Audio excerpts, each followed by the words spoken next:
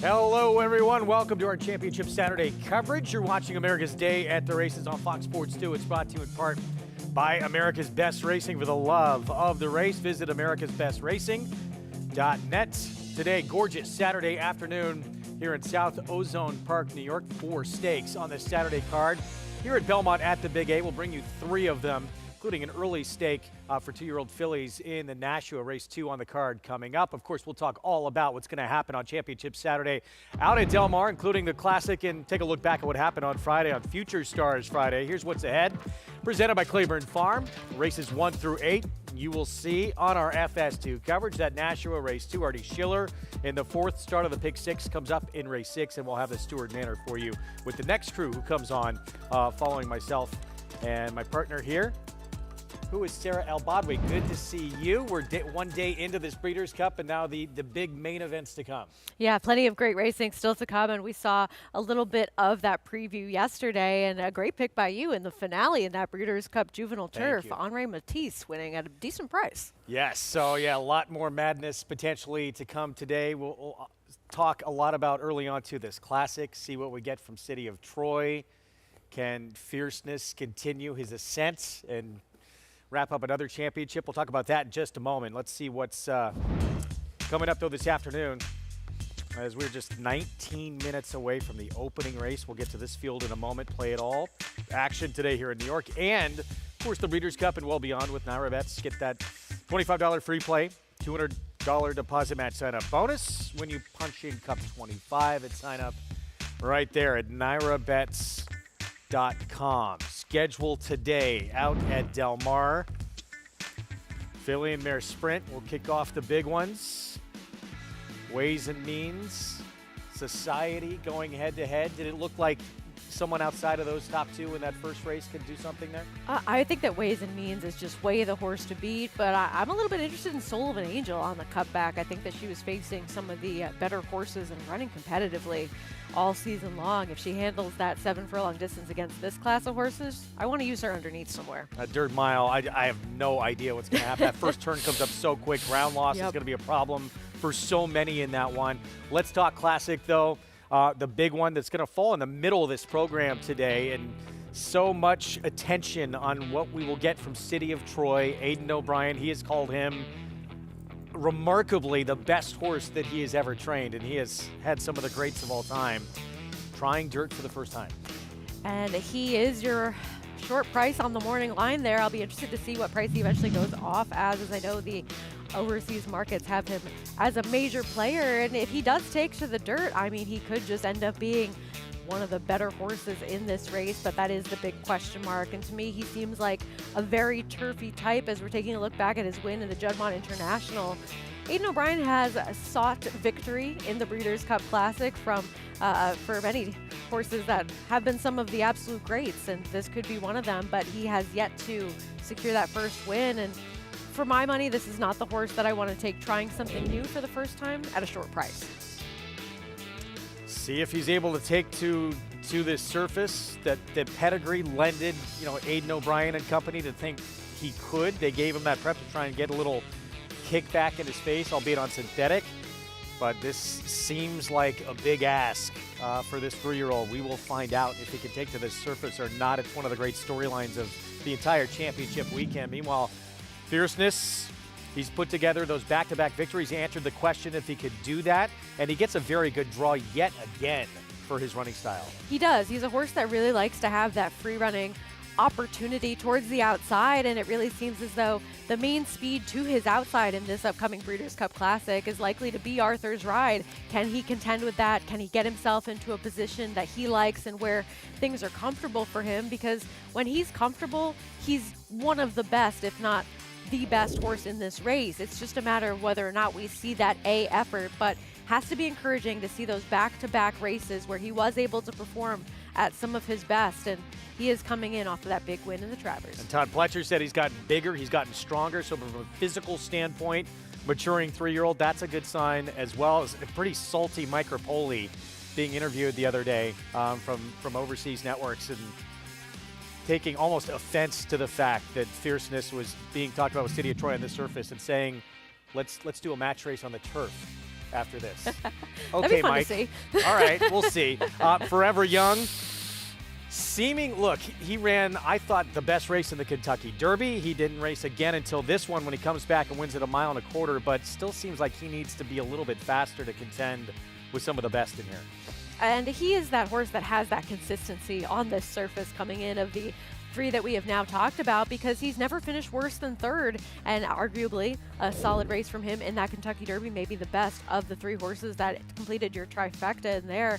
He does draw the rail. We'll see what he ends up doing from a tactical standpoint from that position, but you can't knock this horse in terms of what he's done out on the racetrack. He's handled pretty much everything that's come his way, and I don't think that anybody that liked him in the Kentucky Derby is going to be forgetting about him, especially if he is the 3rd choice. And you say he's never been worse than 3rd. That was the only defeat. That was the Kentucky Derby, and he ran 39 feet further than the winner. He got leaned on the entire stretch from Sierra Leone.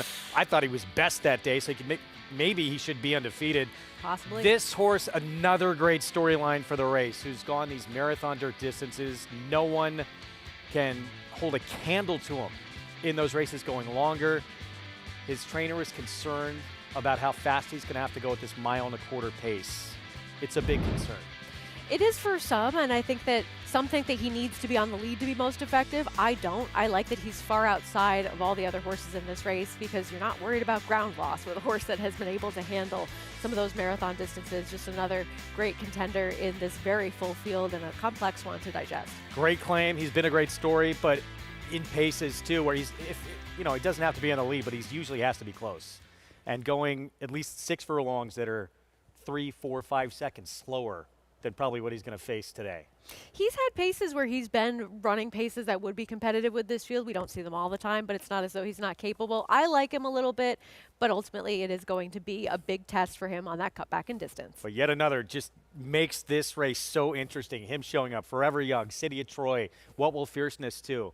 Can Sierra Leone finally break through and be that, of the closers, who you most intrigued by outside of Forever Young? I like Ushpa Tesoro a little bit. I think that he is one that's in good form right now. He's got a little bit of second-itis going on over his last couple of starts, but certainly has every right to show up and perform. First race coming up here. We're just 13 minutes away from this New York-bred $30,000 maiden claiming race as everyone tries to get that first win on the resume coming up. And pretty wide open board. The favorite right now, it is Big Ego, Gustavo Rodriguez, claiming off of Linda Rice. Blinkers going on. Let's head downstairs, check it with Maggie Wolfendale. Hi, Maggie. Happy Breeders' Cup Saturday.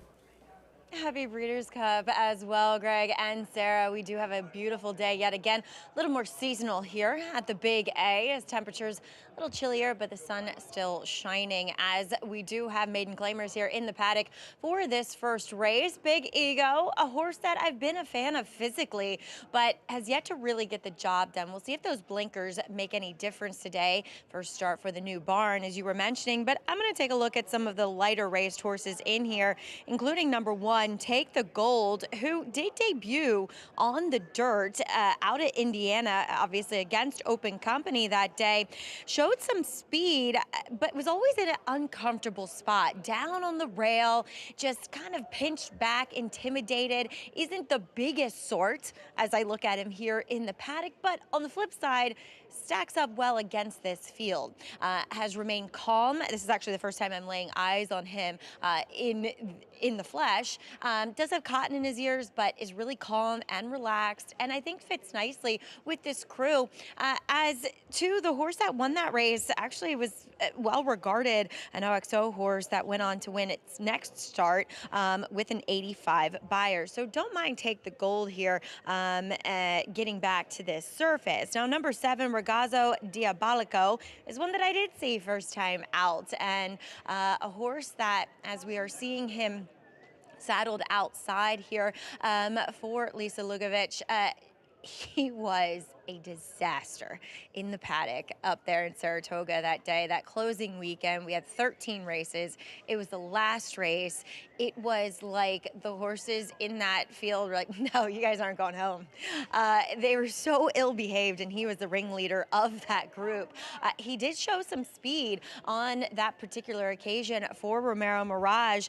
He's behaving so far. I don't want to jinx him because they're just about to tighten the girth. That's when things can get a little hairy. But so far, he's been so much more settled. I mean, night and day difference from first to second start here so far. So hopefully he maintains this good disposition, keeps his wits about him, and also saves some energy, because I think, you know, he kind of expended that energy pre-race. We saw some of it during the running of the race, but obviously had nothing left in the tank thereafter. So a little bit more fit. Still would like him to see a bit more defined and tucked up overall, but this demeanor is a big improvement, Greg. All right, well, that's a good sign. Thank you, Maggie. 7-1 right now on Ragazzo Diabolico, Ramiro Mirage, as we get set to kick off this card. 10 minutes away from the opener on our Saturday action here at Belmont at the Big A. This one, the current favorite at 2-1, Big Ego. Tough to claim off one of the sharpest barns on the circuit in Linda Rice. Gustavo Rodriguez will try and do that here in this first race coming up. Quality Road, proving Lane's End's tried and true stallion-making tradition. Quality Road has sired multiple Eclipse Award and Grade 1 winners, including champion 2-year-old Colt Corniche, champion 2-year-old filly Caledonia Road, champion 3-year-old filly Abel Tasman, Grade 1 winner Bleecker Street, and classic winner National Treasure. He's a leader of his generation. Quality Road, a stallion that stands above the rest.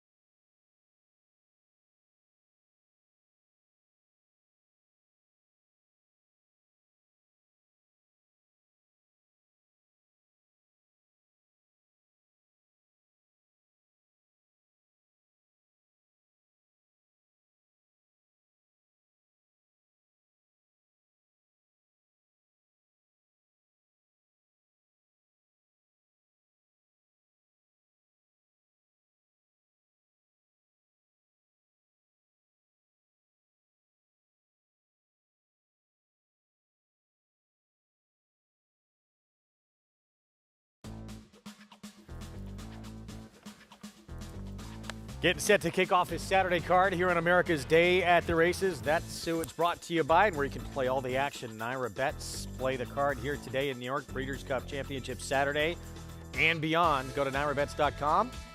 Get signed up and started. Post parade begins with the 2 Maximus Monster first-time starter. This horse has a little bit of pedigree, and he did sell for a high purchase price. Problem is, he was off for over a year after that and is in for a tag first time out. Next door, Braca, who is 0 for 8 to this point. He's pretty exposed. He's had his opportunities, but he has some of the faster numbers with the experienced types in this field.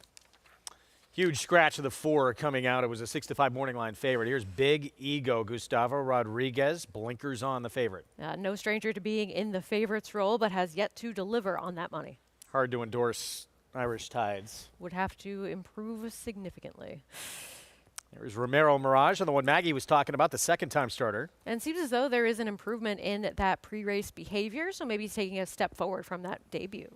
And Just a couple of dirt starts from Feline Treasure. They were both wet tracks, though, but did not show a lot. I guess he's underexposed on the dirt in comparison to some, but he's had his opportunities overall. And then Take the Gold. Debut was on dirt, showed speed against Maiden Special at Horseshoe Indy in a race that had a next out winner. I like this horse a little bit. He was facing a decent field first time out at Horseshoe Indy. He was in a part of a pace battle that was very contentious, and I think that he could take a step forward getting back to the dirt. 5 minutes away from our opener coming up on this Saturday card.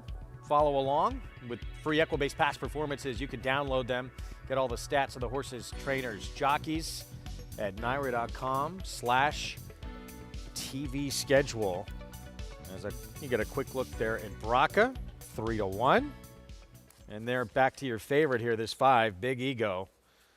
Beaten favorite last time out when with Linda Rice at this level. Distant third, beat 7 lengths against Warcombe. Jansen, who was second in that race, came back and did not perform well the other day. No, he did not. And I mean, Big Ego had been part of an entry in many of his starts where he was a shorter price. So I don't want to hold this consistent favoritism and failing to get the job done against him quite as heavily as I might if he was entered in those races solo and not performing up to wagering expectations. But he's just had lots of opportunities. He has some races that are against better company, that are a little bit faster than what some of the others have run. But he's just one of those horses that you get a little bit tired of. And he's been in some pretty capable outfits. And while he is moving to yet another one, I just don't really know what changes for him today to the point where he finally is able to seal the deal. That was the race we showed you, the best figure he's run. It was on a different kind of track, too, a muddy sealed surface. Let's go down to Maggie for more. Yeah, that's right, Greg, as Big Ego continues to be your favorite. Now, look, between him and the next, shortest price, Braca, I'd much, much rather take Big Ego. That's for certain, especially that was compounded by watching them warm up on the racetrack as Big Ego really moving well. Now, this is a turn back in distance for this horse, actually the shortest that he has ever run before. And there's an argument that he was a bit against the track in his last start, which it did favor horses to the inside with speed, in which Warchrome, the eventual winner, was. But on the flip side, Jansen, who, albeit did not run well yesterday, I don't think he was his usual self yesterday, too, was against the track and finished much better than Big Ego. He will add blinkers, a fairly significant cup on him as well. So closing him in a good bit, and we saw Ruben Silvera, who we know can be aggressive and really get his horses into the game, give him a big warm-up. So physically, he does look like a little bit more ground would be preferable, but sometimes, you look at his pedigree, he's by flatter, he's out of a Forest Wildcat mare. A lot of that does hint at shorter being better for him. So we'll see how he does here. Like I said, between him and the current 5-2 second choice, I'd much rather take Big Ego. I'm going to land on the rail runner in here, Take the Gold, but let's talk about the first-time starter, and sometimes in these types of spots, this is what you want. Sarah did bring up a good point, though, that it's taken them a while to get him to the racetrack. He does show up wearing those front wraps, but he is a decent size, so there's enough of him, which, relative to his half sibling, who we're very familiar with on this circuit, excellent timing, much bigger than him, so I don't mind that. That's kind of typical of the Maximus Mischief, so he just doesn't look all the way fit to me. He's defined enough, he's lean enough, but that top line's a little underdeveloped. So for me, I would take the wait and see approach. But again, this is a spot where it's tough to trust and lean into anybody. Greg? Yes, indeed it is. Well put. I mean, look, these New York bred lower level maiden claiming events, you could see some chaos happen. There's some interesting horses, though, certainly in this race. We talked about Take the Gold from the rail with the speed this one showed, and the only dirt start in a maiden special weight in a softer circuit. 4-1 is pretty interesting. Yeah, and I mean, a softer circuit, I don't disagree with that whatsoever, but I think that race in particular, and look, he was 70-1 first time out. It's not as though he was one that was taking money and on bettor's radar, but he was running against horses that had a lot more experience than he did. Bow Street, who won that race, he ran an 85 buyer, winning again next time out, and had been facing much tougher at Keeneland in that next start of his. at least he showed some speed. And I think that with the scratch of the number 4 Concord Spirit, who is going to take the bulk of the money in this race, you do end up with a more even betting board amongst a couple of horses that seem to be evenly intriguing in terms of what they present on paper. And I don't know. I mean, I like a horse that has at least shown that they can have some speed on the dirt and is a little bit underexposed in comparison to a horse like Big Ego. Yeah, and Big Ego, who's been your favorite throughout the 5. This is going to be the shortest distance he'll ever have gone. Makes you think, I mean, just different barns had him, and they thought maybe just better suited to going a little bit longer. Is that a concern? It's a concern that he has been well touted and well received by bettors and not able to run a race that's gotten him to the winner's circle at this point. And once you rack up all of those chances and you're doing something that isn't drastically different, it's just time for me to look elsewhere at some new faces coming in, and I just couldn't take him at 9-5. Rider off on the 6, Omar Hernandez Moreno. That's Irish Tides, who even at 11-1, I'm a little shocked taking that much money. Yeah, I would honestly rather bet Feline Treasure, I think, at 21-1, because at least he hasn't shown us that he can't handle running for a tag in a dirt sprint, versus I think that we have seen that a little bit more convincingly from the number 6 Irish Tides, who has shown gate antics in the past before. So we'll move in with a starting gate crew, and then Hernandez Moreno will hop aboard as everyone else waits patiently to load. 3-2 on Big Ego. A little crazy, right? Wow, dropped to this level last start, a very distant third. It was a very slow pace up front that Warchrome kind of got to just lope along on. Jansen was the only one who made up any ground. And Maggie made a good point, too. Before you condemn that race, and the performance by Jansen didn't really, she had pointed out, look himself that day, didn't really run his race. Yeah, I don't think you can hold that against him. I think it's more just the multiple opportunities and the short price. There he is, stepping in. Ruben Silvera, we're set for the opener on our Saturday card. Let's go upstairs for the call with Chris Griffin.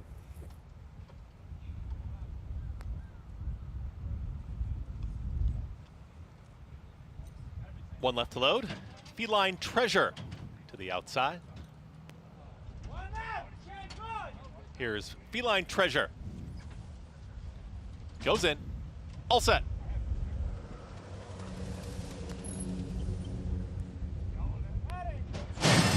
And they're off.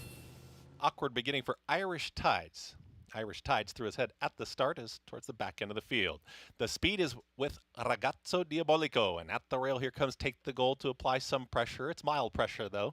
Here's Big Ego in the 3-path. Moving forward is taken 3rd. Out wider on the far outside, Feline Treasures in the pink silks. Back to 5th is Braca. The 2 at the back, Maximus Monster, and the trailer, Irish Tides. They work up the backstretch and over on the rail. It's Ragazzo Diabolico is up by a neck. Here comes the run from Big Ego to the outside, and Big Ego is ready to challenge right now. 22-4 for that opening quarter mile. These two head and head as they work into the turn now. Feline Treasure's trying to keep up from 3rd. Is to the outside there of Take the Gold. The rest got to pick it up from there. Braca's under a full drive. The back 2 markers have not picked it up. Maximus Monster and the trailer, Irish Tides. And up front, it's a match race here to the top of the stretch. Down on the inside, it's Ragazzo Diabolico. Big Ego was trying to push on by, but Ragazzo Diabolico has repelled the challenge there of Big Ego, who's back to a clear 2nd. It's 6 lengths back to the rest. A final furlong left to go. Romero Mirage is just striding away here with Ragazzo Diabolico. Ragazzo Diabolico is going to win this one by many. Ragazzo Diabolico wins it. Going to be tight here for 2nd. Give the photo to the outside, Braca over Big Ego. Finishing 4th was Feline Treasure. Final running time, 1 minute 19 and 1. Ragazzo Diabolico, 2nd time out. Things go much better against this group. Yeah, showed a lot of good speed towards the inside, and Big Ego, he ranged up like he was going to challenge, and then ultimately did what we have seen from him in the past, which is fade a little bit, and kind of a weird race for your 3rd place or 2nd place finisher, Braca, who seemed to be dropping back and then ran on again, but an aggressive ride by Romero Mirage, and the less chances to lose angle sometimes is the one that ends up working in terms of this horse having a little bit more upside than some of the others. As for Big Ego, who was your favorite, the 5 here, apparent at this point he's not going to get to the winner, but looks like winds up losing second Yeah, I late think he as got well. snatched up for second there. Raka comes and nails him late. Yep. So, I mean, look, this was a winner that was clear by this point, but yeah, I think he ends up losing second in that spot, and maybe just having that racing experience and being able to face a group of horses that have shown us that they don't necessarily have that killer winning instinct. 7, 3, 5, 8. In the opener, it's Ragazzo Diabolico, second-time starter. Romero Mirage for Lisa Lugovic, 5-1 starts to this early pick 5 into this Saturday card. Here in this opener, stakes action coming up next. 2-year-old fillies, 1 turn mile in the Nashua. We'll set that up when we come back, and we will talk more Championship Saturday out at Del Mar and look back to Future Stars Friday. What transpired? Stay with us. A lot more ahead. Just getting started on our Saturday action here on FS2.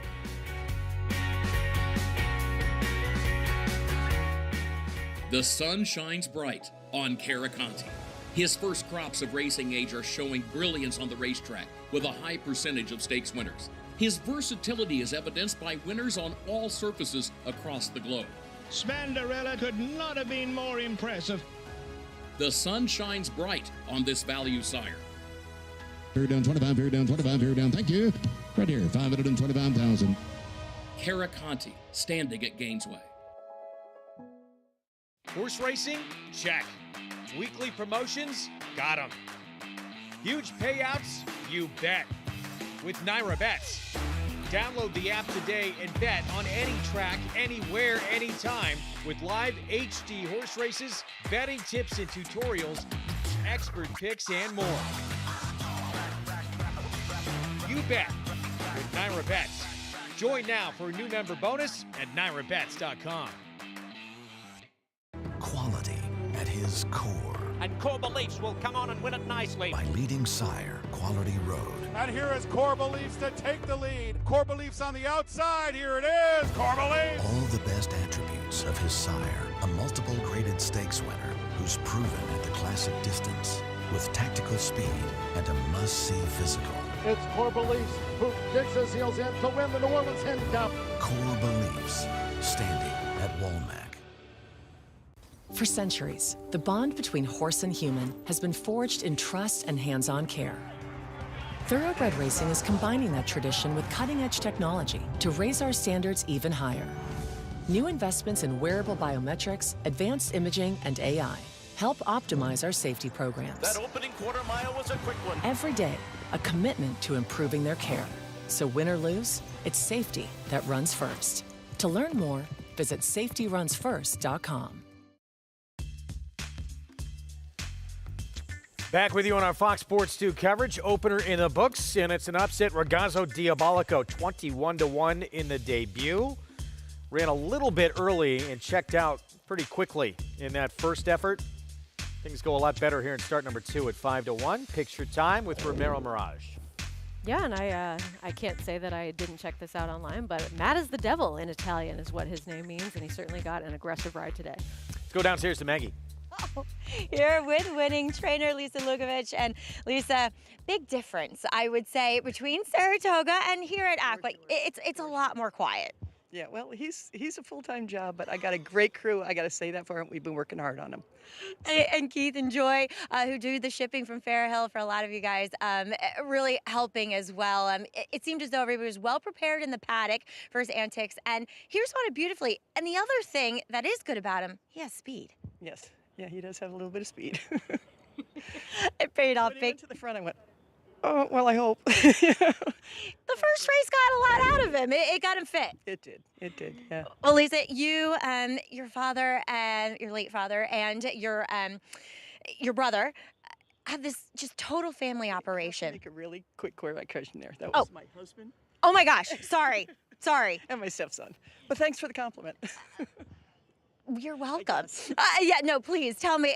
So total family operation, though, between the farm in New York with the New York breds and then training them at fair. How did that kind of all come about? That was all on Rich Sr. Rich Jr. runs the farm up in Stillwater, takes care of all the mares and the babies and breaking the yearlings and everything, sends them down to us in Maryland. But several years ago, we were basically out of Penn National, and then they closed up, and my husband said, you know, I heard of this beautiful place in Maryland called Fair Hill, and he went there and never came back. So it's just the way we do it, and it's great. It's really great. I can't. Great for horses, and yeah.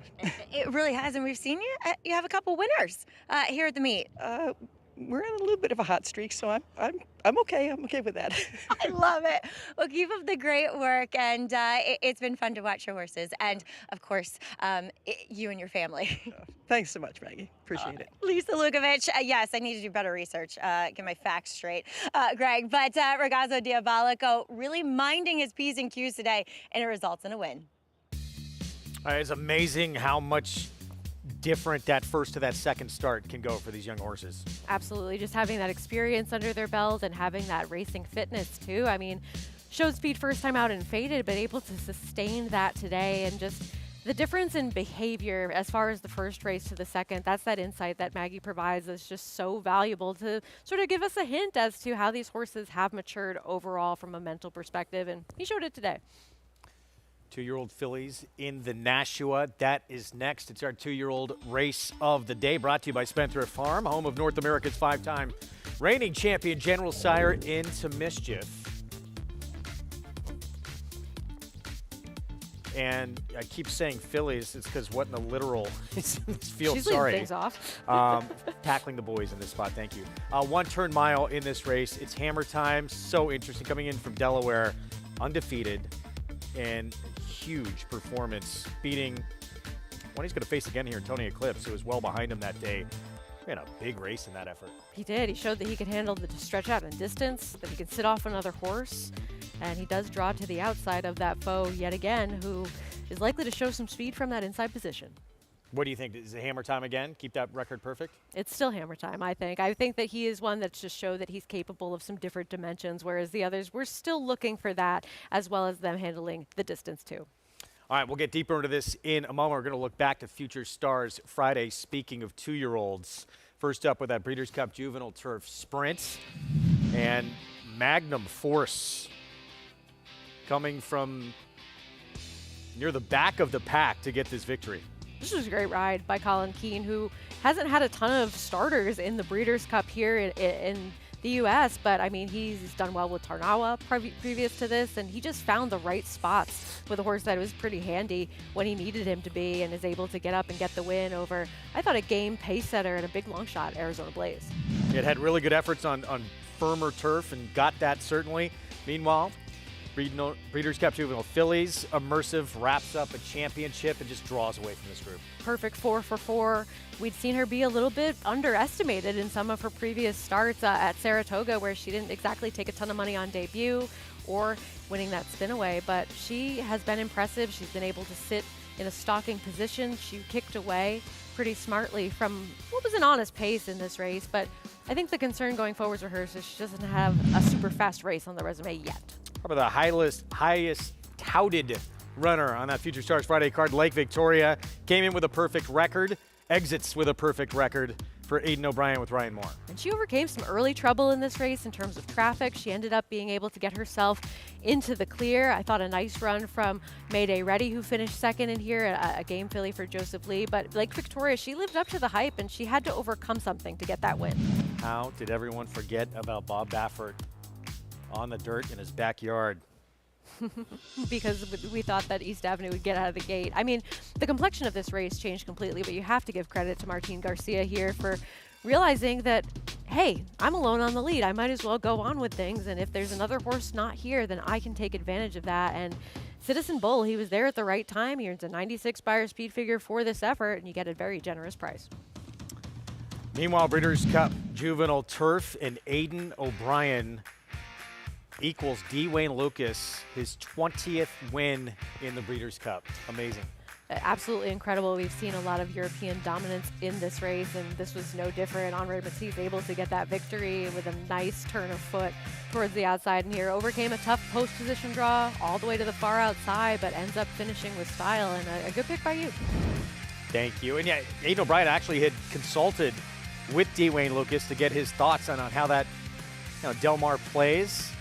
Dwayne offering his help, and Match is a legend, and a lot more. Both those two have a chance for wins on Saturday. Obviously, Aidan O'Brien with quite a few big chances. Yeah, absolutely. Certainly capable of racking up more victories in the Breeders' Cup coming up. And that was a healthy pick 5 with a couple of shorter prices mixed in. If you had Magnum Force and Citizen Bull, you were sitting pretty in your payouts.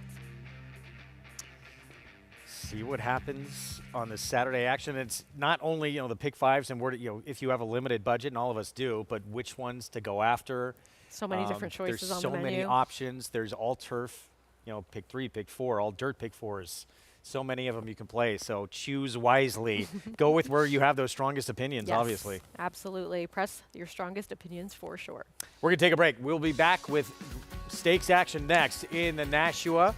Stay with us. More coming up as we take a look at the undefeated It's Hammer Time coming in from Delaware for Gary Capuano. Dominant winner last time out over Rocky Run, including a win over Tony Eclipse, who will get another crack at him coming up.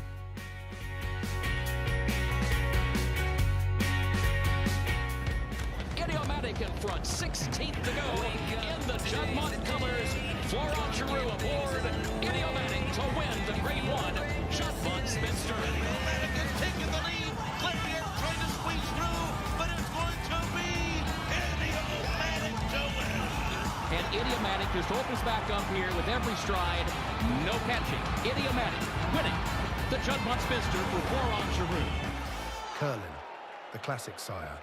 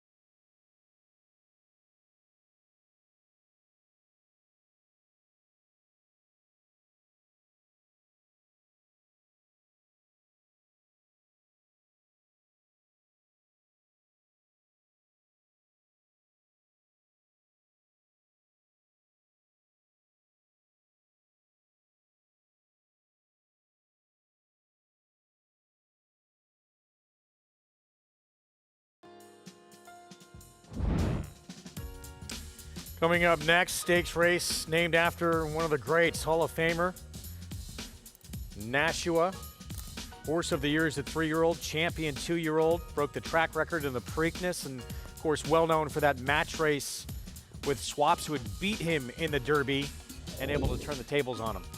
Yeah, also the sire of Chuvy, who we're pretty familiar with, and having a race named after her, in fact, so certainly great to honor a horse that seems like one of the absolute greats, a little before my time, but... Here's the one to beat in this year's edition of the Nashua. It's Hammer Time, who comes in with a perfect 3-for-3 record. Let's take a look at that race in the Rocky Run, in which he was length and a half better than Tony Eclipse, who will face him again today for Brittany Russell.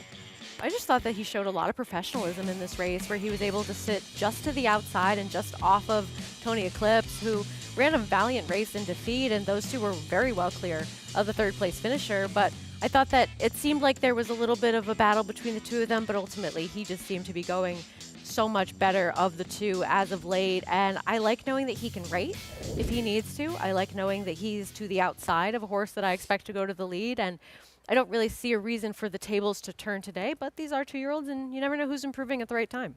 Yeah, things can change, but he looked very good in that stretch out to a mile here in this rematch coming up. So 7-5 favorite. It's Hammer Time, the son of Vekoma, the one to beat on the board as we send it down to Maggie. Yeah, we'll touch on those two that do exit that Delaware Park first stake race. And we'll start with It's Hammer Time. Looking at him here in the paddock, and what I suspected in watching that replay, there is a size disparity between he and Tony Eclipse, and he's a little bit on the smaller side, a little bit more compact, but incredibly well-muscled, athletic, and very classy acting. So you really respect that. He looks a lot like his sire, to be honest. As far as I can tell, doesn't move quite like him, which I always interpret as a good thing. But yeah, there's no problems with him whatsoever. I'll be honest, I don't want to see him necessarily going further than this mile, though he was able to overcome the 2-turn configuration there at Delaware, and back around 1 turn today. So maybe that does actually help him. Moving on to Tony Eclipse. He's a big, robust horse, but is not short on speed, that's for sure. Is fairly quiet and relaxed here in the paddock, but physically, he probably looks best in here overall for Brittany Russell. But again, he's already shown that he is second best to It's Hammer Time. So, like I said, both these horses making really, really good impressions. But maybe the other son of Vekoma in here you want to give a second chance to, and that's number 5, Vekoma Rides for John Kimmel. I haven't seen him before, wasn't here for either of his races. He did show up wearing a hood in the paddock. It's since been taken off, so maybe a horse that does have the propensity to get a little bit nervous. He also shows up for the first time wearing front wraps. That's a little bit of a negative for me, but I thought he could have had a little bit of an excuse kind of going into the deep end of the pool last time out off the back of that debut score into the Champagne, in which he chased along on the inside through quick fractions, never really in a comfortable spot, and therefore fading in the lane. Really great impression physically here today, though. Very well-muscled, beautiful horse, kind of athletic and well-balanced, but also quite typey and aerodynamic looking too. So I like what I'm seeing from him, though, like I said, he lost a few points, Greg, when I saw him with those front wraps on. All right, Maggie, thank you. We'll get to our post-parade coming up in just a moment. First of 4 stakes on this Saturday card. 3 of them you'll see on our Fox Sports 2 coverage. The Tempted you can watch on Naira Bets, but we'll be on for the Nashua, Artie Schiller, and Stewart Manor a little bit later on. Artie Schiller, 12:53 start time, and that's Stewart Manor just before 3:20. As for this one, 7-5, It's Hammer Time. Has not moved off favoritism in here. Vekoma Rides coming out of the Grade 1 Champagne, and Chancellor McPatrick, who we knew going into that Breeders' Cup Juvenile was going to have a lot to do yesterday. Yeah, certainly dynamics of that race did not help him, but he just never really fired. Here's the filly for Jenna Antonucci facing the boys. What in the literal?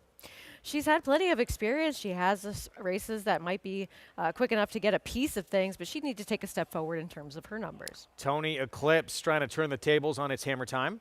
And likely speed from the inside. That is the game plan we have seen from him in his 2 good efforts on the dirt. He was the runner-up that day in that rocky run. Studley Do Right.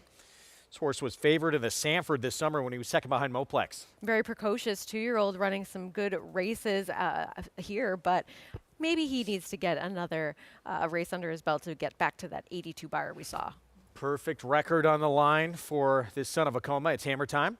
Short price, but seems to be the most accomplished of this field, having 2 numbers at the 84 buyer speed figure. He's shown he can rate and handle the distance. And 5-2 Vekoma Rides for trainer John Kimmel. Something to prove at this distance, but he is getting some class relief from that Grade 1 Champagne. He draws well towards the outside. 7 minutes to post in the Nashua. Standing by with the connections of the 7-5 favorite. Let's go to Maggie. And this race could, if you didn't know, could be listed as a Maryland-bred race. But standing here with a fellow Maryland-bred who brings his Maryland-bred up here to New York, Gary Capuano with It's Hammer Time. And Gary, we were just talking about the difference in configurations. He won going the 2 turns at Delaware, now back to 1 turn. You said you prefer the 2 turns, though. Yeah, it's just a different race. They get a chance to relax when they go around the first turn. And, you know, the pace is a little different, it's a little slower, relaxed. And then they just finish up and come home. You know, the 1 turn mile, you get that long back stretch. It's just a long sprint, you know. Some horses handle it better than others, but we'll see. He was close to the pace the last time, obviously sitting right off Tony Eclipse. Do you think because sometimes these paces are quicker that he's further back? He's pretty quick. You know, usually he breaks pretty quick, so he usually puts himself in the race. So I expect him to be forwardly placed, you know, and we'll see what happens. We'll see how the race unfolds, and, you know, hopefully it'll be good. Well, you've done a great job with him so far. Wishing you the best of luck, and thanks so much for your time. Thank you. All right, Gary Capuano, as he does send out, It's Hammer Time. Greg? You know, one of 3 Maryland breds in this Nashua coming up. Yeah, great to see them come here. I mean, we know that a lot of the top considered 2-year-olds have already run their race yesterday at Del Mar, but still hope for the future. And you see these races that are evenly matched, and I think the betting board really tells you that, with everybody being pretty close, with What in the Literal being sort of the outsider in terms of her numbers. But, I mean, take a shot. Why not? There's only 5 horses here, and if she gets a little piece of things, ends up being graded or listed stakes placed against the boys. So who knows? I mean, I think that It's Hammer Time has shown us the most on the racetrack so far in terms of where he is at right now, and I just don't really see any reason to play against him. Did you? The race he ran in that Rocky Run, I mean, that was very fast. It puts him not quite on running on the West Coast, but pretty good company. Favoritism in this race, I'd say. I think he's way the horse to beat in this race. We'll see what happens. You know, as you said, things can change quickly with these 2-year-olds. Here's Studley Do Right, who was precocious early, won that Tremont after winning his debut, and then was only beat a length in the Sanford to Moplex. Yeah, and this is a look back at his last race where he did finish second. It wasn't off the turf race down at Laurel. I know that they tried the Hopeful with him, and he didn't run that well, but he had some trouble in that race, and of course behind Chancer, McPatrick, and Ferocious.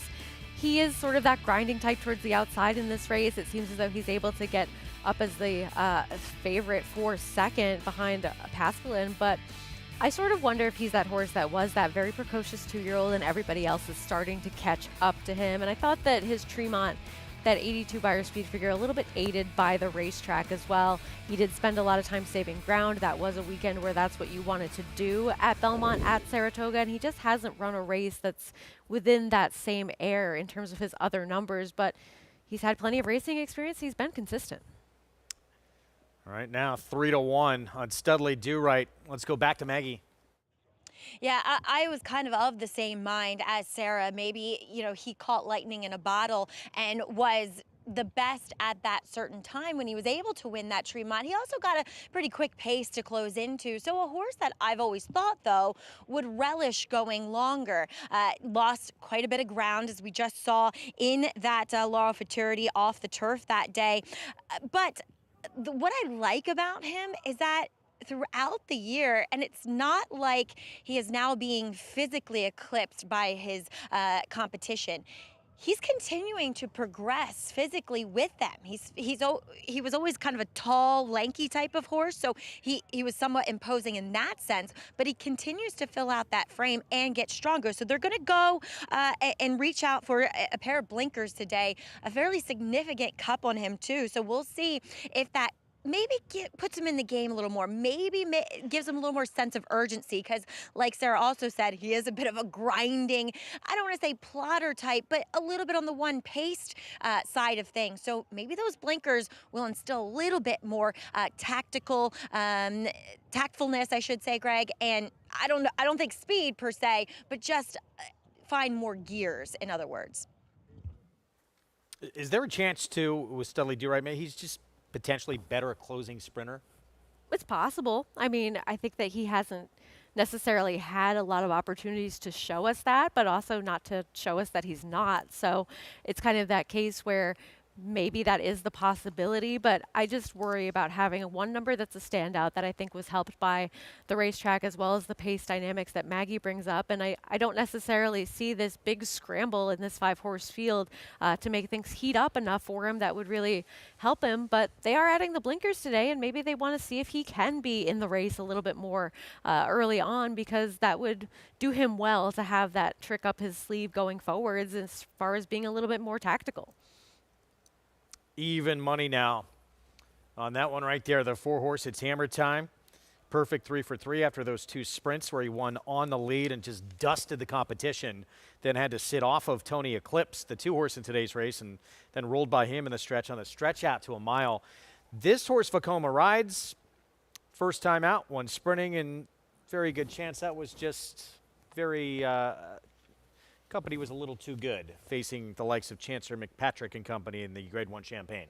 I agree with that completely. I think we saw Tip Top Thomas run a huge race, finishing second in there after being forward, and I think that he was just a little bit outrun by some better horses early, and I think that this compact field as well as the competition is going to help him, but I think it also remains to be seen whether or not he is a horse that wants to go the mile distance, and he was ready to go first time out. He ran a very professional geared down debut with a 77 buyer, and that may project that he could end up being a horse that just was facing tougher last time out and now gets the right kind of competition for him. Pace-wise, what do you think we're going to get in here? I mean, Tony Eclipse went to the lead in that Rocky Run. It's Hammer Time, though, has shown sprint speed. He sat just off of that horse. You have what in the literal, a filly who's been quick sprinting. You have Vekoma Rides, who was sitting off, not too far off of pace sprinting in the debut. What happens here pace-wise? I think that drawing the inside again, you have to see them be aggressive with Tony Eclipse, because that's the way that we've seen him run some of his better races, and we haven't seen that new dimension from him as of yet. We have seen that dimension from It's Hammer Time, so I think that if they want to be aggressive with Vekoma Rides towards the outside, It's Hammer Time is the one that could get that nice stalking trip. And I don't know what we see from What in the Literal, if she's quite fast enough to be contentious early in this race, but maybe that's another intriguing dynamic that we see, and maybe that does end up setting things up for Studley Do-Right. But I think that this race really goes through It's Hammer Time, and apparently the bettors do as well. Pick 4 starts here. There's the filly What in the Literal. She had been quick. She won the Astoria on the front end. She's drawn inside. Does she try and use that speed here to try and take it to the boys with Jose Lezcano? We'll find out shortly. Tony Eclipse next door. Went to the front on the stretch out in that Delaware Rocky Run where he was the runner-up behind It's Hammer Time. Favorite throughout, though, and that price just keeps getting lower and lower on It's Hammer Time. Now odds on for the first time here at 4-5. Yeah, way the horse to beat, favorite in doubles all along. We'll see if somebody takes another step forward. It's certainly always a possibility with these 2-year-olds.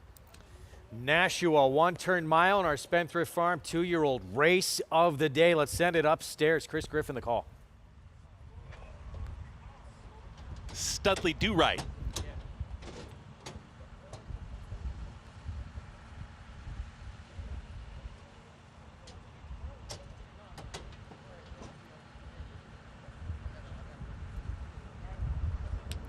It's Hammer Time and Vekoma Rides.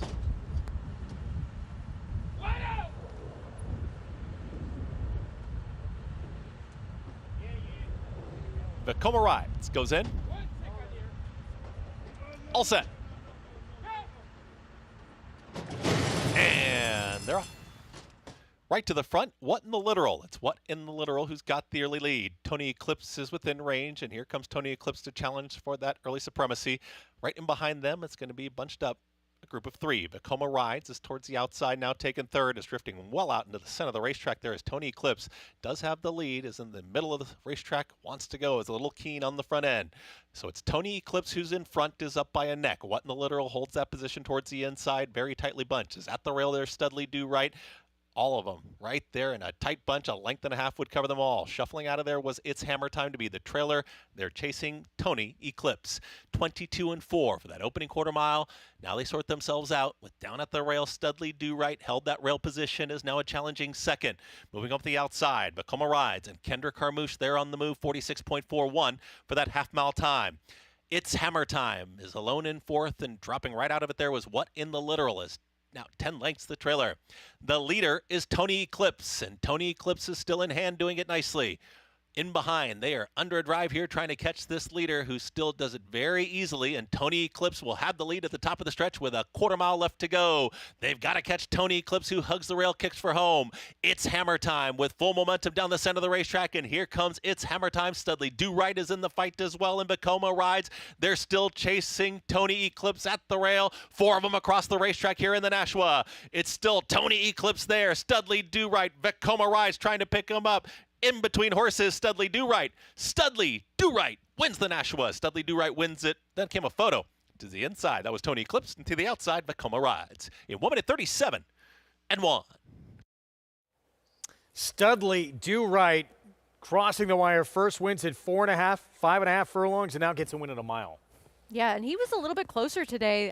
There was some trading of punches early on with who was going to be your pace setter, and Tony Eclipse trying to stay wide and stay relaxed on the front end, and I think that he did and fought all the way to the finish. But Studley Do Right, those blinkers kept him in range. He got some inside position, able to save ground and just punch through at the right time. And It's Hammer Time. He had a wide trip. He ended up in last early at one point, but you thought that he was going to have a little bit more at this point in the race, and he just sort of flattened out. I mean, he did. There you see him widest of all, and then dropping back is Studley Do Right and Vekoma Rides start to make their moves. And it's Studley Do Right for John Robb, getting the victory by about a half length in the end in the Nashua. Now 3 wins, 6 career starts. Blinkers go on. And gets his victory here in the Nashua. Well done. It was Tony Eclipse again setting the pace, trying to do it on the front end, but just weakens late. Yeah, I mean, he had been out fairly wide at one point in this race, but it seemed as though he had something left in the tank coming to the top of the stretch in there, and gets nabbed for second, I believe, by Vekoma Rides. And Studley Do Right, I mean, he is able to get that next victory of his, and we like seeing him on this circuit. I mean, it's nice to have these horses come in and perform well, and I think the blinkers kept him closer and made a difference today. 3-5-2-4 finish, 7-2 on Studley Do Right. Prices when we come back. 3 more stakes to come. 2 of them you'll see on our FS2 coverage. But here in the Nashua, Studley Do Right with the victory. Tremont winner adds another.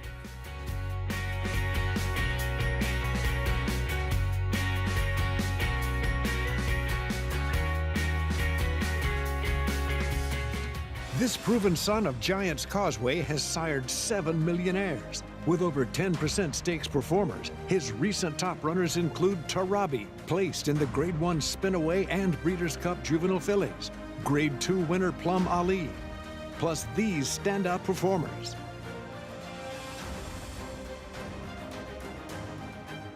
A proven value sire, First Samurai, standing at Claiborne Farm.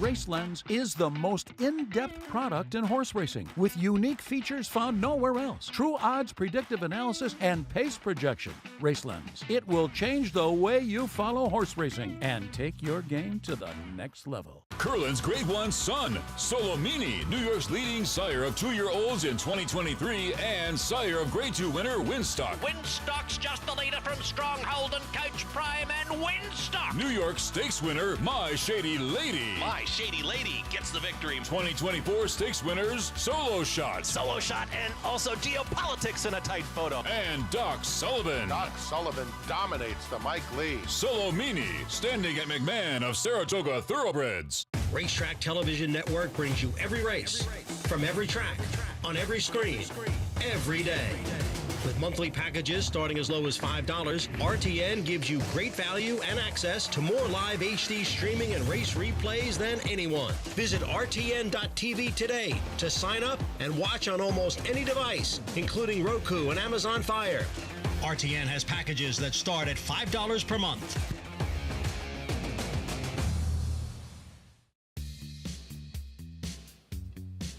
Back at our Saturday coverage, first of 4 stakes on the Saturday card in the books. And Studley Do-Right, who was very precocious early for trainer Jerry Robb, won that Tremont after winning his debut out in Maryland at Laurel, adds the Nashua now at a mile. Yeah, a professional effort, and he's able to attend the pace a little bit closer today and save some ground and be more a part of things. I think those blinkers making a big difference for him, and runs a game race to split between horses and get that victory. Spencer Farm, 2-year-old race of the day to the son of Nyquist, Studley Do-Right. Let's go down to Maggie. Okay. Here with winning trainer Jerry Robb and Studley Do-Right. Jerry, you put blinkers on today, and it really made, I thought, such a difference because he was so much more in the bridle early for X-Man. Yeah, he's been way more aggressive with the blinkers. So first time we got to running with him, so I'm happy with the result. It was awesome. And a horse that you don't often see these types kind of sticking around. He won the Tremont in early June, and now he's winning the Nashua. But what I've noticed with him, he's such a big, leggy horse. He's starting to fill out that frame. Do you see a big future with this guy still? Well, you always hope to see a big future, but he's done everything right so far, so I'm happy with him. And do you think that these longer distances are in his wheelhouse? Without a doubt. Yeah. Farther the better. Well, congratulations. A little emotional? Always. Congratulations, Jerry. Enjoy it. Studley Do-Right, guys. A horse that obviously means a lot, and I just learned that his nickname, Muffin. So Muffin adds a second stakes victory. Nice work, Maggie. Studley Do-Right. A lot of people liked him, this summer, going into that Sanford, where he had a little bit of trouble in that race, was second to Moplex. They tried, going against the big fish and the hopeful, but now that's another stakes win. So good for him in these connections. Yeah, he's a hard trier. When you have a consistent horse like this in the barn, it's always a nice thing to be able to support them at the races, and they've spotted him well in some places that he can be successful and gets another victory today. Race 3 at 7 furlongs, New York Breds. Maiden special weight race coming up in this spot. We'll get a look at the odds here in a moment. Executive Move early on, taking a lot of money for Charlie Baker. This will be the 5th attempt for the son of the Factor. Blinkers will go on today. Clancy Fancy taking some money, who's had a lot of chances. He has, and he's one that needs to show a little bit more speed on the dirt. Executive Move, he's run well. He's just sort of developing that second itis, and we'll see who ultimately ends up setting the pace in here. Tough group to really have a strong opinion on unless you are all in on the camp of Executive Move. All right, we'll have more on this third. When we come back from a timeout, we'll talk some of the big ones coming out on the West Coast. Can she get it done? It's been a long campaign. She's been brilliant every single step of the way. Will it catch up to Torpedo Anna? Or can she close out her year with a win in the Distaff? Stay with us. Number 1 is Mo Donegal by Uncle Mo. And they're off in the Remsen. As they come on for the finish, and it's going to be tight here in the Remsen. Mo Donegal bearing down on the outside. It's Mo Donegal and early voting, and it is Mo Donegal to win the Wood Memorial. And it will be Mo Donegal to win the Test of the Champion, the Belmont Stakes.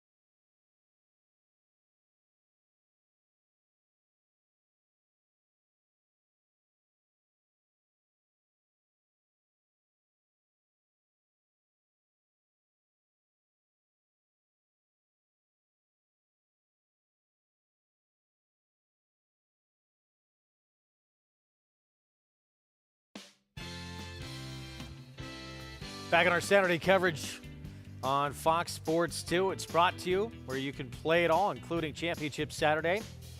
At the Breeders' Cup, go to NyraBets.com. Bet any track, anywhere, anytime. Cup 25, that code to use for new members to get that $25 free play and that $200 deposit match sign-up bonus. Breeders' Cup Distaff. She has been the story in horse racing this year. Torpedo Anna, just brilliant. Her only defeat this year in the Travers against the boys at 1.25 miles. She just missed against Fierceness. Does it start to catch up to her? Do you think this cotillion maybe was signs of that? Or do you think maybe just a tough race in the Travers and she's back to her brilliance today? I don't want to hold this race against her too much because it wasn't the same wow factor that we saw from her when she finished second in the Travers. But this was a racetrack where you want it to be forward and you want to be towards the inside. And I think we saw that with Gunsong really taking to the park's surface and running so well to finish second in here. But John Velasquez was aggressive with her, and we saw Tarifa have a different ride, turn the tables on her in the Mother Goose. So maybe it was a little bit harder than it seemed to make up some ground and to be able to have the kind of trip that she had in that cotillion. Remains to be seen, but certainly idiomatic coming out of the Breeders' Cup Distaff. It doesn't really hurt her by any means. It's going to be a massive favorite. It is a little concerning. She was so good from start to finish all year long, but depending numbers you look at, obviously the buyer figures have that Travers as this massively inflated number. Other numbers have her really the same. She's run consistently great all year long, but hasn't developed and gone forward. But she's been that good, it hasn't mattered. Maybe some of these others now, this is the time of year where they do try and can catch up a little bit. It's a possibility, and you always had that question of the 3-year-old facing older horses, and it seems as though she is one that hasn't had these standout numbers in her 3-year-old season outside of that Travers, but she should be forwardly placed coming up in that Breeders' Cup Distaff, and that'll help her chances from the inside. She's been a star. She's been so good. She's been a tremendous story. I've had so many people I'm sure rooting for. You have Raging Sea. Among the older horses that are going to be tackling her, do you think she's maybe the best play if you're trying to beat Torpedo Anna? She's not for me, but I understand the intrigue because she has had a lot of consistency, but she's also one of those horses that's had some great setups in her races when she's been successful, and this was not exactly winning like the extremely short price that she was in that Beldame, as she is still able to get by forwardly placed horses. And in her starts prior to that, she was just so well timed with the ride that she was having and being able to have that pace to close into. She grinds out a victory in here, but I don't know that she gets the pace setup that works best for her coming up in the Breeders' Cup Distaff. We'll see. We're waiting for Japan to still make their impact felt. A lot of talk about that 2-year-old turf sprinter on a pretty rough trip. The Koro Siege, awesome result, comes in with a perfect record. Perfect 7 for 7. Yutaka Take will be aboard. Can she make an impact? I ultimately ended up picking her in the Distaff as she tries to get her 8th consecutive victory. And I mean, she is a horse that could be somewhat forward if she runs her race here and takes to the surface at Del Mar. I don't really know who she's been facing in terms of class in her races, but she has that perfect record on the line in here. And I know that Japan did not necessarily perform as well as some anticipated on Breeders' Cup Future Stars Friday, but those are 2-year-olds. These are those proven older horses that have a little bit more form to go on coming into the race, and I don't think they can be discounted just yet. Yeah, I think let's wait until after today till we judge how Japan has done at this Breeders' Cup. I'm with you.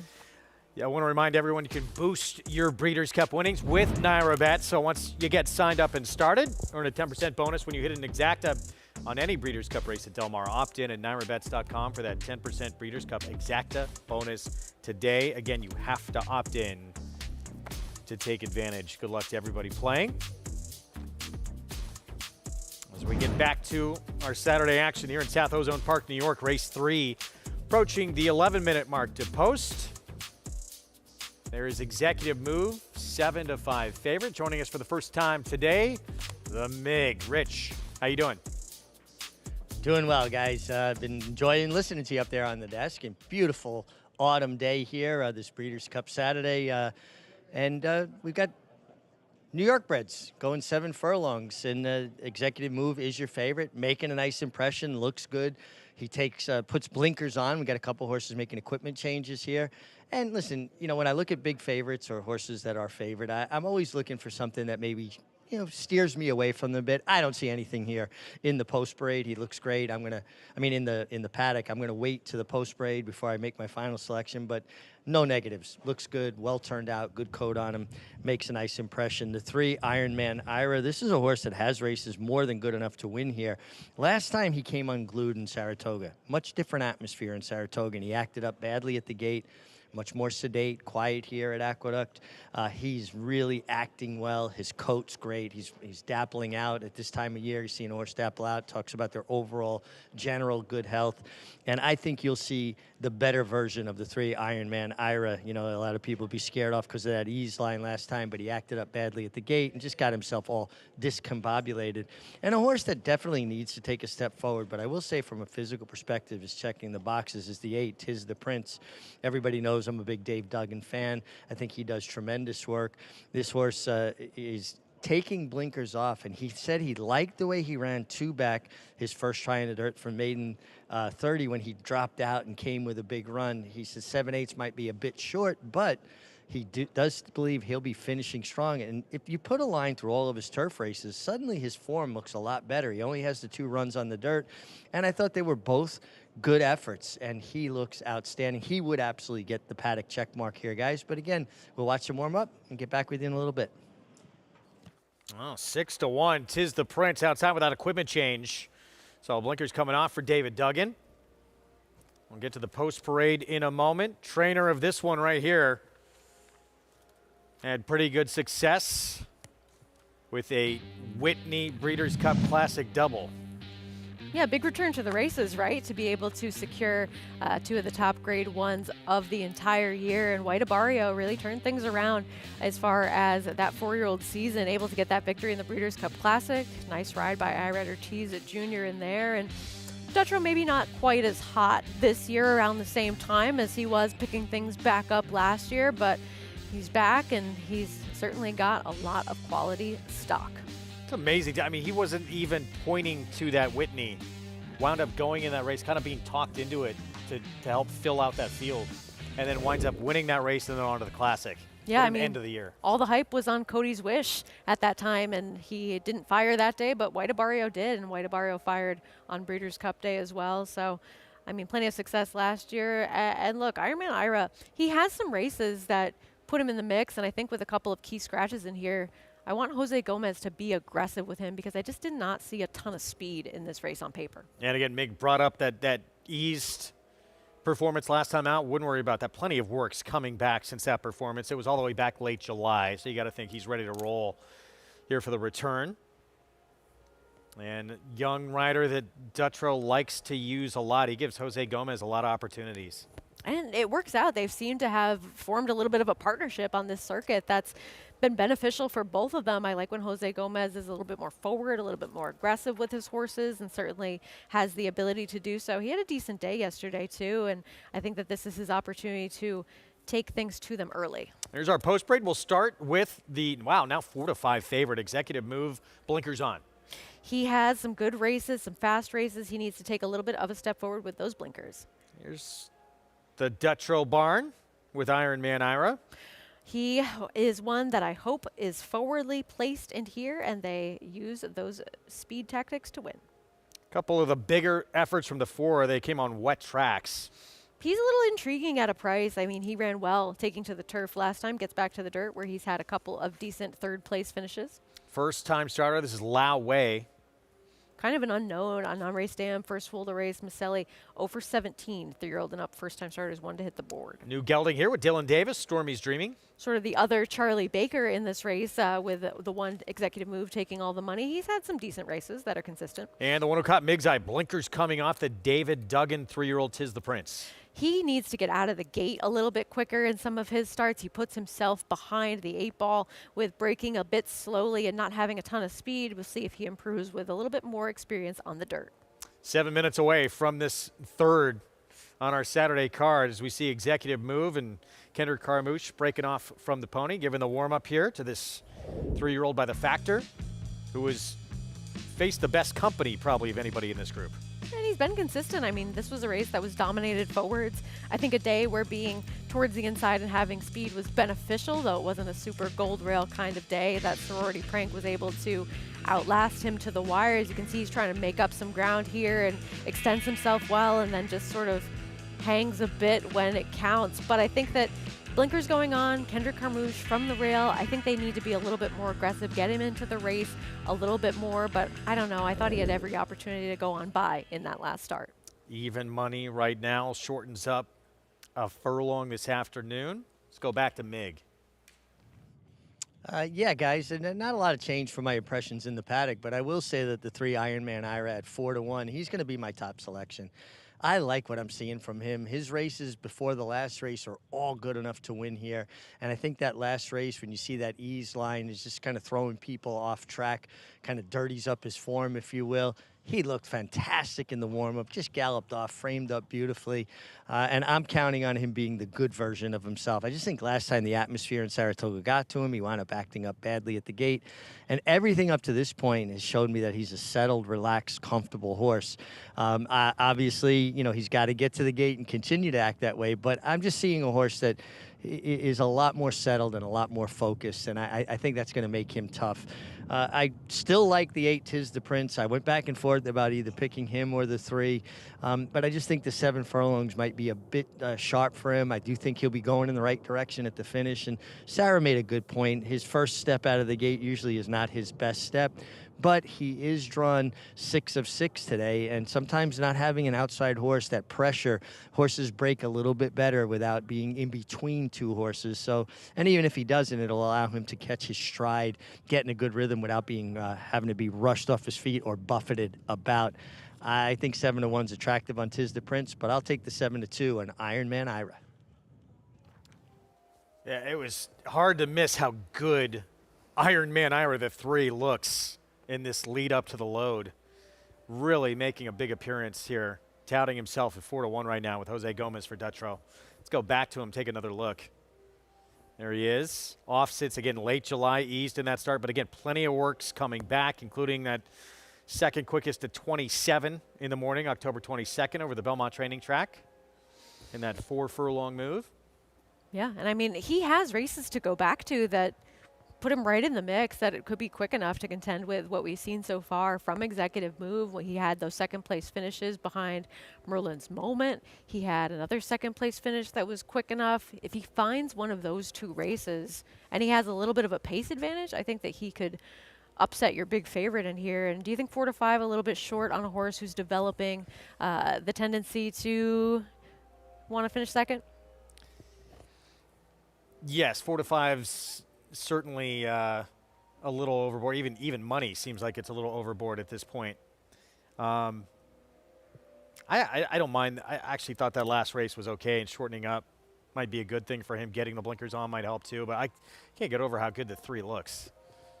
But yeah, this Executive Move at this point, no way should be 4-5, right?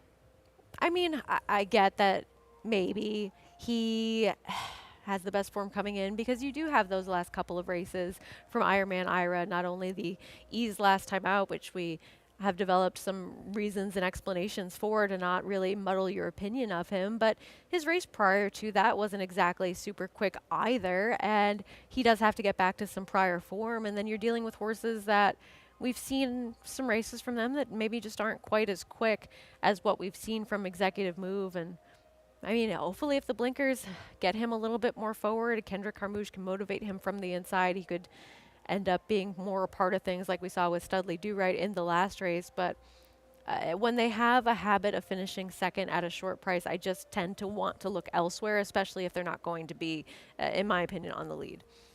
And, you know, meanwhile, Clancy Fancy talked about his 2 probably best performances on dirt came on wet tracks, but we'll see how he fares. And biggest figure he ran was on grass last time out. He was forward on the grass.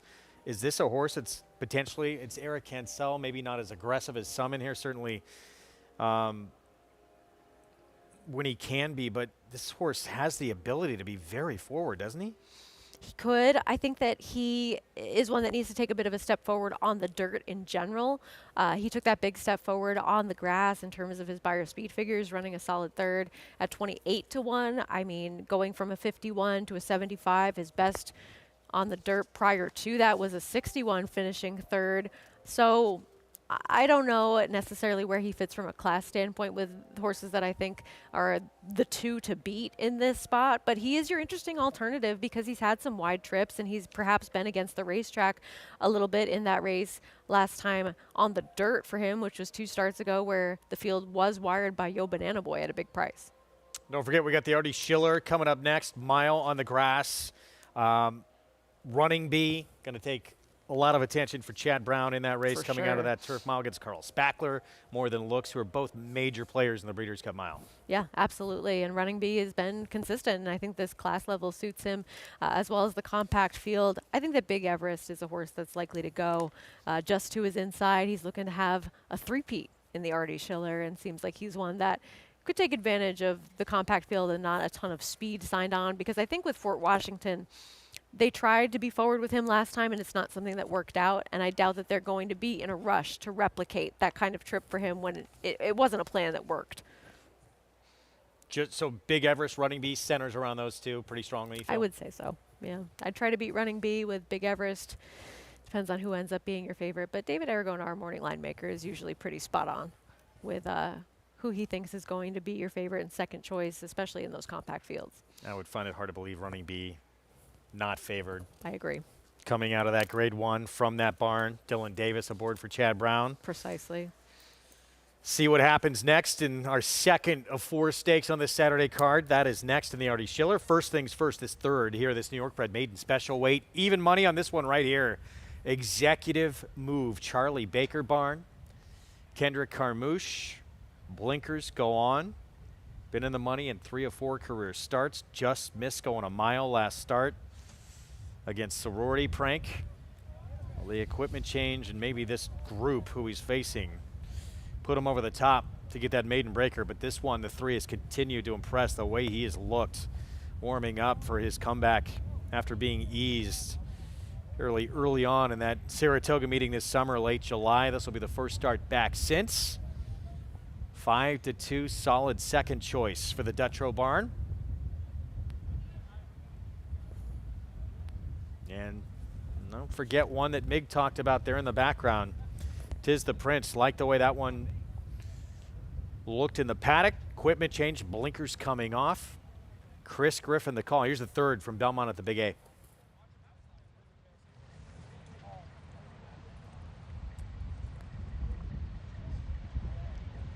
Clancy Fancy moving forward.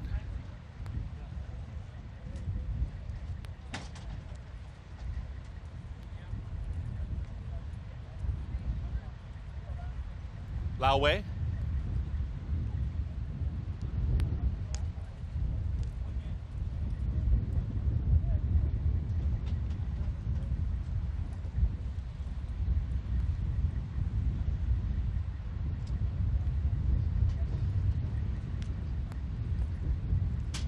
Stormy's Dreaming.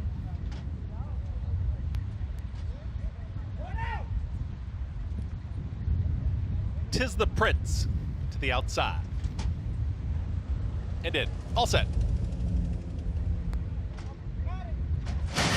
And they're off. Speed from in between horses there is Clancy Fancy. Sprints clear. It's Clancy Fancy who's up by 3/4 of a length. Iron Man Ira towards the inside is going to hold second. Getting off the rail there was Executive Move, is out in the center of the racetrack, and a host of pursuers joining this leader. It's now going to be Clancy Fancy with a neck in front. Iron Man Ira there in second. Now comfortable Executive Move from third. Wanted off the rail is in the clear. Just behind them, there comes Stormy's Dreaming, who's now a challenging fourth, and towards the inside of that one comes Layaway. The trailer, the back end is Tis the Prince. 23-4. For the opening quarter mile, Clancy Fancy takes him into the turn. Executive Move is within range, now only a half length back in second, and moving in closer with every single stride. Iron Man Ira's right there in third. From the back, trying to rally on Tis the Prince. Full drive there for Stormy's Dreaming, and Layaway They're the two trailers, 47-1 for the half-mile time, and Clancy Fancy's still there. Quick look back from Kendra Carmouche. An executive move is ready to pounce towards the outside. Clancy Fancy's got more. Clancy Fancy hugs the rail and kicks away. It's Clancy Fancy now striding away here. Executive move is trying to cut into the margin but losing ground as they're approaching a final 16th. Clancy Fancy is now up by 3.5, 4. It's all Clancy Fancy with a front-running score. Clancy Fancy wins it, then came executive move, Ironman Ira, and 'tis the Prince in 1 minute 24-1. Clancy Fancy, he was the speed. He showed that in that turf sprint start last time out. Wins at 9-2 here in the third. And we did see his rider, Eric Cancel, be aggressive with him and establish that forward position. And I think that we're dealing with a racetrack like we've seen over the past couple of racing days, where being towards the inside and being forward, it's not a bad thing and not a bad place to be, as he's able to go gate to wire, and yet another second place finish for executive move. Starting to rack up, aren't they? 3 seconds now in a third in 5 starts for the even money favorite. 9-2 upset, 4-1-3-8 finish here in this third race, and executive move doesn't even make it close, really. No, I mean, Clancy Fancy just spurts away, and I think executive move had his opportunity. We'll see how strong it is with having inside speed, and if that's really actually hindering some horses that are making those outside runs. But he has had that propensity to be your place finisher, and no change in that today. We have not had a favorite win yet through the first 3, so you continually beat favorites in any multi-race sequence. It's always going to be good. Now you get a 9-2, beating even money. 4-1-3-8. Clancy Fancy graduates. First win on the resume here in start number 7. Chris Englehart Barn, Roll the Dice Thoroughbreds, and Eric Cancel with the win. So two legs remaining. We would think return to a little normalcy in the next stake that we had briefly previewed. We'll see how that goes. I mean, I think that there is definitely the potential for your second choice to end up getting the victory, but no gigantic prices so far. But beating favorites always something that will help those payouts going forward. And if you're still alive in this early pick 5, looking forwards to the last 2 legs. Front end ride to victory. Eric Cancel on Clancy Fancy, turf to dirt. Wins for the Chris Englehart Barn here in the third. Christophe Clement Barn have a big chance coming up next in the Artie Schiller, and they'll have Far Bridge in Big Invasion. The Breeders' Cup ahead. Stay with us.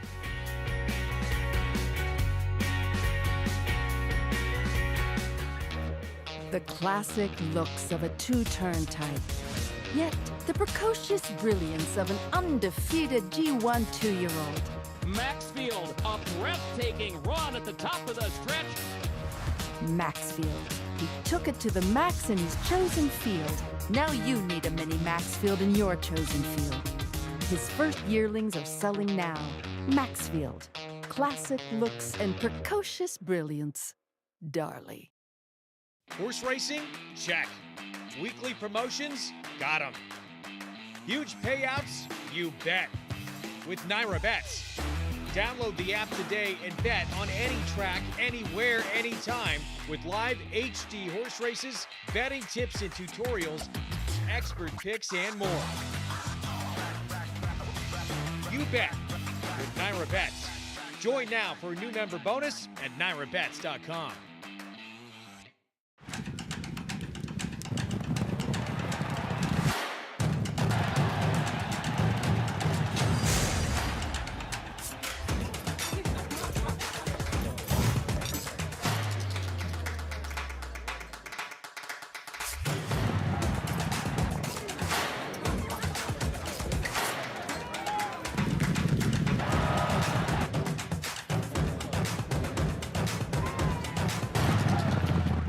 Who's still a nose in front. Koru is lifting late as well. Better lucky than good at the rail. Better lucky than good. Koru, better lucky than good, wins the finale. Welcome to Adelphi Racing Club's unparalleled partnership experience.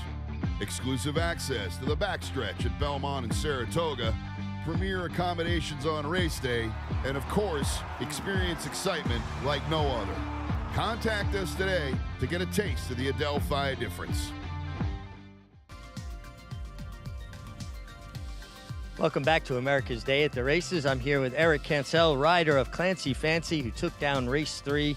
And Eric, Clancy Fancy really made the lead nice. Look, always very comfortable.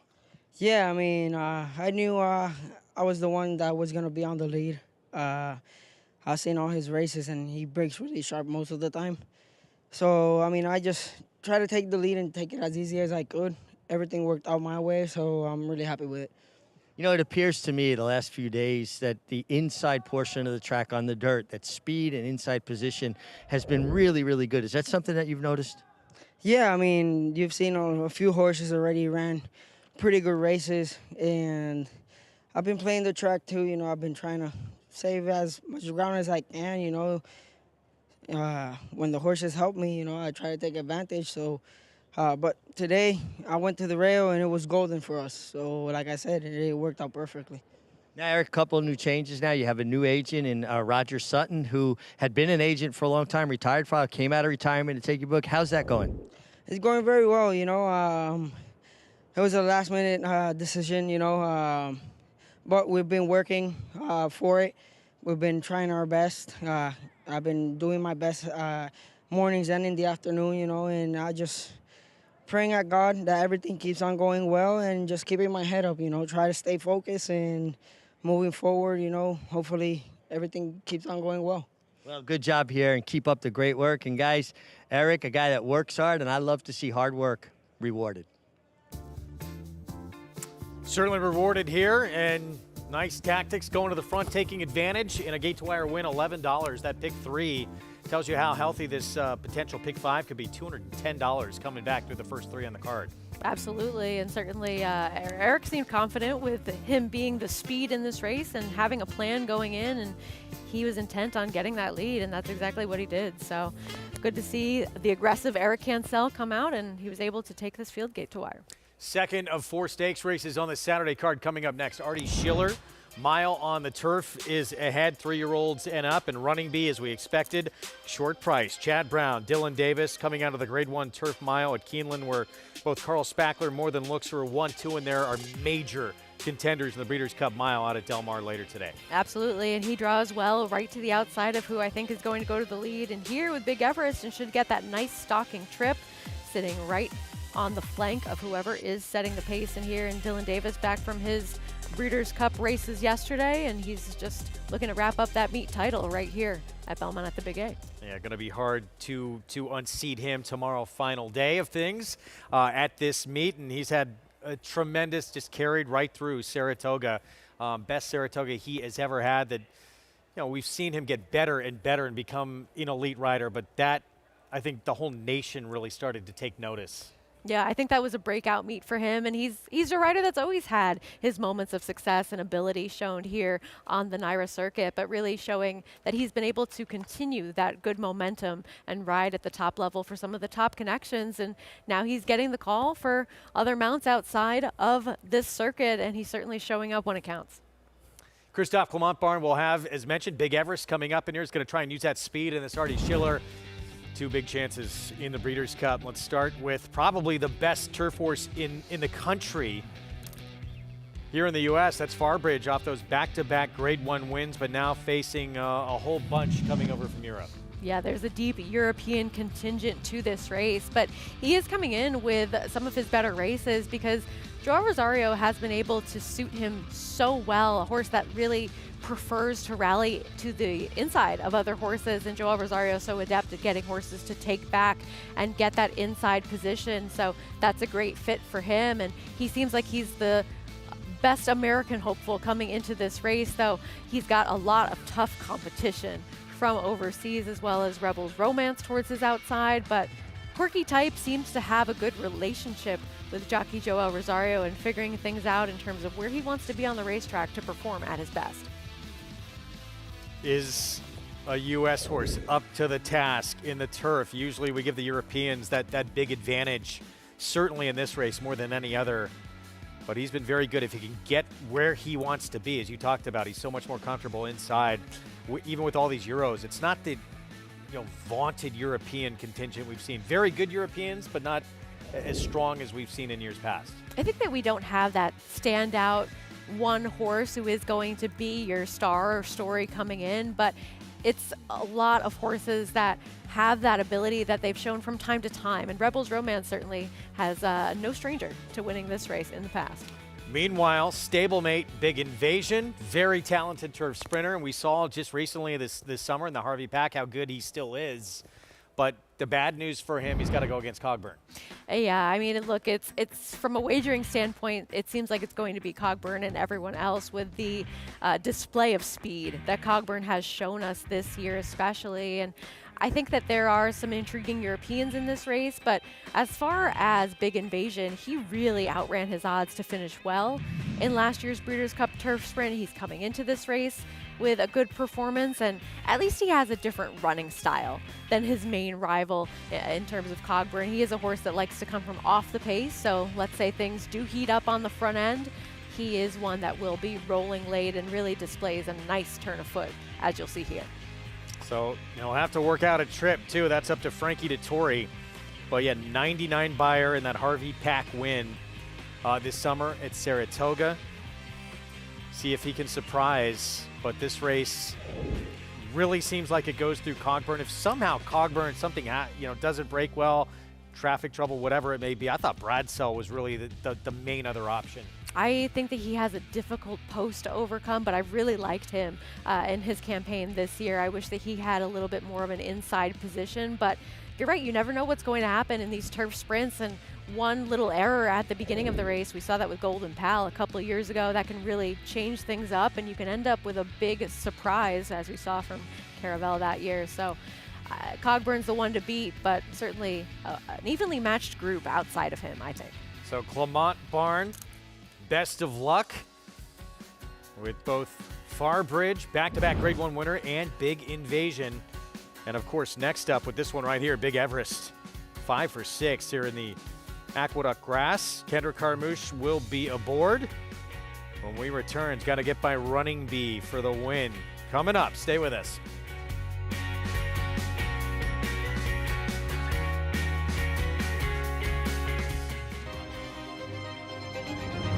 Mind-tingling, jaw-dropping, awe-inspiring, Secretariat-like,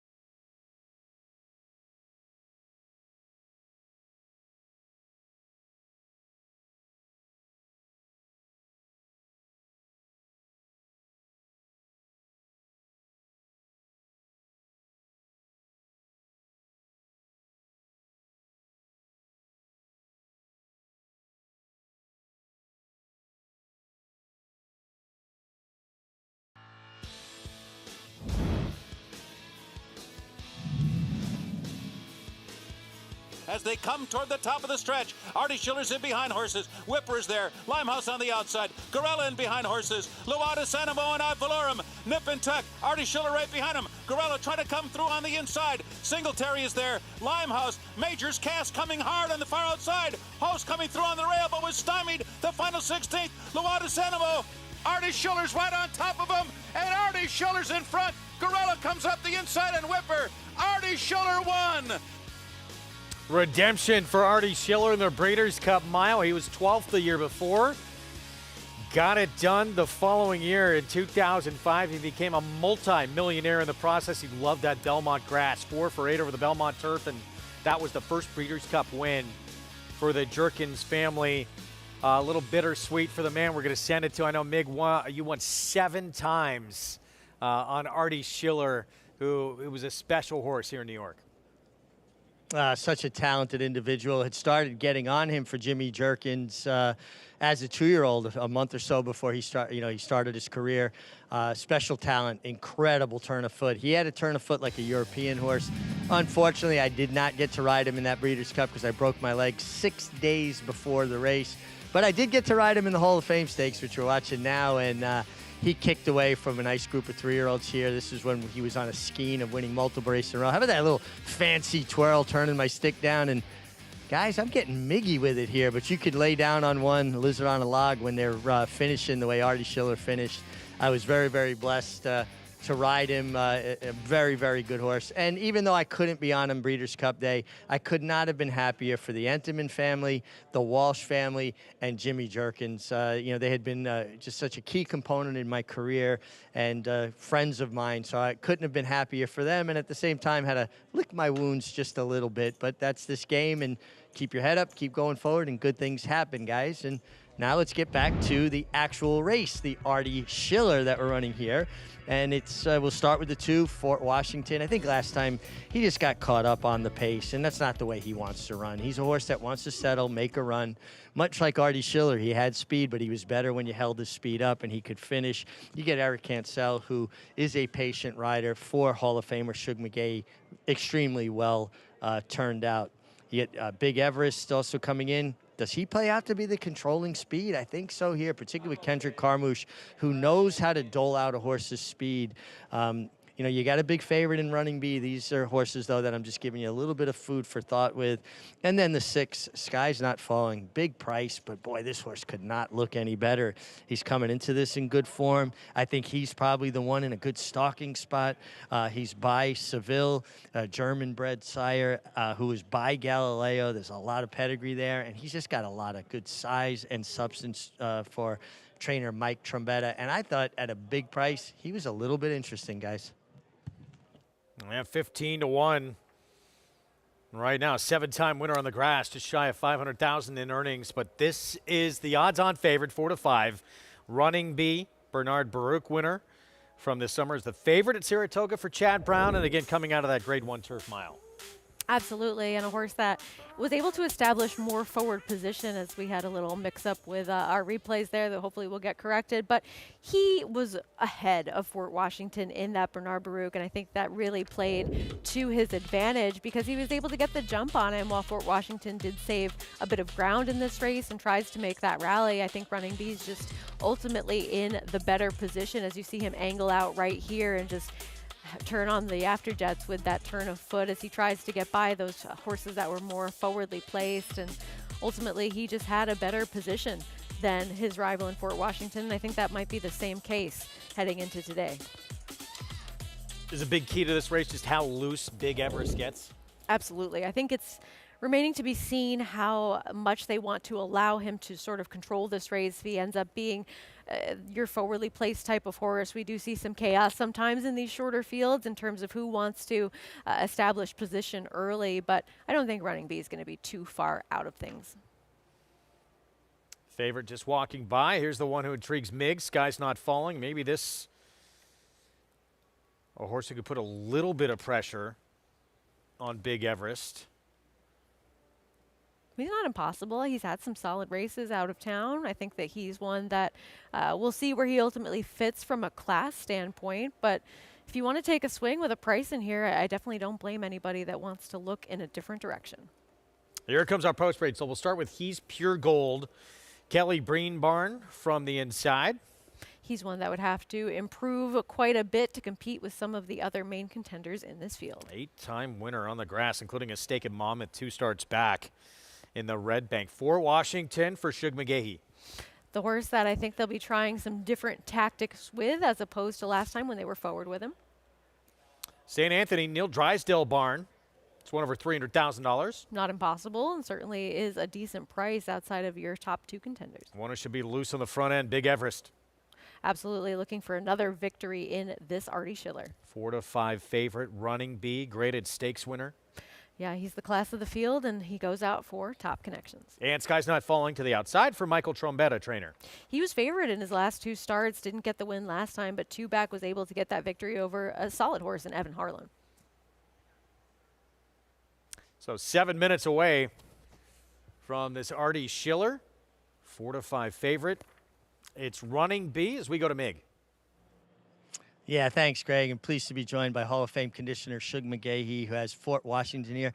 Shug, it felt to me like Fort Washington just got caught up on the pace last time, and that's not his style. No, I don't think so. I don't think it was really either horse's style. I think it was the forward didn't really break and go that I thought would, and we laid up a little bit too close. Even Kendrick admitted after the race, he said that's not his style. He looks like a horse to me, though, that likes to get covered up and just come with that one kick. Is that the trip that you're looking for? I think so. I told him, I said, you know, he'll run inside or out. I want him, no matter what, a little bit off the pace, and just be patient with him. He couldn't look any better. He's a horse that really carries his weight well. He does. He's a nice horse, and, you know, he's been unlucky not to win a couple times. But you know, he's a fun horse to have. He's easy to train, and like you say, he's a good keeper, so that makes it all much easier. Shug, thanks so much for taking the time. And guys, for a race that's near and dear to my heart, the Artie Schiller, I'd love to see this man win a circle. Very popular whenever Shug wins a big one. When he won that Kentucky Derby with Orb, that was incredibly popular in the sport. And he's got certainly one capable here. 7-1 on Fort Washington. Yeah, a horse that has the back class to certainly be contentious, and we'll see what he does from a tactical standpoint, but he's not out of things, and I think that right now with the way that the board is playing, if you wanted to take 8-1 on him, I'd have no problems with that whatsoever, and I think that 3-5, maybe a little bit short on running B, but his resume speaks for itself. Back to the one who should be in front here with Kendrick Carmouche. Got beat by St. Anthony last time out. He's even not on the front end that day. Before that, he did go gate to wire on this course back in June. He's run well over this surface. I mean, he was able to beat Major Dude as the favorite that day. And of course, we're taking a look back at a great ride here when he was able to duck down towards the inside and go by exact estimate in Mason to win the Artie Schiller last year.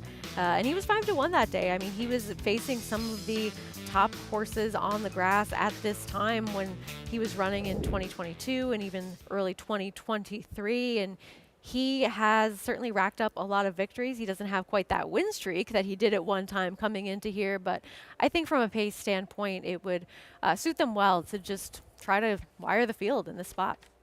And, you know, 6 years old, and he's still right near the top of his game, running as fast as he really ever has. Yeah, absolutely. I mean, his numbers haven't regressed in comparison to when he was getting all of those victories. I think that the competition has just gotten a little bit tougher with him, and they've tried a couple of different things with him, trying to go beyond that mile distance, and he's done it from time to time, but I think the mile really suits him best in terms of his running style and tactical ability. And look, he doesn't need to be on the lead to be successful. I just think there isn't really a lot of speed signed on in this spot on paper.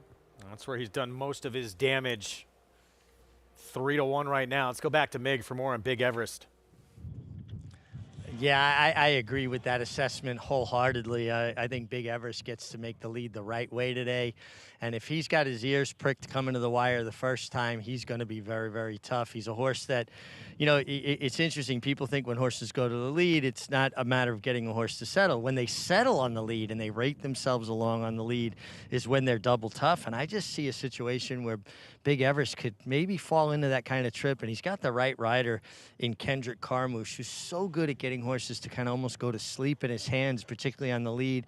Gives them those little subtle breathers when they need them, and usually has something left when they kick for home. So I'm picking the 4 Big Everest. Love the way he looked in the paddock. Love the way he looked in the warm-up, and I think he gets a setup that's going to be beneficial.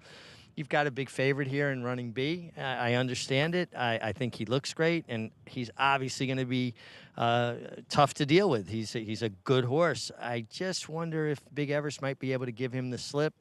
And I'm going to go with the bigger price at 7-2 on Big Everest as opposed to the 3-5 on Running B. And guys, I'll reiterate what I said before. I think the 6 Guys Not Falling is way too big a price for a horse that is in good form at the moment. 19-1 on him. I think he will outrun his odds. I don't know if he's good enough to get it done. But when a horse is in good form, you got to respect him. And as good as he looks, I respect Guys Not Falling. Hey, I have no problems with anybody trying to take a price, Richie. Thank you. And look, I wanted to ask you, and not to bring up a sore subject potentially, but I was rewatching the 2004 Breeders' Cup at Lone Star Park, a day when you were on Artie Schiller. Were you surprised that he went off as the favorite in that race, and you had just an absolutely brutal trip in there? Yeah, you know, it's funny. I don't remember thinking too much about him being the favorite. I know he was coming in off a skein of victories. He was in very good form. We did suffer through a brutal trip, just never really got a run.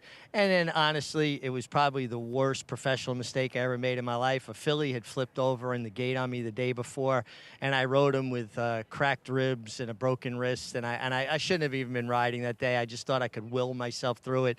So I don't know that that is completely what lent itself to the brutal trip, but I'm sure it did not help.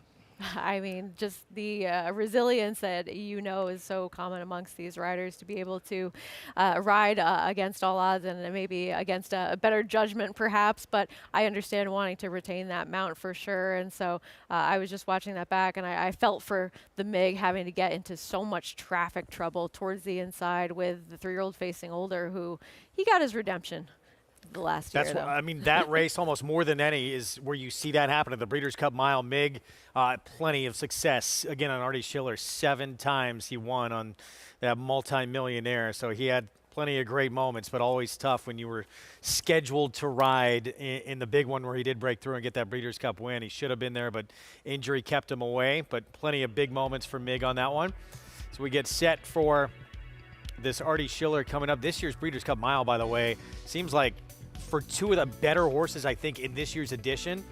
Really tough post for Carl Spackler, and More Than Looks, who's so good. Traffic trouble could be a major problem for that horse as well. I don't want to bash the morning line maker at any track, but you think we're getting 20-1 on More Than Looks? The morning line just should not pay attention to it at all this weekend, unfortunately, at the Breeders' Cup. Look, it's a tough job, but yeah, it's been... it's not a job I would want to do. It's not something you should look at. I'd be good at. More Than Looks will not be 20-1. Yeah, no. But I think be one of the favorites. He will be. I think that there is still a strong European flair to that race, though. Would you agree? I think those two, are the horse to beat in that race. I think the Euro is going to be a lot tougher in the turf, in the Philly Mare turf. I thought the mile, the main contenders are the U.S. horses, to be honest with you. I don't know what to do with Johannes. Porta Fortuna. I like her. And Notable Speech are probably the 2 that you got to look at. But yeah, Johannes, I think, is a major player as well. Yeah, I just sort of wonder the class level that he's been running against. But he's been ultra consistent, and having that home base, we saw that work out well yesterday for Bob Baffert. We have a mandatory pay pick 5 starts in this one coming up in the Artie Schiller. Odds-on favorite, Chad Brown's running B. Gonna have to try and run down Big Everest right there, the 4 with Kendra Carmouche, who should be on the front end all alone. It's the Artie Schiller, the 4th on our Saturday card. Let's go to Chris Griffin. He's not falling. Goes in. All set for the Artie Schiller. And they're off. St. Anthony's got early speed. He's pure gold towards the inside, and Big Everest now emerges with the lead. Big Everest is in front, is up by a neck, and there to the outside is Running Bee, who's going to stalk the pace setter. They're the top two as they work towards that first turn. A lineup at 3. In behind them, Luis Rivera Jr. at the rail there with He's Pure Gold. In between horses, St. Anthony, and 3 wide now.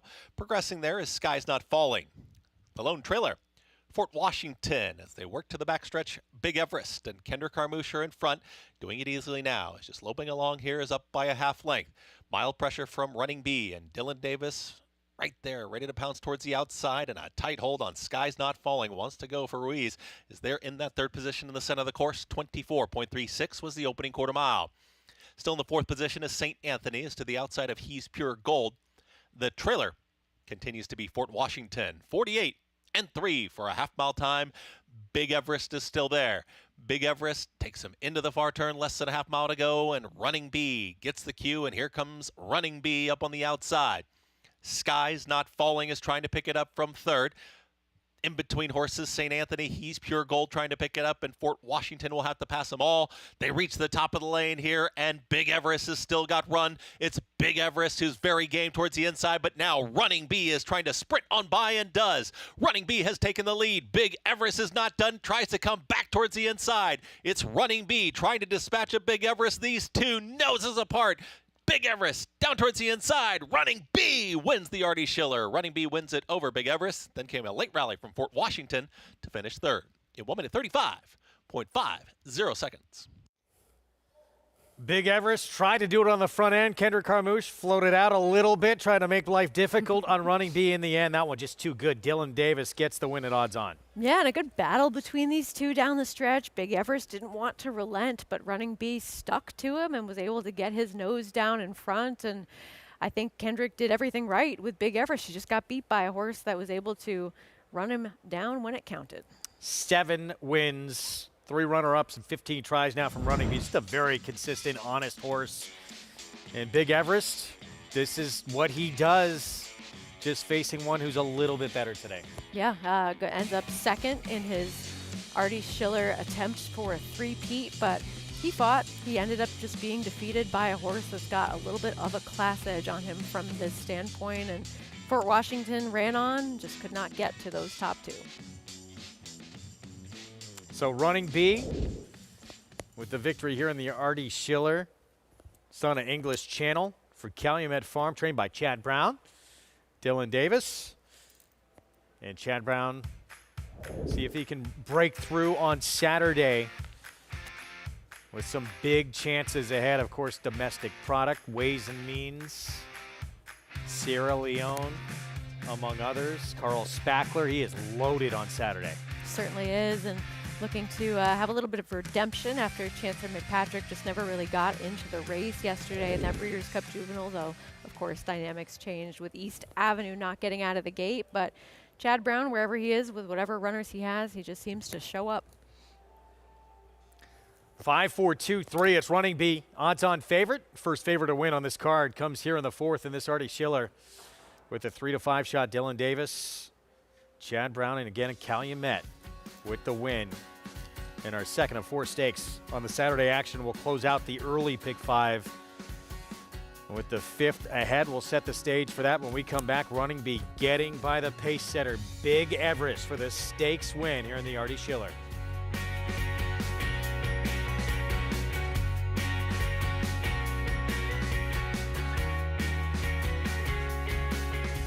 Every sire hopes to have a son to follow in his footsteps. An impressive debut. For Munnings, that son is Jack Christopher. Jack Christopher to win the Champagne. Unbeaten Grade 1 winner at 2. Dual Grade 1 winner at 3. And he is pouring it on here. It is Jack Christopher winning the Grade 1 H. Allen Jerkins Memorial. Jack Christopher, standing at Coolmore, America. It's America's original sport, and no one covers it better than americasbestracing.net. From the sport to the lifestyle, the best races, horses, and destination venues, cocktails, gambling, fashion, and more. americasbestracing.net is a sport for you.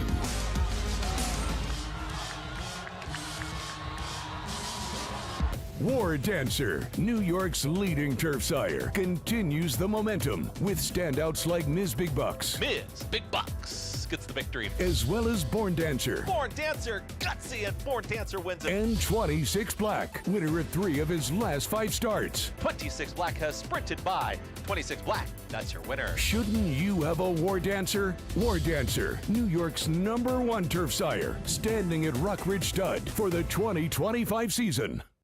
Racetrack Television Network brings you every race, from every track, on every screen, every day. With monthly packages starting as low as $5, RTN gives you great value and access to more live HD streaming and race replays than anyone. Visit RTN.tv today to sign up and watch on almost any device, including Roku and Amazon Fire. RTN has packages that start at $5 per month.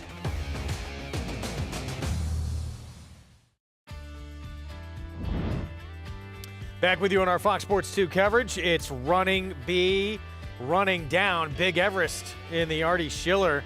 Dylan Davis for Chad Brown and Callie Ahmed, our winner circle lead-in, brought to you by the Fasig-Tipton November sale, the world's premier breeding stock event. Sell your star on November 4th after Breeders' Cup. So Running B, 7th career win now on the lawn. Another win for Dylan Davis as well, as he looks to wrap up the Belmont at the Big A riding title and taking this Artie Schiller with tactics that just kept him engaged, kept him close to the horse that he knew he had to beat in terms of pace. He's able to go by when it mattered. $3.40 for the win at a short price. Let's go down to Mig. You did. I was happy. Guys, I'm sorry. I didn't hear your call to me, but I apologize. I got Dylan Davis, who just won the Artie Schiller. First question, do you know who Artie Schiller is? Dylan flew. I'm terrible about this. Dylan flew back on the red eye last night, rode in the Breeders' Cup yesterday at Del Mar. A nice third on Quick Kick before we talk about this race. She really closed very fast pace. Yeah, she's just in her own way. She's tough to come out of the gate. She's not a very good gate horse. I knew that I'd probably find myself next to last, but you know, she's learning everything, and she was against the grain there with the speed bias, but she ran really well, and I got her into gear into the second turn into the outside, and she come with a good run for us, and I was really happy with that third place. She's a nice improving filly, and she did well. It was great to see her get a good run for you and Tom Amos, and a little bit of a tough trip getting back last night. Flight delayed, landed this morning, but a better trip here with Running B. And it looked like when he got his head in front, he was content just to kind of hold that horse. Yeah, well, Big Everest, he's a fighter, so he was the only lone speed here, and my job was to make sure that pace was honest for me and give me a good shot down the lane, because if I didn't, that Big Everest, he'd be tough to catch. So I was able to lap on him nice and comfortable and down the backside, and keep pace with him into the second turn. And you know, I got that neck in front, but he coming back with a fierce competitor in himself, and he got me a little weary there to the wire, but I was able to prevail and hold him off again. Dylan, you've just been riding so well and so impressive on so many levels. But to me, it's your maturity and your consistency that you've gotten. It seems like every day you're bringing your A game. Thanks, Rich. Yeah, so just improving as a rider every day, and riding in bigger races, getting more comfortable, and then just showing what I got out there with all the trainers and everybody that give me my opportunities, and now just capitalizing on that and continuing to move forward. So I'm happy that it's going in the right direction. Great job. Keep up the good work. Guys, you can't always know when that opportunity is going to come, but it's up to you to be ready for it and make the most of it, and Dylan Davis is doing that on a consistent basis. No question. We've just seen him go to the next level. We've seen his maturation, and big to get these opportunities. He's continuing to make inroads with, you got to think, the barn that's probably the odds-on favorite to win yet another Eclipse Award this year for Chad Brown. Certainly. I mean, he's been one of the go-to riders all season long as far as having Dylan be a resort that Chad Brown does rely on with results that end up paying off for both teams. So Dylan knew what he had to do with Running B, and it worked out.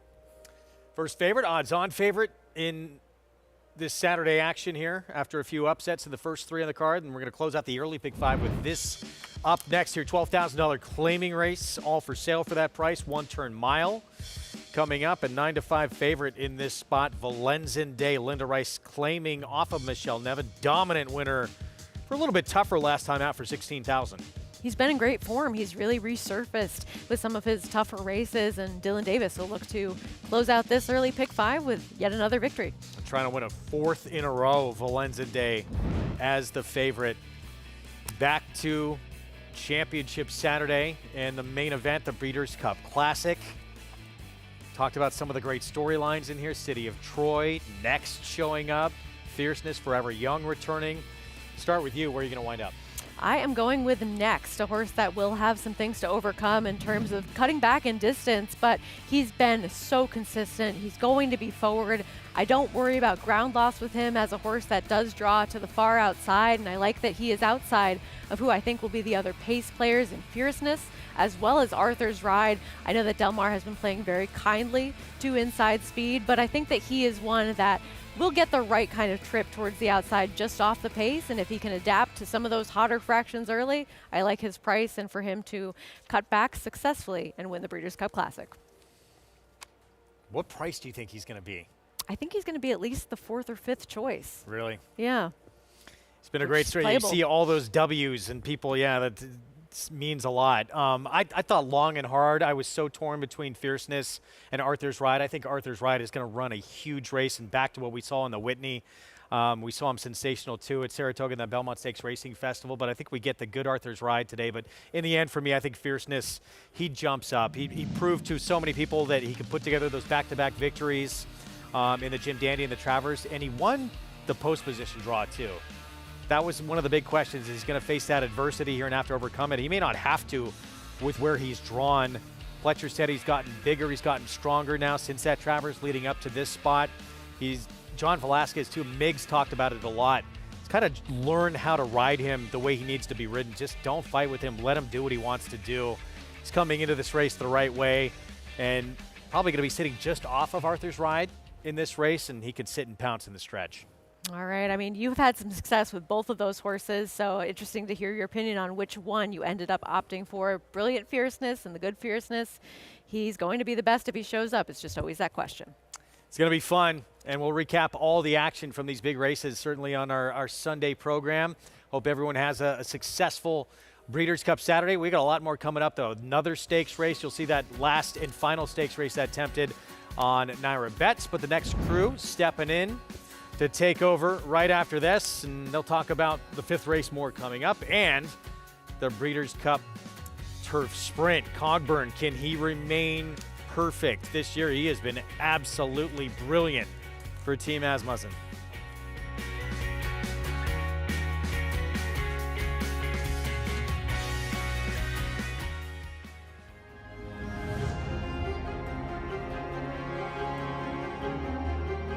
Greatest Honor has taken the lead now. Less than a quarter of a mile to go, and Greatest Honor starts to get away.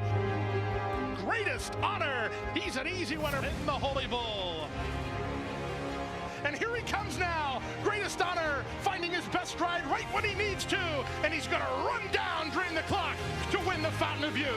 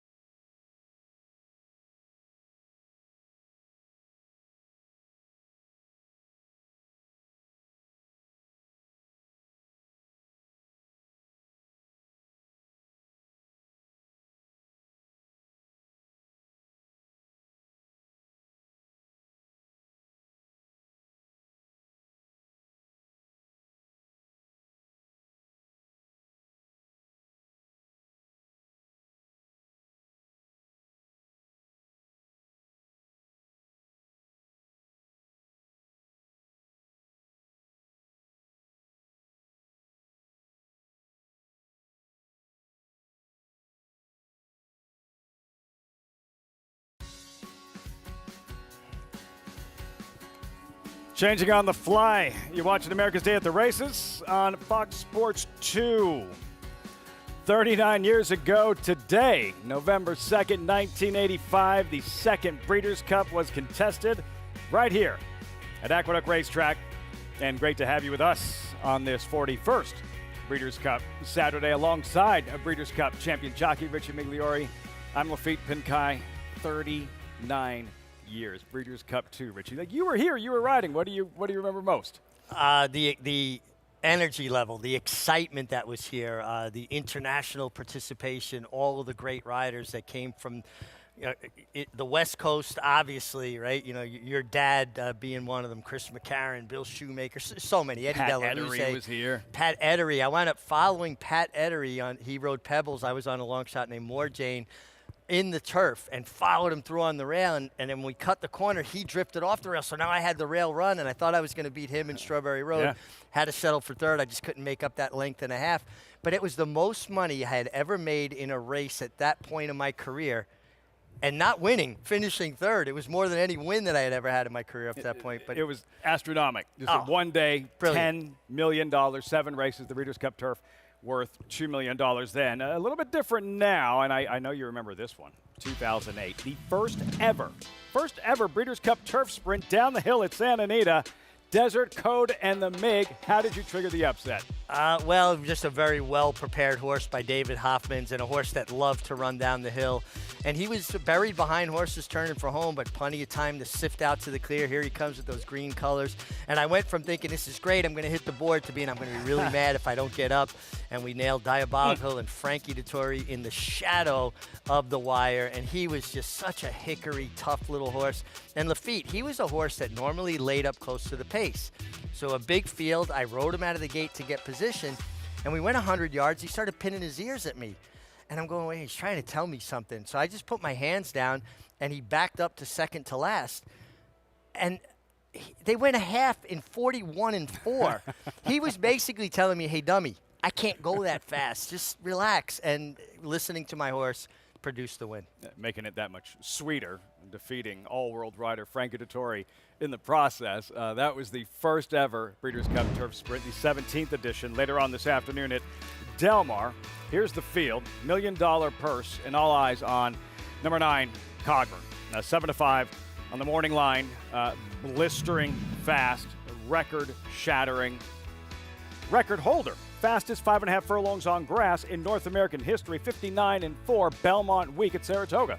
And this is a very different turf sprint than the one they ran down the hill at Santa Anita. That was 6.5 furlongs. This is 5 furlongs, and that plays to Cogburn's strength. He is speed personified. He just takes it to them from the opening bell and runs them off their feet. I have a hard time seeing him lose. Something I think drastically unlucky would have to happen for him to get That's beat. the question, though. No such thing as a sure thing. What is the one potential pitfall? I guess if he missed the break, I mean, it's not something that's ever been an issue with him. He usually explodes from the blocks, but that's the one thing. The shorter the race, the less margin for error, and I don't believe that'll be the case, but you know, that's why they make them run the race before they pay off the wagers, right? That's why they run the races. Cogburn, one of the most likeliest winners, will be one of the shortest price favorites, if not the shortest price favorite, this Breeders' Cup Saturday at Del Mar. The competition, though, didn't exactly scare him off. A big field. Number 6, Star of Mystery, one of 3 fillies in this Breeders' Cup Turf Sprint. This was opening weekend at Saratoga in the quick call. Based on that effort, Star of Mystery's A game, how much would she have to improve, assuming Cogburn brings something similar to his best? I just don't see where she's going to make up that ground. She ran against Cogburn in the Grade 1 Jaipur at the Belmont Stakes Racing Festival in Saratoga, and you know, was 3 3/4 lengths behind. Now, she didn't break particularly well that day, but 5 furlongs, and that was 5.5. I just don't see how she's going to do it. She's honest. She shows up. She gives you her run. But I just don't see how she's going to make up that added distance. The right people in her corner. Godolphin, now 19-time Breeders' Cup champion owners. Yesterday, that 19th in the juvenile fillies with Immersive. And Charlie Appleby, his Breeders' Cup success going into yesterday, 10 for 20 on a Breeders' Cup stage. Ran 1 horse, Future Stars Friday, finished 3rd in the juvenile turf, I believe. 10 for 20. Like, trainers can start odds-on favorites in 5 and 6 horse fields at some fair circuit, and they might not bat 500. To have that percentage at the highest level against the best competition. And you got to remember, the Breeders' Cup was designed as a promotional vehicle for racing, right? Mm-hmm. To present the best of the best. So you're competing against the best trainers, the best horses, the best riders, the best owners in the world, and of course the best breeders. It is the Breeders' Cup. To win at that rate is just, it's unbelievable to me. But I also think he is a brilliant master at figuring out what horses need to come here to excel with American-style racing. See if Appleby can pad his stats, spinning it forward to the Breeders' Cup Filly Mare Turf. Different schedule this year. The Classic is early. Race 8, Del Mar, post time 5:41 Eastern. Filly Mare Turf right after, 6:25 Eastern. 26 running. There's the field. Distance key, mile and 3/8. Hence the lack of representation for one trainer, Chad Brown. Number 4, Warlike Goddess, 5-2. Morning line favorite. Maggie Wolfendale is with us, and Maggie, there goes that man again, Charlie Appleby, running a pair in the Filly Mare Turf in Beautiful Love and Cinderella's Dream. Echo what Richie just said, Lafitte. Charlie Appleby knows which horses fit here, and we saw that on display with his 3-year-old filly this past summer on the NYRA circuit with Cinderella's Dream, as she took 2/3 of the Belmont Oaks and Saratoga Oaks, which she just proved to be ultimately best in this field, especially the one up in Saratoga. We weren't really sure what to think of her, maybe going back to that Belmont Oaks, but she won comfortably, kind of against, I would say, the flow of that race, if you will, which seemed to be more forwardly dominated, and she was able to close that day, much like on this particular effort. Now, she is coming into this Breeders' Cup off a bit of a break, but she's had a steady string of workouts there at Keeneland. It looks as though she's training well, and what I like about Charlie's horses too, guys, which I think has led to so much success in the States, and particularly the Breeders' Cup, is that his horses aren't necessarily those deep closers that don't possess any sort of early foot or any sort of tactical speed. He often has horses that can sit, that can be put in a forward position. Therefore, they don't have to overcome as much as we often see with some of the other European shippers. All comes full circle. Maggie, it was 2017 when Appleby won his first Breeders' Cup event. It was in the Filly Mare Turf with Wahida. It was at Del Mar. Appleby looking for an 11th Breeders' Cup title. Richie, if you had your choice, a big field, wide open Breeders' Cup Filly Mare Turf, who would you ride? I'd go with the big mare, Warlike Goddess. She's 4 for 7 at the distance with 2 seconds and a third. The mile and 3/8 suits. I think she gets ample pace to set up her late run because she does have a distinctive style, and you've got to play to her strength. And I'm a big fan favorite of hers. I love when horses stick around. I give a lot of credit to the Krikorian family for keeping her in training all this time as a 7-year-old trying for the Breeders' Cup again. And I'm not of the opinion that she's lost a step. I think that her preparation's been different this year, but I think her Turf Classic last time showed to me that she still has that same enthusiasm for racing. In this game, I'm always hesitant to suggest that like any horse or any individual deserves something, deserves to win a particular race.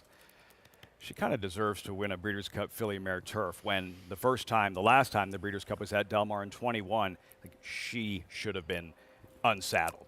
Things didn't work out for her on that afternoon, but it didn't. She ran too good to lose, and just the fact that she has that opportunity to make amends in the same race in the same venue, a storyline to follow in itself. Absolutely. She's been a bit unlucky, certainly very unlucky that one day. And I love this relationship that's been forged between Junior Alvarado and Bill Mott. I like when a trainer and a rider are on the same page. They have trust and communication. It's like a good, solid relationship. They're going to make the horses the best they can be because of that. I looked down for race 5, and I saw the Breeders' Cup Turf Sprint. These are not Breeders' Cup Turf Sprint runners next year. Belmont at the Big A. Riders up, and a post-parade co-conspirator outsider 34-1. Yeah, a horse that just would be a big surprise. Ran poorly at the $10,000 level last time. Yeah, that segue from Breeders' Cup runners to these $12,500 claimers. There's Mr. Swagger and Katie Davis. Yeah, coming off a nice effort. It drops in class, but that was more of a restricted 16. Has to back it up. I am the law contender. Yeah, he's a contender, but there's a lot of questions here. This horse ran very poorly, dropping to the $20,000 level, and it was a voided claim. Daddy knows, 12th start this year. This 8-year-old by Scat Daddy, when he shows up with his A effort, he's tough, but he's been missing a step lately. Cumberland Blues, a winner 2 back right here. Yeah, very interesting horse, I think. Wayne Potts is having a terrific Belmont at the Big A stand. Gemography at 9-1, then a long shot here. Command Performance would be a big surprise. Yeah, another one that just feels like you have to find a race that we haven't seen since earlier, much earlier this year, going further. Valenzen Day, 6-5 favorite, 7 minutes to go. That horse is in raging form, but why does he claim for 16 off a huge effort and drops for 12.5? That's a little puzzling. Won at this level by 12 widening lengths, 2 starts back on this track. Ski Country towards the outside, the second choice at 4-1. The field for this 5th race, middle pick 4 in 6 minutes, and a heads up. If you just tuned in, want to get involved, play the races and the Breeders' Cup, do so. Get signed up if you haven't. And take advantage. It's $25 free bet plus a $200 deposit match bonus for the Breeders' Cup. Use promo code CUP25. Dive into the excitement of the Breeders' Cup. Sign up at NYRABets.com and claim your $25 free bet and $200 bonus today. Another look at Valenzen Day. Dylan Davis looking to go back-to-back. Back from Del Mar. A 3rd place finish yesterday in the Breeders' Cup Juvenile Fillies. As for Valenzen Day here at Saratoga, his most recent, facing a slightly tougher and putting this field to sleep. I mean, he was just long gone. He's won his last 3 races, 3 3/4 lengths, 12.5, 7.5, just dusting them. The question is, this is a horse that kind of took that steady slide down the claiming ladder.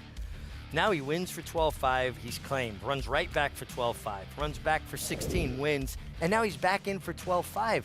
It feels like there's, maybe something that they have to manage, or they just don't feel like he has a tremendous amount of racing left in him, because you would think a confident boost in class would be in order. It's been daylight win after daylight win after daylight win, and now with Dylan Davis in the saddle. There you see the standings. Davis, as you just interviewed him following the stakes win in the Artie Schiller. Some issues trying to get back from the West Coast. Rode in 3 Breeders' Cup races yesterday. The 3rd place finish for Tom Amis with Quick Kick in the Juvenile Fillies, and now back at Aqueduct and looking to pad that lead. Yeah, listen, it's so important. Everybody wants to be leading rider. You don't go into a meet, declaring I'm going to be leading rider, but you get in later into the meet and you've got a lead like this. You want it. We all take so much pride in what we do, and I've just been so impressed with Dylan's consistency. He's really matured, and his approach and his preparation has been consistent, and the stats are showing, and the people he's getting the opportunity to ride for is showing it. Dylan Davis and Valenzen Day, strictly the ones to beat on paper. The gelding who will break to his outside. There he is, Ski Country, and jockey Jose Lascano. Here he is riding here this afternoon, but he knows all about Breeders' Cup success, a 3-time Breeders' Cup champion jockey. Going back to Miram, that was Chad Brown's very first Breeders' Cup winner in the first ever Juvenile Fillies turf at Santa Anita in 08, Royal Delta in the 11 Distaff, and then Wise Dan in 2013, Richie, and that wasn't the plan. He rode that day, and he rode to perfection, but only because Johnny Velasquez was badly injured in a fall and in a hospital that took place in the first Breeders' Cup race of the afternoon. Yeah, it was like the understudy stepping in and handling it flawlessly, and that's a high pressure-packed situation, but Jose does what Jose does. He shows up every day and gives you consistent good rides, and sometimes I feel like he gets overlooked a little bit on these big days, and for the life of me I can't understand it, because he knows how to get it done. I'm surprised that without a Breeders' Cup mount this year, and that it's been that long since his last win. Where he rides, the quality of horse here, that New York is always very well represented in the Breeders' Cup, that it's been 11 years since his most recent Breeders' Cup victory. That surprises me, as good as we know him to be, and in big spots. Well, that's it. You watch him on a day-in, day-out basis, and you see the rides he delivers, but he's a very quiet, kind of understated guy. He's not a guy that's going to get up on his soapbox and pound his chest and, hey, I'm here. And maybe sometimes you need to do that a little bit. Now, he did have Scottish Lassie yesterday in the Breeders' Cup. That's right. Juvenile Fillies. And she got caught kind of chasing a very wickedly fast pace. Think about that pace compared to the 2-year-old colts. They went 47 and change. They went 44 and change, the fillies. But again, I think he's just a consistent pro. He is a rider that other riders appreciate. Terrific rider aboard Ski Country here. Dylan Davis to ride Valenzen Day. Maggie, what are you noticing from the now 3-5 favorite 2 minutes out? Just a quick note back on Jose Lezcano, too. Maybe we will start seeing him with some more, I don't know, high-profile mounts. Did recently change agents to PJ Campo as well, as we'll take a look at number 8 in here. That is Valenzen Day. Look, I've never been this horse's biggest fan, and yet he has consistently, at least as of late, proven me wrong. But I don't like the fact that we haven't seen him off of those big performances since Linda took him back, which I suppose is a positive, but took him back, now drops him off of a layoff. He's just a horse that really lacks that hind end that I'd love to see. Just does not have an engine. Though I will say in the warm-up he was moving well and deserves, I think, to be favorite. In this field, he's definitely the likeliest winner. I'm going to try to get a little bit creative, but I have to say that the other horses coming off layoffs, in my opinion, don't necessarily pose such a threat. We'll take a look at number 3. I Am the Law, who will add blinkers off of that layoff and yet another drop down. A pair of big Cheater Cup blinkers on. I didn't love the way he was walking around the paddock. I didn't love his push from behind out on the racetrack. Doesn't look great in his coat overall. Got a little bit hot. Looks fit enough here, and maybe he'll be good enough to compete against this field, but the downward trend seems to be continuing. As we'll take a look at another one coming back off a break, a longer break for number 6, Gemography in here for Rudy Rodriguez, who kind of resurrected this guy a little bit when he first took him, and now we haven't seen him again off of Avoided Claim and cut in half and then some. Coming back today, he has gotten quite washy here in the prelims. That to me is just your telltale sign that a horse needs a race. So definitely going to take the wait and see approach with Gemography today. Yes, I'm going to get creative with a horse that is another one I never really like, but he's a huge price. With number 4, Daddy Knows. I thought he ran well last time out, getting back to a mile, which is a better distance for him. And 2, he was a horse that kind of over the summer had really lost his conditioning, lost that weight, that strength in his hind end. And today, I wasn't here for his last race, but today at least looks so much stronger and just good energy from him. Doesn't seem nervous. I thought, and now that Joey Martinez has a little bit more experience in riding this horse, who he is very tricky. He likes to get out a lot. But a lot of times once you get to know a horse that does that, then you can maybe do something a little different, a little better next time you ride him. So I'm going to take a stab here with Daddy Knows, guys. He looks to be in that chase position behind your current favorite, Valenzen Day. The kind of race to take a stab. Maggie going with a long shot. Daddy Knows. You as well taking a stand against the favorite, going with Ski Country. Yeah, I am, and the only reason is I can't understand, as good a form as Valenzen Day is, him staying in that lower category, even dropping down a little bit off of a win. Although I think inside speed on the dirt has been dominant, and if he gets that inside speed trip, he's going to hit that moving sidewalk, and he's going to be tough to beat. But listen, I just waxed poetic about Jose Lezcano for over a minute. How do I not pick him? I mean, it would sound a little hypocritical if you didn't, right? That's where I'm going. Yeah. Not suggesting he had live Breeders' Cup mounts and he came back to ride this one, but aboard Ski Country, who is the second choice at 9-2 with Valenzen Day, the odds-on favorite, 1-2. Chris Griffin with the call. Race 5 live on Fox Sports 2, Belmont at the Big A. Ski Country, last to load. And in. All set. And they're off. Mr. Swagger and co-conspirator towards the inside, flash some early speed in between horses. There comes Daddy Knows, Cumberland Blues. On the far outside, here comes the run from Valenzen Day, and now Valenzen Day will kick clear. It's Valenzen Day who's up by 2. Ski Country is engaged, is now going to stalk this leader as they come out of the chute and hook up with the backstretch. At the rail is going to be Gemography, following them Cumberland Blues. Moving towards the outside path, and here's Daddy Knows is in the clear, is just taken 4th. That's going to push Cumberland Blues back to 5th. Towards the inside is Mr. Swagger, is to the outside of Co-Conspirator. Second to last will be I Am the Law, with the trailer Command Performance. They work up the backstretch 23-3 for the opening quarter mile. Valenzen Day and Dylan Davis in the clear. They're up by a half length. Right there is Ski Country watching the action from second with less than a half mile to go. Encouraged to move forward. There comes Gemography as moved towards the inside here. And here's a wide run from Cumberland Blues, starting to circle rivals. Daddy Knows is in that mix. Also Command Performance is now getting the shove here from the back end of the field with Mr. Swagger. Tailing off was Co-Conspirator. I Am the Law tries to rally from far back. 46-4, the half-mile time. They reach the top of the stretch. Valenzen Day, the favorites, trying to kick loose, but here comes Ski Country with every shot to run the rival down. Cumberland Blues on the grandstand side has got some momentum, but Valenzen Day is running a straighter course, and Valenzen Day hugs the rail, still in front. Valenzen Day, and now here comes Cumberland Blues towards the outside. They're very far apart as they approach that final 16th. Valenzen Day to the inside. Drifting was Cumberland Blues. Valenzen Day gets the victory. Cumberland Blues second, Ski Country. Then came Mr. Swagger with a late run for 4th. Then 1 minute 37-3.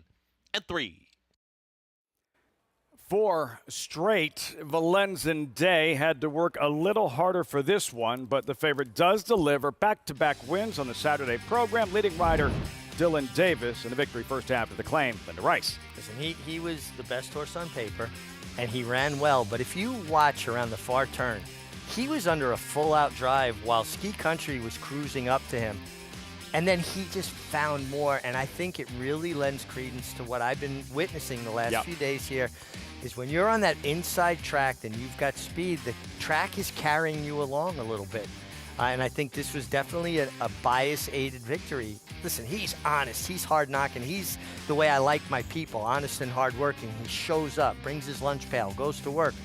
But I do think the track carried him today. What would the over/under? What would your guess be of claims in for Valenzen Day this afternoon? You know, it's an interesting thing because I think, like me, people have to be a little bit leery of the fact that he's not taking any hikes in class. You know, people are maybe a little bit afraid of, well, why is this horse not moving up off of victories? You're thinking along the same lines of many that would be claimers. Not one claim in. In fact, not one claim for any of the runners in this field that you just saw in this 5th Belmont at the Big A. So right back to Linda Rice's barn, Valenzen Day. Yeah, and listen, sometimes it's like, you know, just playing a good hand of poker. You know, you're representing that you're weak when you're actually really strong. Again, it's just hard for me to understand it. And this is a different period or different era in claiming races. Years ago, it was buyer beware. If somebody claimed a horse and the horse happened to be no good after the race, they were stuck with it. It's not the case anymore. The claim is voided. It goes back to the original owners. So I do think people would be a little bit, you know, bolder about taking that chance because, well, if we made a mistake and the horse turns out to be a lemon, it goes back to the original ownership. What is your thought? We'll continue that conversation. 8592 Valenzen Day, 2 straight Dylan Davis, Linda Rice teaming up. Pristine Racing, Valenzen Day in the 5th Belmont at the Big A. Results when we come back.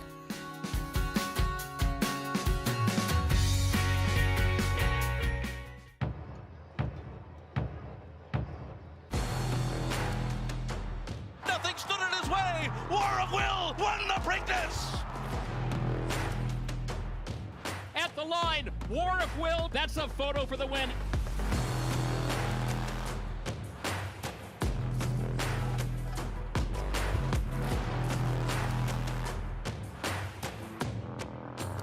War of Will, standing at Claiborne Farm. Horse racing? Check. Weekly promotions? Got 'em. Huge payouts? You bet. With Naira Bets. Download the app today and bet on any track, anywhere, anytime with live HD horse races, betting tips and tutorials, expert picks, and more. You bet with Naira Bets. Join now for a new member bonus at NairaBets.com. Spun to run. His brilliant speed figures were among the fastest of any 3-year-old at a mile or more.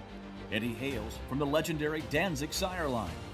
Now, this multiple graded stakes winner, millionaire, and Breeders' Cup champion is passing his remarkable talent along to his progeny.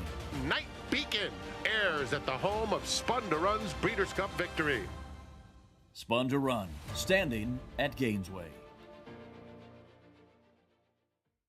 The world's premier breeding stock event, the November sale at Fasig-Tipton, offering over 70 graded stakes winners or producers. A night of stars featuring champions, Grade 1 winners, millionaires, elite producers, and selected weanlings. One catalog, one electrifying session with a star-studded selection of the finest quality breeding stock anywhere in the world. The Fasig-Tipton November sale, November 4th in Lexington, Kentucky. Where will you be? Gorgeous fall afternoon. Welcome back. America's Day at the Races on Fox Sports 2 is always brought to you in part by Naira Bets. Bet any track anywhere, anytime. Visit NairaBets.com or download the Naira Bets app to get started. Leading rider, padding his stats, Dylan Davis. Back from the coast. 2 straight wins this afternoon. Valenzuela Day and on the right part of the racetrack. Yeah, I think Dylan must have slept well on that flight back, even though it was delayed, because he's sharp. And, you know, you got to recognize any little advantage that you can gain. And I think knowing that the inside is good on the dirt and that speed's carrying, you know, it kind of gives you the idea what you have to do. Come out running. And you saw he left the gate with a plan. He hustled to the lead. He got very comfortable.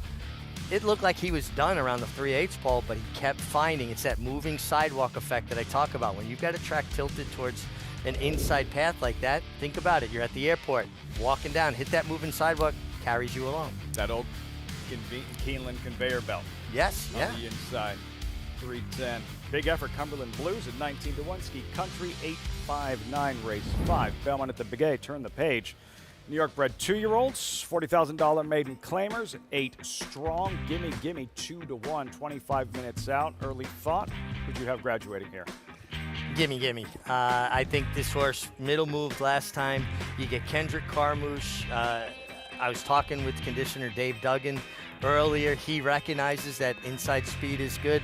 And Kendrick Carmouche is not a jock that's in there playing cards or shooting pool or, you know, playing ping pong. He's locked into what his job is. He's aware of the fact that the inside portion of the track is where you want to be. He knows where to be, and a perfect segue. David Duggan, that story, when we come back, wife Laura. Like so many in the sport, it's all in the blood, in the family. Their journey from Ireland to the States to the winner's circle. That's next. You're watching America's Day at the Races on Fox Sports 2. Honor AP, a mesmerizing horse from the very beginning, who captured the imagination of the racing world and proved his potential on the track. A Grade 1 winner, out of a multiple Grade 1 winner, with incomparable looks and an unbeatable pedigree. The speed, the bloodline, the physical. Honor AP. Only at Lane's End.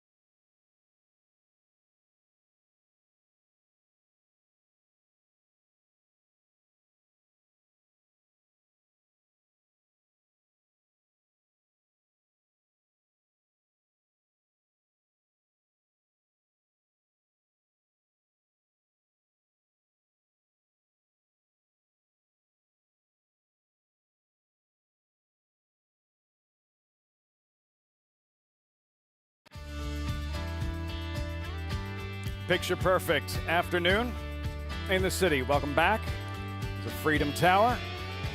America's Day at the Races here on Fox Sports 2. Before we went to break, we touched on the story of the Duggins, David and Lara. They spend a lot of time together. They're married, work together, and they win together at the racetrack. And they have that common bond that goes back to their childhood, both growing up in Ireland, at the nucleus, that common denominator, their love for horses. Trainer David Duggan has always had horses in his life, starting from an early age in his hometown of Tipperary, Ireland. We were on ponies when we were younger. We grew up as farmers now. My uncle Matt had a couple of horses. He was a permit trainer and there was always ponies around. I went to the apprentice school in Ireland. Some gravitated towards being jump jockeys or flat jockeys. We got into a good yard and they got us on horses and had like a mini career as a jockey for a while. An injury ended his career as a jockey before he arrived in the United States, but that did not derail his dream of working with racehorses. Duggan would go on to assist trainers Neil Drysdale, Owen Hardy, and John Kimmel. A purse increase at NYRA emboldened Duggan to go out on his own. We saw opportunity in New York when the slots came here, and we thought that, if we were going to take a chance, it was obviously here, and we had a history of being here. Dave's not the only Duggan destined to work with horses. I was born and bred into racing. My dad used to ride. He was quite a famous jockey in Ireland and in England. So I've been riding since I was 3 years old and involved in racing all the way up. We lived on the Curragh, so my sister and myself were totally spoiled. We had our own ponies. We took off on the Curragh and did whatever we wanted to do. We were really lucky. Since the very beginning, the Duggan barn has been a family affair. We think along the same lines probably 95% of the time, and I think that just makes things work. As I always tell my kids, Dad's the boss at the barn, I'm the boss at home. So he basically does all the set lists and the plans for the horses. We do discuss what's best. We'll back and forth a few times that way, but mainly Dave's the main decision maker. Port Bonheur, poke that head in front. Can't hurry, love wins the Dancer Renee. It's Sunday Girl. She's gonna win impressively. Here's Drafted coming on to win the Grade 3 Run Happy Stakes. Through it all, Duggan strives to compete with the best in the game. You have to keep on upgrading your quality as a trainer and how you communicate with people and the service that you put out. To be consistently good at what you do and keep on churning out the right kind of horses for New York, because New York is very competitive. You look at Chad, you look at Todd. Why are they successful? That's the reason you keep on trying better every day. That's a really fun story on the Duggans. Richie, just kind of scratching the surface on their background and what incredible horsemen and women. Tremendous horse people, tremendous people. I mean, they're dear friends of mine. I worked closely with them at John Kimmel's. We had a lot of good horses at the time. Lara was getting on Hidden Lake and Katinka and all those kind of horses. Dave was one of the main assistants.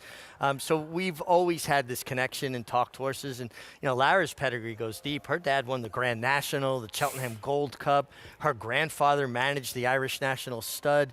And Dave, he was a jockey himself. And he told me some great stories about him riding in India and different places around the world. And they're just really great, down-to-earth people that you love spending time with.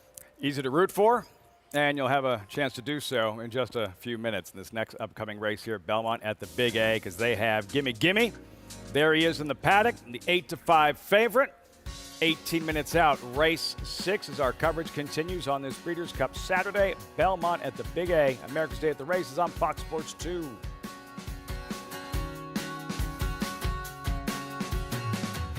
Down, 350. Here we go. 3 here, 50. Down 4, 8.5 in the back. 1,400,000 stands way in the back. Thank you. $1,005,000 and I'm $1,600,000. $150,000, $1,550,000 and a half. $1,500,000. Jody, thank you. Please hold your applause. Charlatan, ultra impressive. It's a new day for a new king. Horse racing? Check. Weekly promotions? Got 'em. Huge payouts? You bet.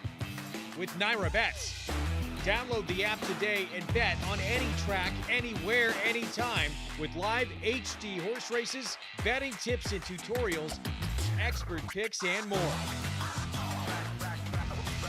You bet with Naira Bets. Join now for a new member bonus at NairaBets.com.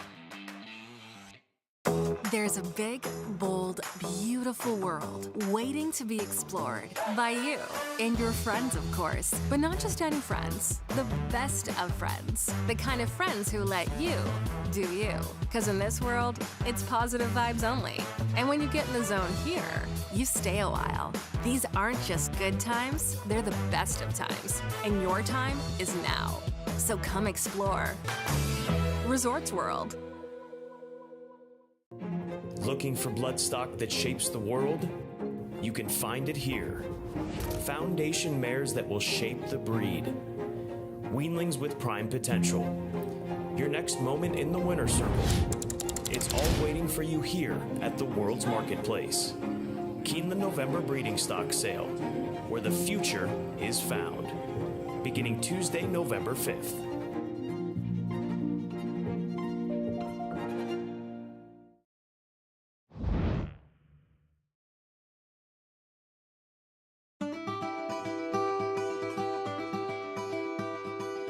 All right, everybody, welcome to Claiborne Farm. Claiborne Farm has been around since 1910. The tour is a backstage look at how we operate as a large-scale breeding farm. These are parts of the farm that have always been off limits to the public. You know, you would only see these barns and these horses up close if you worked out here. So it's been really exciting to open that to the public, to show that end of the industry and just spread that knowledge. You know, you take a group out, they get to scratch on a mare and foal, they think it's super cool and hopefully create a lifelong fan. So our stallions stand from anywhere from $5,000 to $100,000. That is a stand and nurse guarantee. So that fee is not paid until the next year after the mare has had her baby, the foal stands, and everything is good. We have conceived 22 Kentucky Derby winners, 19 Preakness winners, 22 Belmont winners, and 29 Breeders' Cup winners. In addition to that, 6 of the 13 Triple Crown winners have been conceived in our breeding shed.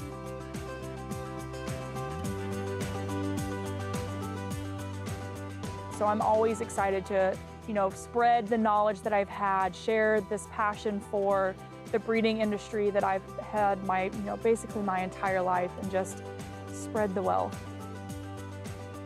Basically, all of our tours are sold out. That's just absolutely fantastic. Sometimes we'll try to sneak in 1 or 2 extra people onto the trolley.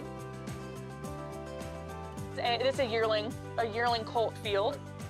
Actually, this field is home of 2013 Kentucky Derby winner Orb, as well as Breeders' Cup Classic winner Flame. The cemetery is extremely popular. It's on both types of tours that we offer, so the trolley tour and the walking tour. People travel from all over the world to see Secretariat's grave.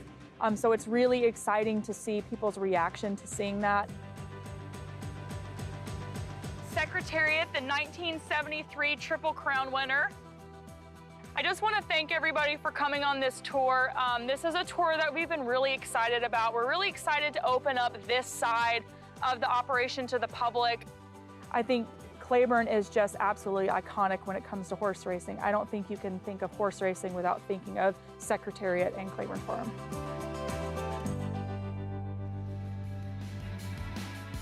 Hallowed ground of thoroughbred racing, the history, legends who've graced those grounds at Claiborne Farm. And welcome back to Aqueduct. America's Day at the Races is always brought to you in part by Claiborne Farm, 100 years doing the usual unusually well. These New York bred 2-year-olds arriving in the paddock where it's pick 6 time here. Belmont at the Big A. $40,000 maiden claimers. 6 furlong dash. Looking at the favorite. Gimme for the Duggins. We check in with Maggie. Yeah, the only problem with Gimme Lafitte in here is the price this time, because while he was a valiant second last time to the favorite, he was 16-1 that day, and you're just not getting that this time around. But also, he just looks like the horse to beat. He is really well muscled. He's strong behind the saddle, and is very kind of a cool customer. Very much a cool customer, is because I've never seen him before, but I like what I'm seeing on this particular day. And he broke well in that last start. He just wasn't quite quick enough. But with that outside post position, again, look for him to be forward in here just with that experience. Moving to his inside with a horse that should be a price in number 7, Strand Road. He debuted to no avail last time, or in his first race up at Saratoga, in which that featured several pretty nice runners, including Outland Bale, Pay the Juice, who would come back, albeit, and win on the dirt. But Strand Road, despite being a son of a Stern, whose progeny do tend to be better on the turf, doesn't really have an overwhelming turf look to him overall. So I'm actually intrigued to see what he does here on the main track, whereas the bottom side of the pedigree would say that he should be able to handle it, at least as the short cup cheater blinkers go on. And one that I kind of liked first time out, at least looking at him based upon appearances, but he also gives the impression that he might want to go a bit further. So he gets half a furlong here, but still longer distances may be in his future, but one at a price to take a look at. Number 4, Ebony Tail, first time starter here for Mike Maker, bred and owned by Buck Butler, whom the other foals from this mare actually were Ohio breds, and one of them pretty good, multiple stakes winner in those restricted Ohio bred races. This guy looks like he could be quick. He's very compact and stout, is wearing blinkers, just a short cut for this debut. Also just gives the appearance of looking like he needed one. And ironically, as he's a son of Coalfront, and I would have never have guessed that this would have been the stat. Coalfront's best statistic with his progeny comes with his turf horses. And this horse has a massive turf hoof. So we'll see how he negotiates the dirt today, Lafitte. Looks like he could be quick. We'll see, Maggie. Ebony Tail, the colt Javier Castellano will ride, is quick. Monte Ave for Castellano here on Breeders' Cup Saturday, but a stage that he has done some of his finest work. Javier Castellano, I'd be smiling too, 12-time Breeders' Cup champion jockey, and his first was the biggest, going back to late October of 2004, just outside of Dallas, Lone Star Park, Castellano, and Ghost Zapper in one of the most impressive performances I have ever seen with my eyeball. Going a mile and a quarter, and he just took it to them and ran them off their feet. This was a horse that was capable of sprinting with the best of them and staying with the best of them. Just an incredible athlete, incredible racehorse.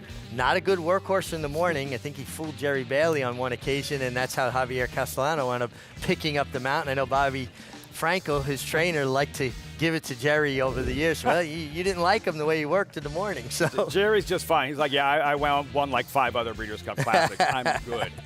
For Castellano and all those wins, and it was a while in between victories following that classic score with Ghost Zapper. And not that there's ever a good time for a rider to get injured, but getting banged up towards the end of Saratoga, missing that time, and when other riders that are riding several horses in a particular division can only be in one place in one time, maybe he could have picked up some business, but missing that time probably hurt his chances. Oh, it absolutely hurts your chances. And the thing is, too, when you're injured, other guys win on horses. You're not getting those back. You get the ones back that don't run well. Riding here today on Monte Ave. Another look in the post parade. There's Killybeg's Kid, 8-1, followed by Rockable. Blinkers on. He is for sale after one start. Yeah, dropping down, adds blinkers, and gets a fast track this time. 5-2, Monte Ave. Javier Castellano, Contender. Yeah, showed good speed, more to the inside than his main rival on the outside, so that could be the difference. Ebony Tail, Buck Butler's debuting homebred. Yeah, Buck Butler breeds a good horse. They've had a lot of success, and first-time starter, Maggie said, looks like could be quick. Hurricane Bane, number 5, forgettable September debut. Yeah, and went off 75-1 that day, so expectations were not high. Resistance Feudal, back sprinting, back to the main track, then another long shot, Strand Road. Yeah, just horses that are switching surfaces off of poor runs on grass first time. Gimme for the Duggins, the favorite. I think that this horse showed improved gate speed last time, middle moved in a key part of the race. I think the key is if this horse can get out and clear Monteavi. If not, then the race to me goes to whoever makes the rail and the lead out of the contenders. Pick 6 starts here. Race 6, Belmont at the Big A, post time 7 minutes. Gimme. Still looking at the favorite. His most recent right here, early October, same level. Monte Abbey battling up front. Richie, gimme. A solid effort, but just ambushed late. Yeah, but kind of like I said, made that aggressive move around the turn. They only pay you for one pole. It's the last pole. It's not like NASCAR. You get, lap points or, you're the lap leader for a certain amount of time. Got to get there on time. And I think he just got a little bit late after taking the measure of Monteavi. Different racetrack today, though. That day was a track that was outside, kind to the outside flow. Not the case today. What adjustments would you expect if you're in the room riding today? You mentioned Kendrick Carmouche, who we're still looking at, on Gimme. What adjustments are you making if, let's say, you're not necessarily on the fastest horse in the race? Still, what kind of changes are you making, noticing where the best place to be on the track is? Well, you can't change a horse's style. If a horse is a closer, he's a closer. But then you would make the effort to get down the inside and try to rally inside, not make that wide sweeping kind of run. And if you've got a horse that has some speed, I'm going to try to accentuate that speed. I'm going to wind them up in the post rate. I want to leave with intention. And you hope that other riders aren't paying as close of attention to the fact that it's probably an advantage to be inside.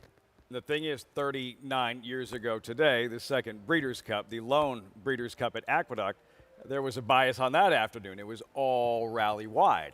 Proud Truth in the Classic. Tasso in the Breeders' Cup Juvenile. How Precisionist made his run towards the outside and about the 4 path to win that Breeders' Cup Sprint, not having raced in 6 months. Yeah, incredible job. It was Ross Fenstermaker. Yeah, incredible job. It was a cold day. Very windy. New York tracks on cold, windy days tend to get cuppy, and that'll lend itself to outside closing horses. The inside gets a little bit deeper, a little bit more tiring. We've had no rain in the metropolitan area, so they've been able to really monitor the water they put on the track. We're not dealing with Mother Nature. I don't know about today, but yesterday, 4 degrees warmer here than it was at Del Mar, where the Breeders' Cup is in fact being contested. We check it with Maggie. I know. Mr. West Coast, I'm sure you were maybe glad to be coming here today, Lafitte, as the really nice weather, it's a little bit bizarre, does continue. Like I said, a little cooler today, but still that sun feels glorious. As we'll check in with a few runners here that are bigger prices, including number 1, Killybegg's Kid, has done little to no running in both career efforts so far, but caught a sloppy track first time out. So let's forgive him for that. And I didn't think he looked like a turf horse, so I'm pleased to see him back here on the main track and dropping in class, really moving well out on the track. So I think he's a horse that's just so much more well suited based upon pedigree, based upon the way he looks, to getting to this dry surface. Number 2, Rockable, is taking a bit of money as your current 3rd choice. I still don't know. He just didn't do much running, to be perfectly honest. And he definitely looked like a horse that needed one, but he also looked like a horse that should be fine on a wet or dirt surface. So he's going to try a fast one here. He got a really nice warm-up with Jose Lezcano, and he does have blinkers, but I'm not noticing that much of a difference in his fitness levels, at least based upon, just observing him for the past 10 minutes. Moving on to one that is a big price, 29-1, your longest shot on the board, Hurricane Bane for Charlie Baker. Now, he does drop out of that race, in which a few do in here. sorry, that was the one that was scratched that also dropped out of that race when I was doing my homework. I was like, there's 2 horses. Oh, yeah, he scratched. But Hurricane Bane comes out of that race with Man and Finance winning, and Kenny B coming back to win his next start with an 84 buyer. So the top few finishers look to have some quality. Hurricane Bane was trying to hang with them until they got to the turn in which he was checked sharply out of a spot, and then it almost looked as though he kind of was crossfiring possibly and was eventually just eased to the wire that day. Jose Gomez, who is climbing aboard for the first time, really gunned him away from the pony, made sure he was moving well, and boy, was this horse ever. I mean, he framed up beautifully, responded just the way you want a horse to when being asked, you know, to really jump into the bridle. He kind of lowered his head and got into his stride. So while he's a little tough to take and tough to trust, I think that you're dealing with a horse that you could probably forgive that first effort. Lafitte? Definitely room for improvement. Perhaps a better showing today in his second career start. Hurricane Bane at a big number, 29-1. And look, with the track and based off that last effort, he gets a Hall of Famer today. Monte Avi, your top selection here, Richie, at 5-2 is the second choice. Yeah, I really think the race runs through the 3, Monte Avi, and the 8, Gimme Gimme. Monte Avi, drawn inside, has speed, was actually in front of Gimme Gimme last time. That's what swayed me. I was fully intending to pick the 8, Gimme Gimme. The way this racetrack's been playing, I'll take the horse drawn closer to the inside that has speed. And I know that Javier Castellano is obviously a rider that pays attention to these things. Castellano aboard, pick 6 in a few moments. What's it like?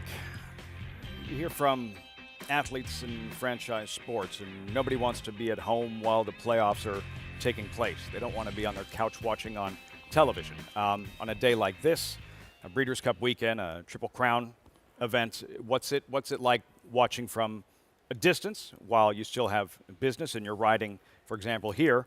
What's it like watching and not being able to participate on one of racing's biggest stages?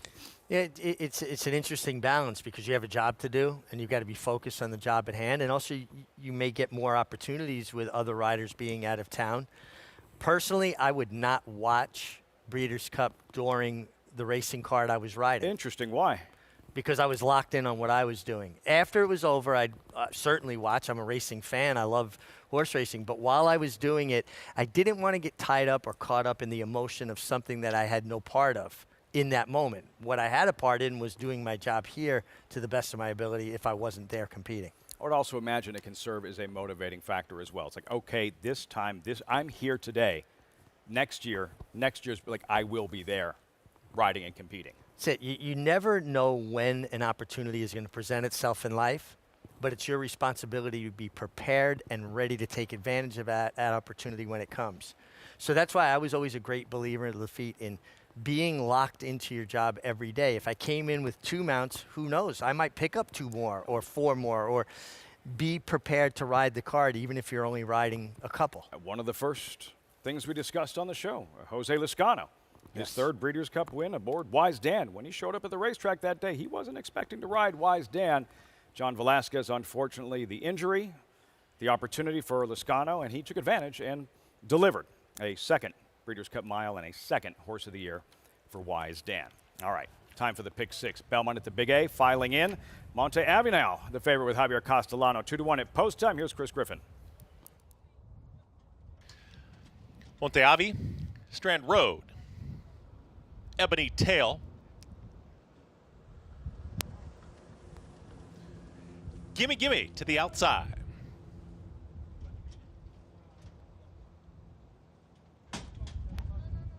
And in. All set. And they're off. Squeeze at the start was Ebony Tail. It's the early trailer. Speed from in between horses, Hurricane Bane. Right towards the front, it's Hurricane Bane is quickest. Towards the outside, Strand Road is trying to join this leader, and in between horses, Resistance Futile. At the rail, it's Rockabill, and those are the leading 4. Out wide of there is Gimme Gimme, and that's the leading 5. Just behind them comes Monte Avi. Then behind them, that's Killybeg's Kid, and far, far back, just not keeping up right now. Ebony Tail, not being persisted with much as they work into the far turn. Hurricane Bane has got the lead in Strand Road. Strand Road has run right by Hurricane Bane, and Strand Road is the new leader. Here comes the run towards the outside from Gimme Gimme. Under a drive here comes a Resistance Futile from fourth. It is Strand Road who's got the lead. Strand Road will reach the top of the stretch, is still up by a half length. Gimme Gimme with every shot to run this long shot down. Strand Road is now kicked on. It's Strand Road in front. Gimme Gimme is trying to push on by and has. Gimme Gimme is the new leader with a final furlong left to go at the rail. Monteavi is making up some late ground, but Gimme Gimme, Kendrick Carmouche, they are striding away. Now 4 lengths in front. It's going to be all Gimme Gimme to get the victory. Gimme Gimme wins at Strand Road, tries to hang on there for seconds in a photo with Monteavi. Then came Resistance Futile in 1 minute 12.48 seconds. A win for the Duggins, David and Lara. Gimme Gimme. Kendrick Carmouche, second win on the afternoon, and doing so out in the center of the racetrack. Gimme Gimme closing as the 2-1 co-favorite. He was the best horse. I'm still of the opinion you want to be inside because Monteavi was completely done leaving the 3/8 pole. And when he dropped to the rail, he actually re-rallied and almost got second. So I'm still not going to give up on the idea that inside. I just think this was a function of Gimme Gimme being the best horse. There was a lot of pace on. They very contested pace. A long shot hung on for second there in Strand Road, I believe. But Monteavi coming back when he was completely finished at the 3 furlong pole tells me you still want to be inside. And extra credit then for Gimme Gimme, and considering how easily he did it to graduate in his 3rd career start? Absolutely. And listen, Dave Duggan is a guy that develops a horse. He's not cranking them up that they have to win first time. So I think this horse has just shown steady improvement, and today was another step forward for him. Carmouche struck with Clancy Fancy earlier, race number 3. Here, Gimme Gimme. And a photo, there it is, 8746 Strand Road, 21-1 to complete the exacta. 2-1 over 21-1, 11-1, 12-1 for the Super in this race 6 to kick off the pick 6. Belmont at the Big A. Gimme Gimme breaks through. 8736. Did that just change? 8736 in this 6-race Belmont at the Big A. Those results forthcoming. Kendrick Carmouche, the Duggins, Gimme Gimme. In the 6th here, Belmont at the Big A. Results, reaction when we come back.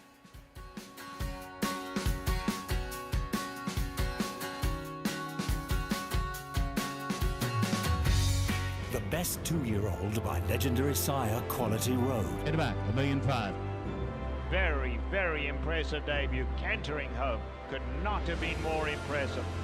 Coast to coast in the American Pharaoh. He's the real deal. Undefeated and unchallenged at 2. He's just too good. He wins the Breeders' Cup Juvenile.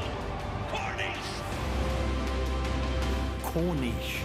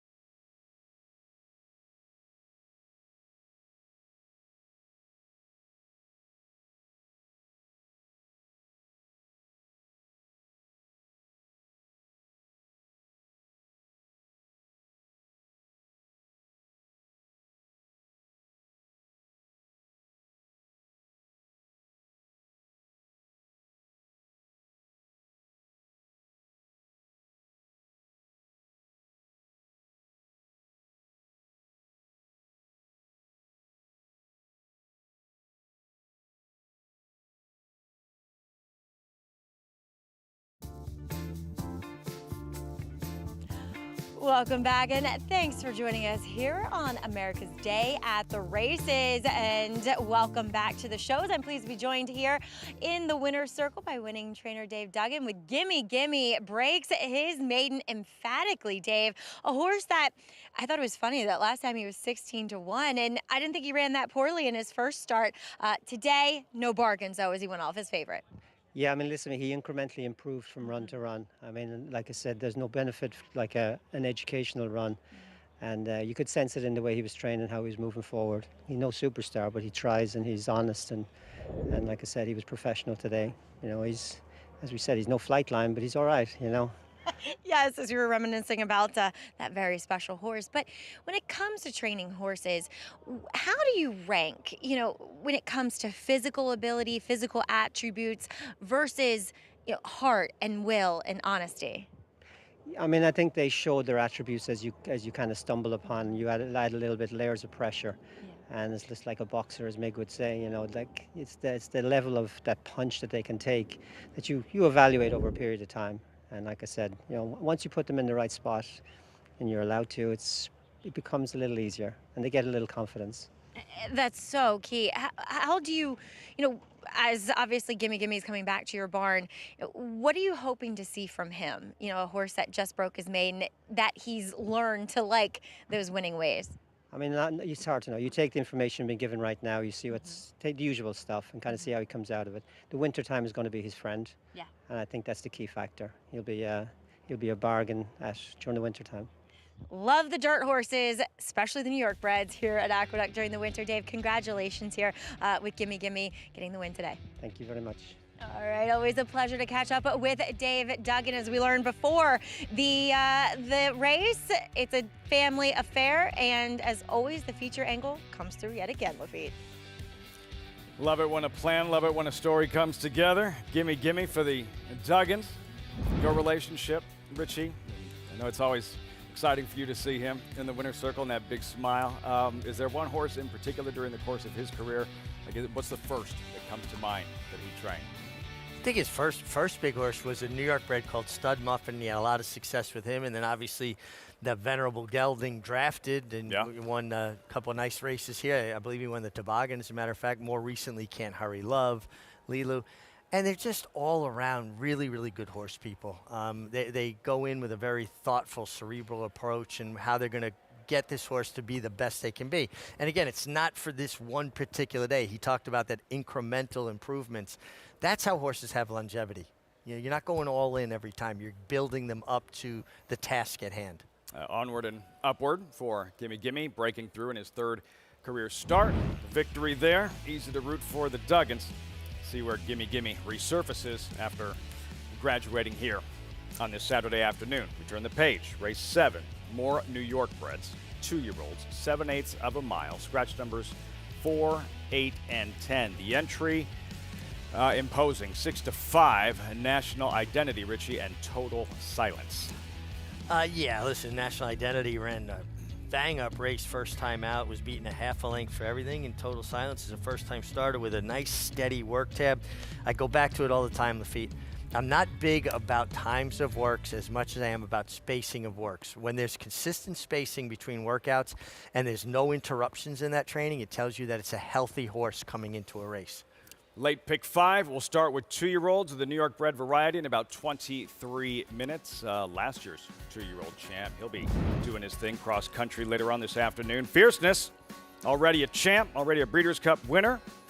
And the Travers Victor, second choice in the $7 million Longines Breeders' Cup Classic. And Arthur's Ride, the stunning Whitney winner. What will he do in the 41st Breeders' Cup Classic? We'll find out this evening. You're watching America's Day at the Races.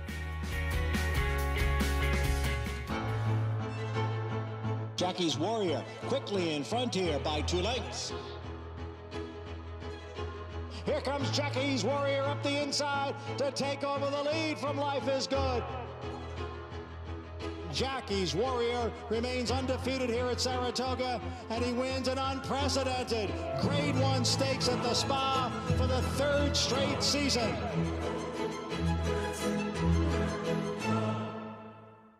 Grade Race and Jockey Club Research Foundation was formed in 1940 with a simple goal: to raise funds for research to enhance the health and soundness of horses. Since then, we've provided millions of dollars to hundreds of projects at universities around the world, leading to major advances in welfare.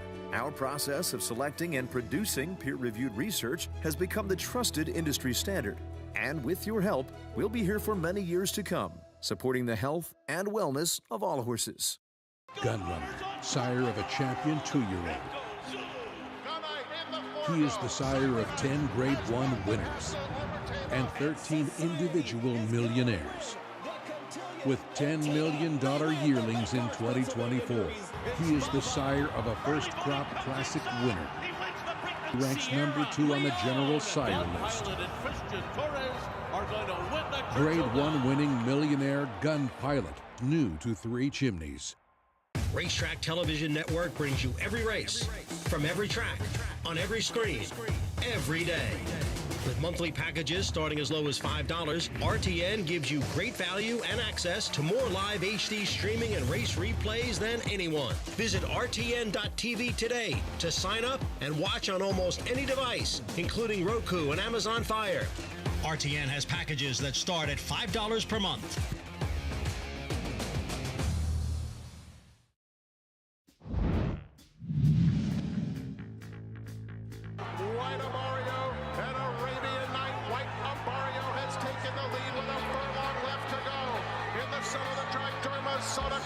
Is closing some, along with Ushba Tesoro, a 16th out, and it's Irad Ortiz Jr. and White Abario with a 2-length lead. Derma Sodagake gathering weight momentum. White Abario has won the Longines Breeders' Cup Classic. At this time last year, a machine. White Abario with those ears pinned. 2023 Breeders' Cup Classic winner. Richie, runner-up champion, older horse, runner-up horse of the year. Yeah, and I'm sure a very strong argument was made for him to be horse of the year. Cody's Wish won out in the end result, but he was very good at this period of time. White Abario got good for about 3 months, and the right 3 months. And how about Irad Ortiz Jr.? He's 32 years old. Mm-hmm. He's got 20 Breeders' Cup wins. 9 behind 20. 9 behind Mike Smith. I do think, listen, knock on wood, stay healthy, just keep away from injuries.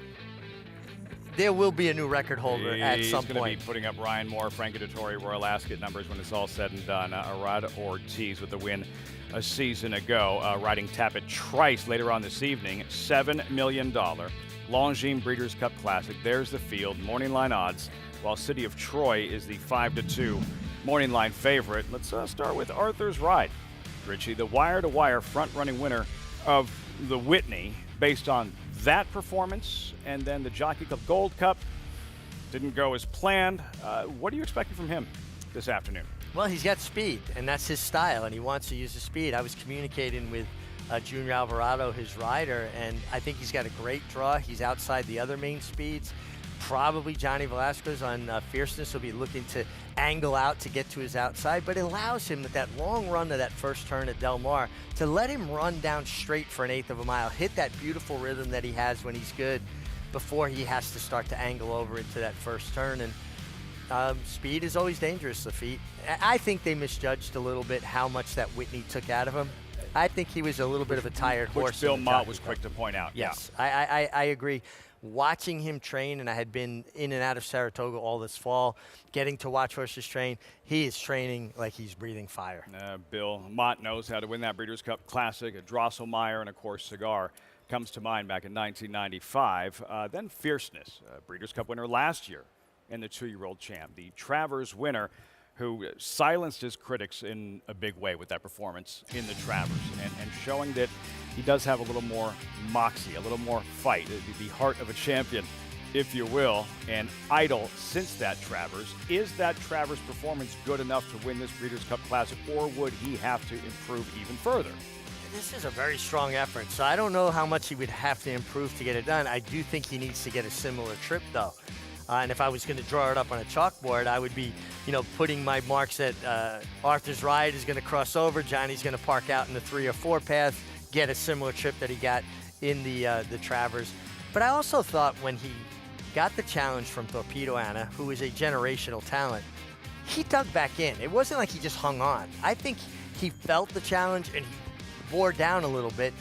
And the fact that he's had all that time since the Travers to recover from it, I see a bigger horse, a stronger horse, a more mature version of himself from the physical perspective. In a perfect world, where is he situated when the field hits the clubhouse turn? He's 3rd or 4th in the clear. I still, he has to show me that he could take kickback and be in amongst horses and get buffeted about. But I think Johnny's going to be looking for Arthur's Ride to clear and then set up shop just outside of him. Horses who raced this summer, won at Saratoga, Arthur's Ride, Fierceness, and the Jockey Club Gold Cup winner as well, Highland Falls. And Next, who's been dominating at those marathon distances. The racing fans get a chance to see what they've been clamoring for next in this 1.25 mile Breeders' Cup Classic. As we check in with Maggie Wolfendale. Maggie, Next, it's a completely different test for him. The distance, the competition, how does he fit in? What are you expecting from Next in the Classic this evening at Del Mar? I'm not sure that I love his post position, but it's a long run to the first turn to sort things out as he is posted on the far outside. And it's funny, only in the last, 2 weeks did Doug Cowens, his trainer, change his tune, because when I caught up with him right after the Parks race, he said to me and the rest of the press there that he was 95% sure that he was going to go to the Breeders' Cup turf because he's a horse that has shown the ability to run on the turf before, and he just felt as though 1.5 miles preferable to the 1.25 miles because it allows Next to get in his rhythm, and that has been the key to the success of this horse that we've seen throughout the past 3 years, nearly 2 years full, that he's been so dominant in the marathon races. So at the end of the day,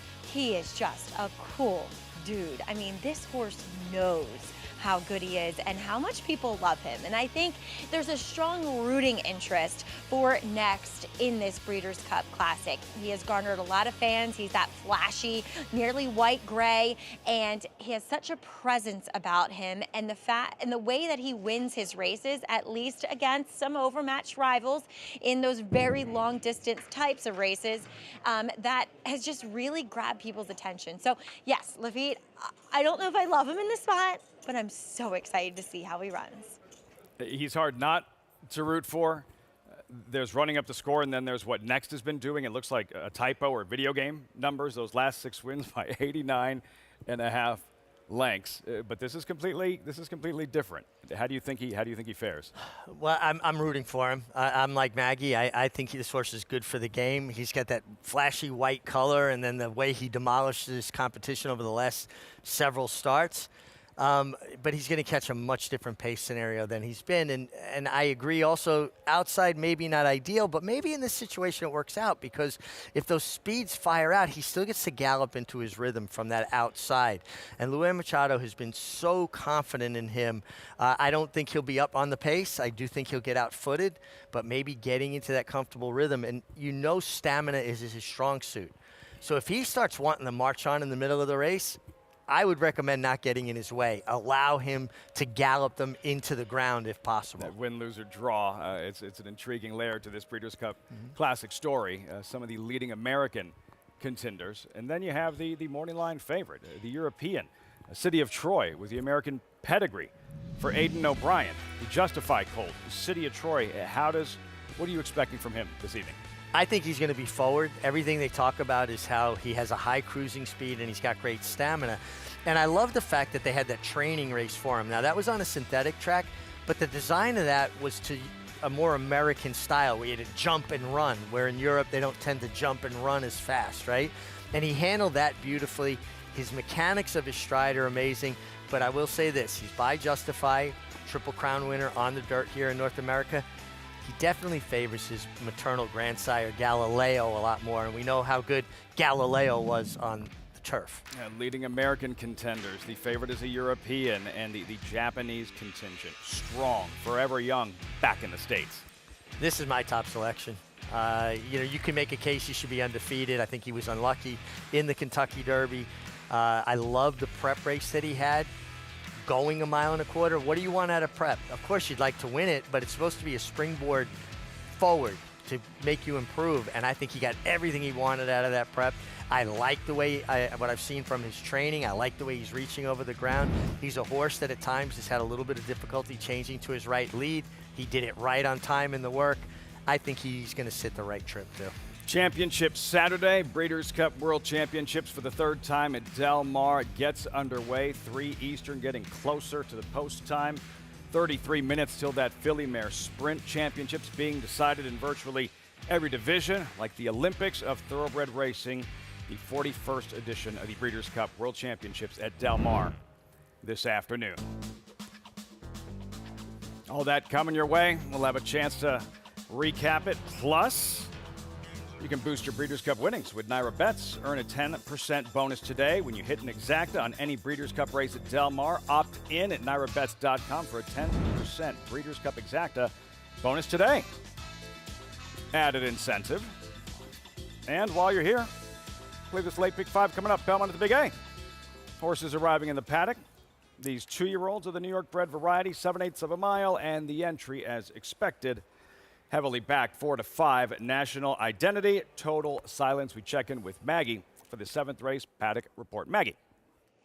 And Lafita feels like they are betting the Danny Gargan part of that Reeves Thoroughbred Racing entry in here. Obviously the one that has experience, that ran very well first time out. But I'm going to check in with the one that doesn't have experience in the 1A, Total Silence. I can't say that I'm the biggest fan of the progeny of Gormley. And look, they only paid $25,000 for this horse as a weanling. Okay, I mean, that's fair enough. I get that.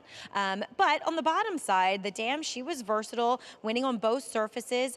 This is her first foal, but the dam also had to vacation dance. He was actually pretty good in turf sprints, but I'm okay with this guy debuting on the main track. Actually, a fairly athletic looking individual, seems well muscled. Now, they have shipped him all around the country before he's even began his career. Up at Saratoga, never got to the track then, down to Keeneland, and then to Gulfstream, back up here to New York. I don't love that, but I am going to watch this horse with some interest. He does debut wearing blinkers. Now, Linda Rice will send out 2 in here. We'll check in with her first-time starter. That's number 3, Chris's Song, son of Flatter, and he's actually have to Playtone, who was a George Weaver trainee, who actually I like. She didn't have that long of a career, but she was a pretty good dirt sprinter, and he actually looks a lot like her, more of the masculine version. But it's a Linda Rice first-time starter, and he gives the impression that he'll need a start. He's also fairly playful, fairly green here in the paddock. He gave them some fits getting the tack on in the saddling stall.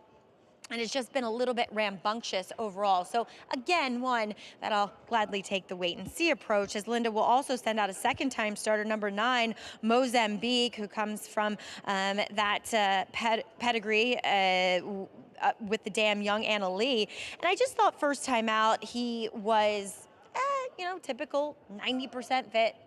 90% there for Linda, and needed a start. He didn't show much. He never really picked up in that effort. Debuting going the 7 furlongs, which he'll get again here. I like his frame. He's fairly athletic. He's nicely settled here in the paddock for this second start, but his coat's kind of gone the wrong way. And furthermore, he does strike you as a horse that wants to go even longer than this, coupled with the fact, too, that he had no early speed whatsoever in that first race at the Spa. Lafitte. Mozambique, 5-1. Dylan Davis looking for a 3rd win on the afternoon. Yeah, and Linda Rice's horses tend to improve with the start, and Dylan has just been riding in another zone. He really has taken his game to another level. Linda Rice there, giving the leg up to Dylan Davis. Another look at Mozambique in the post parade. Late pick 5 starts here. New York bred 2-year-old, 7/8 of a mile. And playing our song, The Call to Post. Meet this field up close and personal, and starting with that favorite entry, National Identity, that solid debut last month. There he is, Kendrick Carmouche, looking for a third win. Really solid debut and didn't break even particularly sharp that day. Total silence, second half of the Dean Reeves owned entry. Like that Maggie brought up how much he ships around, and even with all that shipping around, still never missed a beat in his work tab. Sunday Gilt, great name, draws the rail. He's going to have to improve off his first start, but that's always a possibility. Chris's Song, first of the first-time starters. Yeah, half to Foxy Cara, nice runner around here, consistent runner, taking a little bit of money. Skytown out, Key Scratch, then Man of Mischief here. Not the most important horse Kenny McPeak runs today? No, but a horse that showed good speed the first two starts. Can he get back to that? Free Dance, let's see what he does with a clean break. Yeah, and improved after that stumbling break in the second start. Asset Management, Happy Face Racing, debuting Colts. Out of a mare that just has not really produced much up to this point. Heard Maggie discussing Mozambique. There he is in Dylan Davis. Has the race under his belt. Wasn't completely overlooked on debut in Saratoga. Adds blinkers and get the hot riding Dylan Davis with an advantageous post. That's the field. Who graduates these freshmen of the New York bred variety on this gorgeous November afternoon in South Ozone Park. When we come back, the late pick 5, race 7, Belmont at the Big A, post time 6 minutes. In this sport, it takes just one special horse and a lot of people that believe in him. By Champion Arrogant from the family of Broodmare of the Year, Better Than Honor, rose to prominence in the Grade 3 Peter Pan, displayed power in the Grade 1 Belmont, cemented his 3-year-old championship in the Grade 1 Travers, defeating a champion 2-year-old, Kentucky Derby, and Preakness winners. And the Eclipse Award goes to Arcangelo. Arcangelo, standing at Lane's End.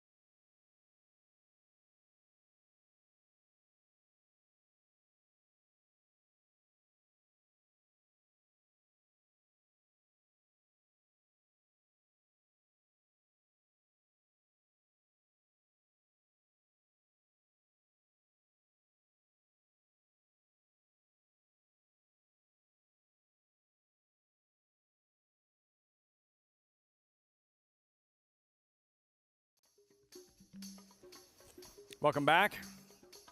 America's Day at the Races, as always, brought to you in part by Hillendale at Alapa.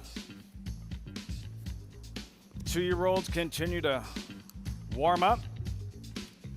Race 7, live look there. A National Identity, 3-5. 3 visit his debut. 6-1 that afternoon. Breaking from the outside here, Richie, you'll see, and flashing that good tactical speed, putting himself into the race early and right there in the mix, turning for home. Yeah, you know, listen, he had to make a little bit of a long grinding run from that post, but he got there like he was going to go ahead and go on and win the race, and probably needed a run. Will improve from a fitness standpoint, but it was a very good effort. I thought the horse that finished 4th behind him, even though he was beaten a few lengths by him, Free Dance, actually was a bit more impressive because of the way he stumbled and then he rallied through kickback and he ran on to be 4th. I don't think a lot separates them except for the price today. 1-2, the entry. Maggie, what are you noticing here? National Identity as we get closer to post time. I'm noticing it's a brutal price because you're getting the 2-for-1 bargain deal here at Lafitte. And, you know, in my job, you do your homework and maybe you find something you like about a horse on paper. Maybe it was a little bit of a trip. Maybe there's something with a first-time starter when it comes to pedigree or a surface change. So you go to the paddock and you look at these horses and you think, whoa, I am blown away. I want every bit of this horse that you had a little interest in on paper. And then you look up and, you know, they're between 5, 10, 15 to 1. And you're like, hallelujah, I love this. I haven't had one of those today. And so I am going to land on number 1, National Identity, as your favorite. I could not fault him. He's done everything right. As you guys just mentioned, his debut was what you want to see. You know, tracking 3 wide, rating kindly, utterly professional, staying on well. The horse who he finished just behind, keeping it real, was the beaten favorite with the lead that day. But 3Bs who won is a horse that I have liked in the past, that I think there's talent, and they both had the experience where a National Identity didn't, and now he does. So that makes him even more of a potent type of runner. So I'm gonna fall and land on him. But number 6, Free Dance, a horse that kind of took a few nibbles first time out for Ray Handel, and I actually was fairly familiar with the dam. Actually rode her, and she's a very slight filly. There wasn't much of her, and so she's kind of passed that on to her progeny. And looking at Free Dance, when he first ran, I was like, whoa, he really needs to strengthen up, and he has. He has put on muscle mass, so I respect that. And as we were talking with Dave Duggan with Gimme Gimme, in his 3rd career start, he put it all together. It was the incremental steps forward, and I do feel as though Free Dance has done that. I just don't know if he's done enough to take down National Identity, Lafitte. Hitting the gym, muscling up a little bit.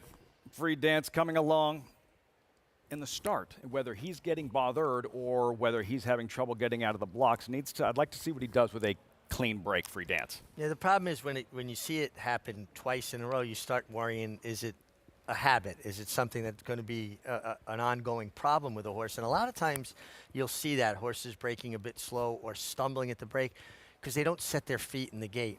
They're a little anxious, so they're always shuffling a little bit. So when the door's open, they've got to reset before they jump. But now developing more, so maybe that'll aid his cause. So let's check in with Maggie once more before post time.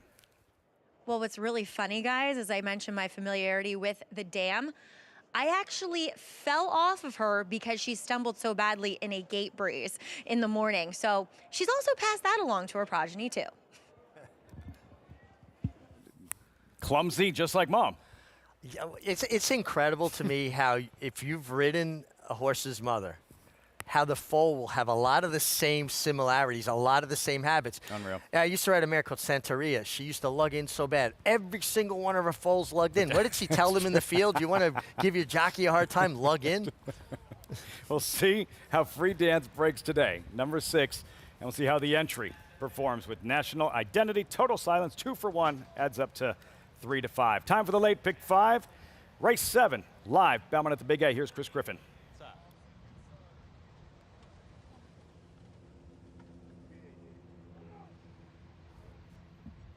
Mozambique. Goes in. All set. And they're off. Asset Management has early speed. It's Asset Management right out towards the front. Has company towards the far outside from Mozambique, and they line up once again. In between horses now, here comes the run from Free Dance is with those early leaders. Also, National Identity is in that early mix. At the rail is going to be Sunday Guilt, and they line up 6 across the racetrack here in the early stages. The 2 at the back, Man of Mischief, and the trailer, Chris's Song. They battle it out up front, 23 seconds flat for the opening quarter mile. Down at the rail, there is National Identity In the 2-path comes Free Dance, who's under a snug hold, 4 furlongs left to travel. Total Silence is in that mix, and Mozambique is 4 wide. Taking off that early tempo is Sunday Guilt, is back there tracking in 5th, is next to Asset Management. Far back to the 2 trailers still, Chris's Song, Man of Mischief, 46 and 4. For the half-mile time, and National Identity is trying to shake loose. It's National Identity who's got the lead. Free Dance in between horses. Mozambique has been wide throughout, chasing as well as Total Silence. They got to pick it up from the back as National Identity is trying to kick away. National Identity, Mozambique is just leaning on Free Dance as those two brush. Here's Mozambique to the outside, but National Identity is now kicking clear late. National Identity is up by 2.5. National Identity. Kendrick Carmouche picks up another one. National Identity wins at Mozambique, then came Free Dance, and a late run from Sunday Guilt. Final running time, 1 minute 25 and 4. 7 races today. Belmont at the Big A. Dylan Davis has won 2. Kendrick Carmouche has won 3. National Identity. Yeah, we weren't too excited about the price, but he does deliver and graduate in his 2nd career start. Yeah, very logical result. Broke sharper, was able to establish that inside position, not allow horses to drop over on him. Free Dance broke clean today as well and was up on the pace, battling in between horses. And Mozambique came with that later rally on the outside. But I think all riders are kind of in tune with the fact that you want to be forward because no one's taking back. We're seeing 4 or 5 horses on top of each other early, and the horse that was very logical towards the inside gets it done. And not that he needed anyone's help. National Identity, the other 2 chasing him, though, they're like running interference and trading paint and bumping each other in the stretch. Yeah, they kind of got hung up on each other. They were bumping, and it slows you down when you're going forward and you start making contact with another horse. It's inhibiting your forward progress. Don't think it mattered. I think that maybe your runner-up Mozambique would have been a bit closer, but the best horse got it done here in National Identity. Solimini, 2-year-old for Danny Gargan. Dean Reeves, congrats. 1962 National Identity in the 7th. Belmont at the Big A. Let's revisit the start and Free Dance. Also take a look at number 3, Chris's Song. What do you notice as they come out of the gate? Yeah, the 6 actually broke pretty clean. The 3 did not break particularly sharp. He got knocked, kind of his back end kind of came out from underneath him a little bit. When you don't break heads up with a horse, horses tend to go to that empty space, and that's when you get pinched back the way he did. All right, so now we mentioned the brushing, bumping, trading of paint in the stretch between the 2nd and 3rd place finishers. Numbers flashing. Free Dance, Mozambique, 1962 for the time being, and we would love, when available, to see the head-on. Yeah, the head-on's going to tell the tale. My first reaction was that the 6 Free Dance was initiating the original contact, but until you see a true head-on, you really can't say with certainty. Because he's clumsy like his mom and just like wanders all over the place. Yeah, I think he might have been a little bit punch drunk from being battling between horses for so long. He's like, I got sideswiped coming out of the blocks. Why can't I do the same? It does not involve the winner, National Identity, 1962. So first the pan, Richie, and what do you notice? And again, this can be very different from what we'll eventually see. That, again, from the pan, it kind of looks like they came together at 50-50. From the pan, tell me if I'm wrong. Yeah, they came together, and in actuality, if Mozambique did take the step in and initiate the contact, it actually helped Free Dance because it knocked him over to his right lead. He was hanging on his left lead, and you want a horse to get on the right lead and find a bit more energy. Then the second time it appeared to me that it was Free Dance coming out. Again, till we see a head-on, I feel like this was more 50-50 kind of stuff. What it looked like from the pan, it could be a completely different story altogether from the head-on. Horses like boxers, when one guy starts leaning on the other guy, they both have a tendency to do the same. All right, so here's our first look at the head-on, Richie. What are we seeing? Yeah, I still put more of the onus on the inside horse, Free Dance. Even when we went further back up the stretch, I thought he came out originally. Dylan Davis already had his crop in his left hand, trying to stay away from him. He doesn't want to get hung up on him. He wants to catch the one in front of them. I really feel like the onus was all on number 6, Free Dance here. And listen, I needed him to be second, and I'm candidly, this was more his doing than the 9-horse Mozambique. Second look head on here. Yeah, watch here. Right here, he came out to him as far as what I'm seeing. Tough. There's nothing there to me that would warrant any kind of change in the order of finish. I felt Mozambique came in as much as Free Dance came out. It did feel like the contact. It felt from the pan. It felt like 50-50. Yeah. Most of it felt 50-50. And then I think Free Dance came out the second time. It was maybe 60-40. To me, this was a wash. Finisher. This to me was a wash. 1962 awaiting a decision from the stewards. Maggie, what do you think? Well, that's a good question. It looked as though it was kind of trading, similar punches, Kendrick. I can't even ask you because you were well clear. He was aboard the winner, National Identity. Kendrick took a lot of pressure today, but ultimately proved to be best. Yeah, he took some pressure going on the backside, but he was very comfortable while he was taking the pressure, so it really didn't bother him, Once he switched leads, he was wanting to get out a little bit because he never been on the lead, second time running, but I thought that was the right thing to do today is put him up forward where, he could have just keep going. Orlando and Danny Gorgon had this horse ready to run today. Orlando is Danny's assistant here. It just sounded like there was no change. So as is, and he does a great job here in New York. Orlando, I take my hats off to this guy. If you don't know him, you need to get to know him because listen, he's probably one of the best gallop hands on the backside. Great assistant.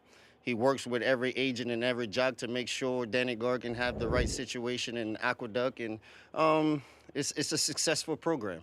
And he's just quiet and he goes about his business, and he's just a really nice guy. I do want to ask you, though, about the horse that you're going to be aboard in the next race. I know you're not familiar with her, Anascal, but she is one that is cutting back in distance a bit.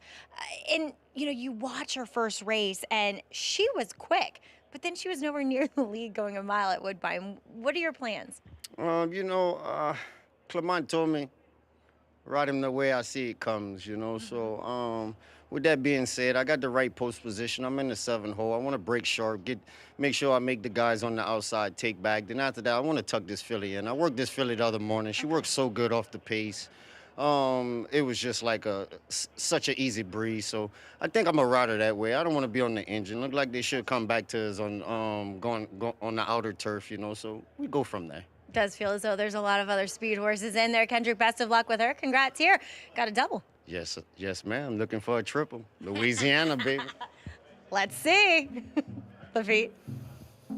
In a groove, Kendrick Carmouche running back to the jocks room, change silks, and ride another contender.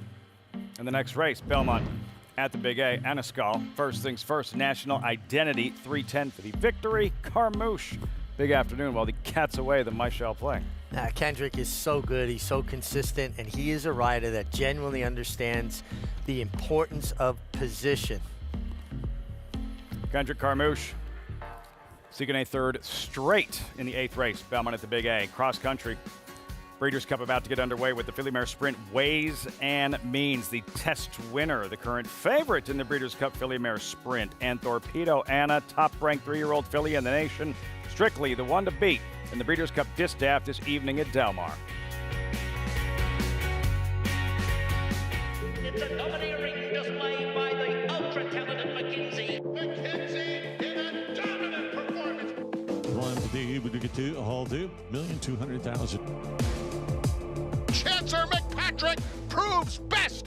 Chancer McPatrick wins the Champagne impressively. It is going to be all Scottish Lassie. She wins the Frisette easily.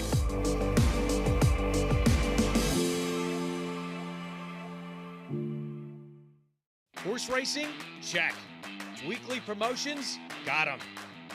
Huge payouts? You bet. With Naira Bets. Download the app today and bet on any track, anywhere, anytime with live HD horse races, betting tips and tutorials, expert picks, and more. You bet with Naira Bets. Join now for a new member bonus at nairabets.com.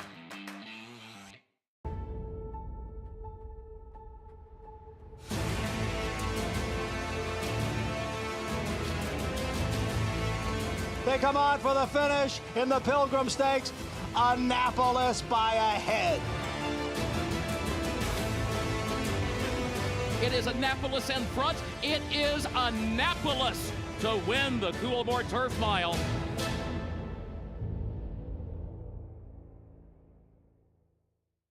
Racetrack Television Network brings you every race, from every track, on every screen, every day.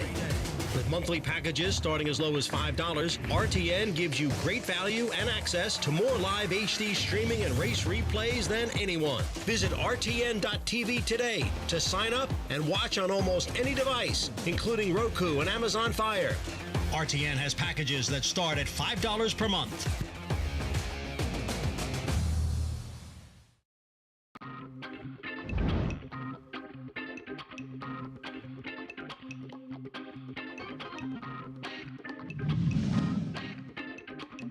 Citizen Bull in front, trying to take him all the way, and he kicks away. Citizen Bull by 2. Gaming is all out second. Getaway car third. Baffert 1, 2, 3 as they come to the finish.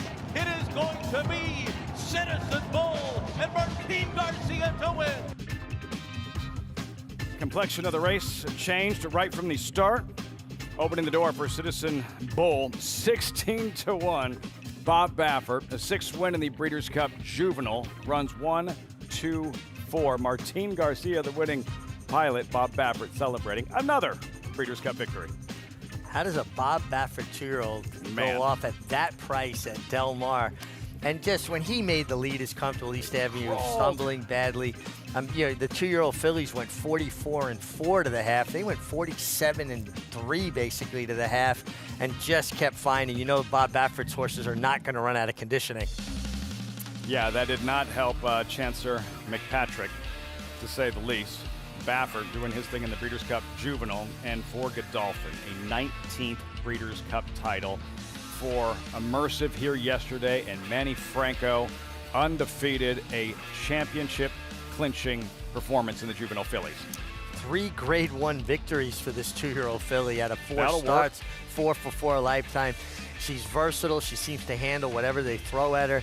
Manny did a great job because it was an extremely fast pace. He allowed her to just settle, rode her with confidence, tipped out to the clear, and there is your champion, Immersive. For trainer Brad Cox, also won the juvenile fillies with British Idiom. What does this mean for Franco to win a Breeders' Cup event for Brad Cox in that powerhouse Godolphin blue? That's huge. I mean, this is Manny's 2nd Breeders' Cup win of his career. And to be tapped by a trainer like Brad Cox and an outfit like Godolphin, it's just going to lead you to better and better places. You're going to get those horses. And to prove that you can deliver on the major stage, the international stage for them, this will open up infinite amounts of opportunities for him. You might see him riding horses for them in Dubai at the Carnival now. Yeah. You know, once you ride a major win like that for a stable like Godolphin, the world is your oyster. Those were the dirt races, and then just sheer domination by the Europeans in the 3 2-year-old grass Breeders' Cup events. Yeah, I mean, we've said it all along, right? The Euros come loaded. They identify who they need to bring. What kind of rides did Ryan Moore give these horses on the turf, tight tracks, horses that haven't dealt with these kind of conditions before, and delivering them and making every right move, even with the trouble he had with the filly, Lake Victoria? Mm-hmm. He saved ground, was able to cut out and find that gap. I mean, just amazing riding. Incredible. European domination in the 3 grass races. Future Stars Friday. As for Championship Saturday, updated odds. First Breeders' Cup event in about 6 minutes. The Breeders' Cup Filly Mare Sprint. Ways and Means 2-1 the favorite. Strong support for number 6 Society, 5-2. Vava at 7-2. Ways and Means from day one, always highly regarded. That stellar debut at Saratoga last summer, the Grade 1 test winner. There she is in the Gallant Bloom. What are you expecting from Ways and Means in just moments in the Breeders' Cup Filly Mare Sprint? Well, listen, she has natural speed. There's a lot of speed in here. At least she's drawn outside. She's going to be forward, but I think it allows her to stalk if necessary. And I think in this spot, it could be necessary. I see a lot of speed signed on Lafitte. It's a Breeders' Cup Filly Mare Sprint. Typically there is. Flavian Pratt all smiles there. See if he's smiling after the Filly Mare Sprint. Would be a 4th for Chad Brown, going back to Wavell Avenue, I believe was his first dirt Breeders' Cup victory. There she is training at Del Mar. And for Brown, what would be a 3rd straight, with Goodnight Olive having gone back-to-back. Yeah, obviously very strong there. But I get a big kick out of the fact that Seth Klarman, Carvet's stable, this is a homebred, right? He campaigned both the sire and the dam, and now he has the offspring, and that's got to be even more satisfying. Ways and means, as mentioned, also strong support for society. What did she show you in that ballerina on the undercard of the Travers at Saratoga? Well, she touted herself. I was reporting at that time and doing a trackside hit, and she just touted herself that day. She looked so good. But what the departure from her normal style was, she actually rated off of a horse. Yep. Normally, she's, boom, right on the lead, battling it out. The fact that she could sit, albeit off of one, gives you confidence that she can come back and do that again. She doesn't have to take a deep breath, go as fast as she can, as far as she can. Just the fact that she can pass another horse, beat you, showing some versatility there in that kind of race, that's going to go a long way to aid her cause this afternoon in moments. Yeah, absolutely. Listen, she did all the dirty work last year, battling head-and-head for the lead when she was fourth to Goodnight Olive. Maybe she gets a little bit of a different trip. I think this race is so interesting. I think that horse rallying from just off the pace is the horses that I want to identify. Steve Asmussen at Del Mar, of course, with Gun Runner in the Breeders' Cup Classic, the first time the Breeders' Cup was contested there. His contingent with Cogburn, who jumps off the screen there, 7-5, one of the most likeliest winners and shortest price favorites on the afternoon. Yeah, usually I wouldn't be a guy to lean on a turf sprinter as my single, but I just really have a hard time seeing past him. Yeah. All right, what about for the Breeders' Cup Distaff, is Torpedo Anna? Would she be a single, in your opinion? She is now, for sure, especially with the defection of the Japanese That's filly. so Awesome result. Yeah. She was the unknown factor, right? Even though she had never won a graded stake, she was 7 for 7. And I just think Torpedo Anna, the way she's trained since that cotillion, I think you're going to see the good Torpedo Anna. Maggie's with us. Maggie, you and I, we were at Parks for the cotillion, watching Torpedo Anna win. Was that just her winning without her best, or did you think perhaps just the sign of things to come at the end of what could be a taxing, but has been a taxing campaign? I went with the former reasoning, Lafitte, in that I thought there were several excuses you could kind of come up with regards to Torpedo Anna, in that, yes, she may regress coming off the best career performance of her life so far with that 111 Beyer speed figure and the narrow defeat in the Travers against the boys. And then it was the first time she had to ship in. She shipped in the night before this race. She had never done that before. Previously, she had at least gotten, at the very least, a couple gallops in over a racetrack. And Parks can be a finicky track, too, where some horses just do not take to it at times. And Brian Hernandez, who has been flawless throughout her career, admitted that he got himself in a little bit of a jackpot where kind of had that blind switch with Tarifa to his outside, holding him in, and still she was never touched with the crop. I know that she was narrowly defeated by Gunsong, who was on her game that day, but just got up over her. But as Richie said, she's been training with so much energy since that cotillion that I think she is ready to go. So like you guys said, the defections, idiomatic, as well as the Japanese horse in here. Awesome result coming out. It just makes her so much the horse to beat too now, because she looks as though she's low in speed. We'll see what Candy does to her inside putting those blinkers on for Todd Pletcher, but I think it's just go time with Torpedo Anna. I know I won't be, just as a fan, rooting for a horse more than Torpedo Anna in this afternoon's upcoming Breeders' Cup Distaff. So no Idiomatic, the defending champ, is out. The undefeated Japanese mare, she's out. What about Raging C? It was like in raging form now, and a Grade 1 winner coming into her own. Is she good enough now where her best race could make Torpedo Anna run for her money? Give her a run for her money. I think she's in great form. You have to respect horses that find ways to win. She's winning by heads, right? She's got a nose for the wire, excuse the pun. But I just don't think she's going to get the kind of pace that's really going to benefit her late run. I just don't see that kind of pace in here. Now, she has overcome slow paces, which she did last time. It's a little different group. You know, Torpedo Anna gets to go, you know, comfortable on the lead. How is she going to reel her in? And I say that with nothing but respect for Raging Sea because she is in great form.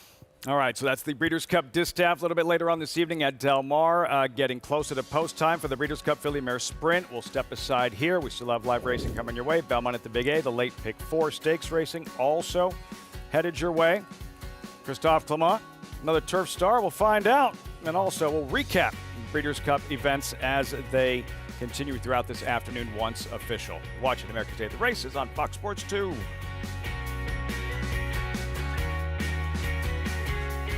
At the Keeneland September yearling sale, the premier thoroughbred auction venue in the world, Mandy Pope of Whisper Hill Farm signed the ticket on the $5 million sale topper by Curlin, bred by Stone Street Thoroughbred Holdings. He was one of $5 million plus yearlings by Curlin to sell. No fewer than 44 of his yearlings fell to the auction gavel, averaging nearly $600,000, making Curlin the #1 sales sire at the September sale. Curlin, the classic sire.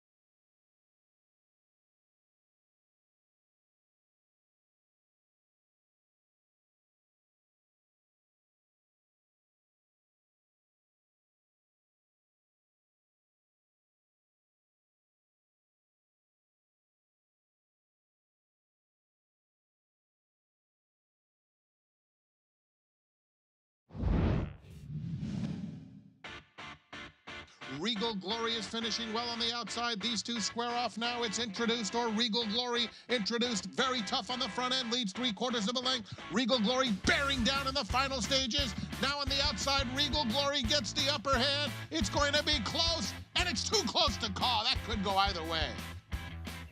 She turned out to be pretty good. Regal Glory, 2018 Stuart Manor winner and showing her class, determination in the process as a 2-year-old filly. Yeah, and would go on to do plenty of other good things in the colors of the late Paul Pompa. Those colors were around here a long time, Lafitte. Iconic. Colors that you kind of came to expect to see in big races. But they put on quite a show, those two fillies. Right? That race did not deserve a loser. No. 2 fillies throwing it down in that Stuart Manor. High fives all around. Paul Pompa, original owner of Big Brown. Some nice horses over the years. Funny Bone, a good 2-year-old. These 2-year-old fillies in the Tempted, a mile. And with You Gotta Have Hope, 6-5 towards the inside. Larice is out, 8 strong. And for that Stuart Manor. And let's start with You Gotta Have Hope. Yes. What do you expect? What do you think? How did you see the Stuart Manor unfolding? Well, I think there's plenty of speed signed on. You got to have hope. Transferred that good dirt form that she won on debut for the Horatio De Paz and the Barry Schwartz, homebred for his Stonewall farm. but I think she gets probably the pocket trip this time. I really like Anasqual here. Her dam Epping Forest was a turf sprint specialist. She was so good on debut sprinting on the grass in Saratoga. Then they tried to stretch her out to see kind of where they would go, and I think she showed them she's like her mom. She wants to be a turf sprinter. That's the Stuart Manor. And then race 10, you have the Tempted. Mile on the main track, 2-year-old fillies with a $150,000 purse. There's the field morning line with Stunner, 6-5 on the morning line. Dylan Davis to ride from that inside post position. Her second career start, her maiden win, flashing speed. There she is, top of the stretch, widening with every stride and puts this field away. Yes, listen, Stunner ran into Senza Parole in Saratoga, who unfortunately was injured, but she looked like she might be the next coming. Right. And she was actually favored over her that day, so it's obvious that she had already dazzled people in her morning workouts and then just came back and even took a step forward. Got a pedigree that says the mile should not be an just issue. Fine. Yeah, and she just looks like a very professional sort of filly. And that speed that she showed in her second career start on paper from what we've seen of these 2-year-old fillies, how much pressure can she expect to face early on? Well, you know, listen, she's coming out of a sprint where she went 21:44. So if she goes 22 and change 45, she's going to feel like she's rating. It's a funny dynamic. When a horse shows that kind of speed sprinting, the first time they go long, even though they might be going a little quick for the distance, it's very well within themselves. They get very framed up. And with post one, doesn't it simplify things? She's got speed. You want to invite trouble and allow horses to drop over. Let her rip. Yeah, let her use her speed. Speed's her weapon. Come and catch me. I'm on the best horse. The 6-5 morning line favorite is Stunner. That's the Tempted, race 10. Belmont at the Big A. Horses in the paddock, race 8, 12 minutes out, down to Maggie. Lafitte, we will start with the inside runner. That is for Horacio de Paz, the New York bred. You gotta have hope, and which I thought she ran very well in the matron in her second start. You know, she was 3 to 5 wide the entire way around there, contesting the lead, and did so in hand. And then she just got a touch late as the closers went by her, Abiento, from well off of it to get the win in that matron. You gotta have hope, though. She looks sensational here for Horacio de Paz now. She's drawn from the far outside to the rail today, so we'll see if that has any bearing on where she is placed early on. Also with a different rider, Dylan Davis, getting aboard for the first time, but she looks sensational here. She has taken steps forward with each subsequent start, and you can't fault her on form either. So moving on to number 3, Perfect Figure. She's yet to run a very fast race, though. She could be the fastest of the fast. We'll see. There's some others in here that are quick, but she looks it. She's small, she's compact, she's typey. I just question the fields that she's faced, especially the one that she won first time out at Indiana. I mean, no one's really come out of there to do much running since, and I think the waters get a lot deeper, and you can kind of pick up that sense, too, looking at her physically and how she stacks up against the rest of this field. The horse, though, that really caught my eye the most is one that is also a New York bred, and that is Blossoming Erudite on the outside. I have not laid eyes on her in the past, I have to admit, and she looks pretty slow on paper. I get it. But she was resolute in winning last time out, albeit with a, again, slower figure, but just so well developed. I mean, she's very much physically mature against a lot of her foes that she meets in here today. Really strong behind the saddle, too, just carrying herself with a lot of confidence and class. So she's one that, at a price, I would definitely not be afraid to use, Lafitte. 30 to 1 shot, catching Maggie's eye in the paddock. Blossoming Erudite before the Stuart Manor Stakes. Gearing up is Dylan Davis. Big afternoon thus far. He'll ride. You got to have hope. 6-5 favorite for the Stuart Manor. Late pick 4 next. Belmont at the Big A.